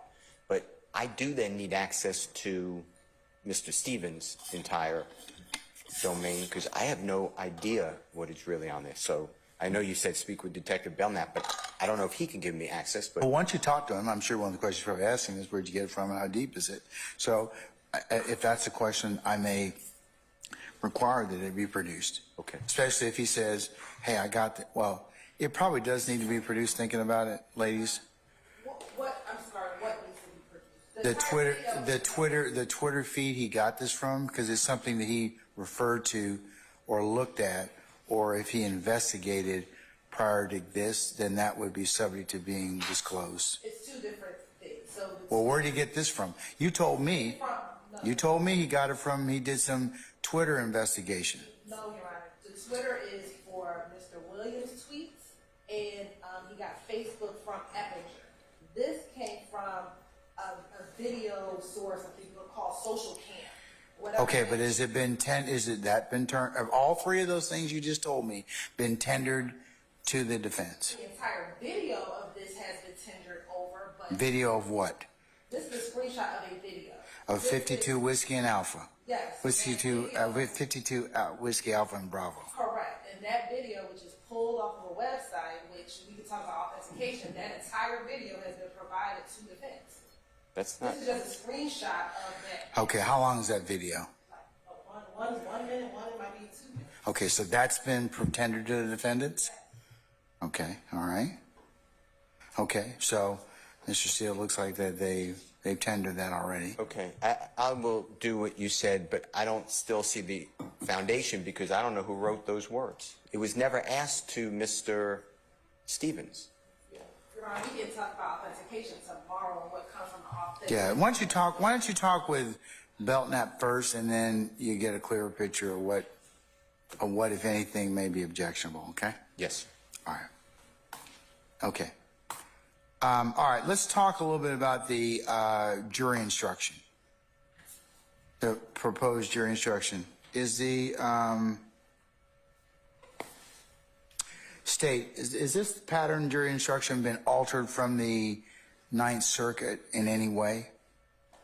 I believe only with the inclusion of Investigator Mark Belknap, but the author is behind me, so. I don't. Is it the pattern, Mr. Uhelski? Yes. Has it been altered? I put Investigator Mark Belknap in there. I can give you the original. Can I see the original? Can I see the original pattern instruction? If you could email it to everybody. I mean, generally, folks, courts don't get in that. You know, we stay on the reservation and kind of just in terms of what is authorized, and a pattern instruction gives us the ability to kind of just stay within those limits.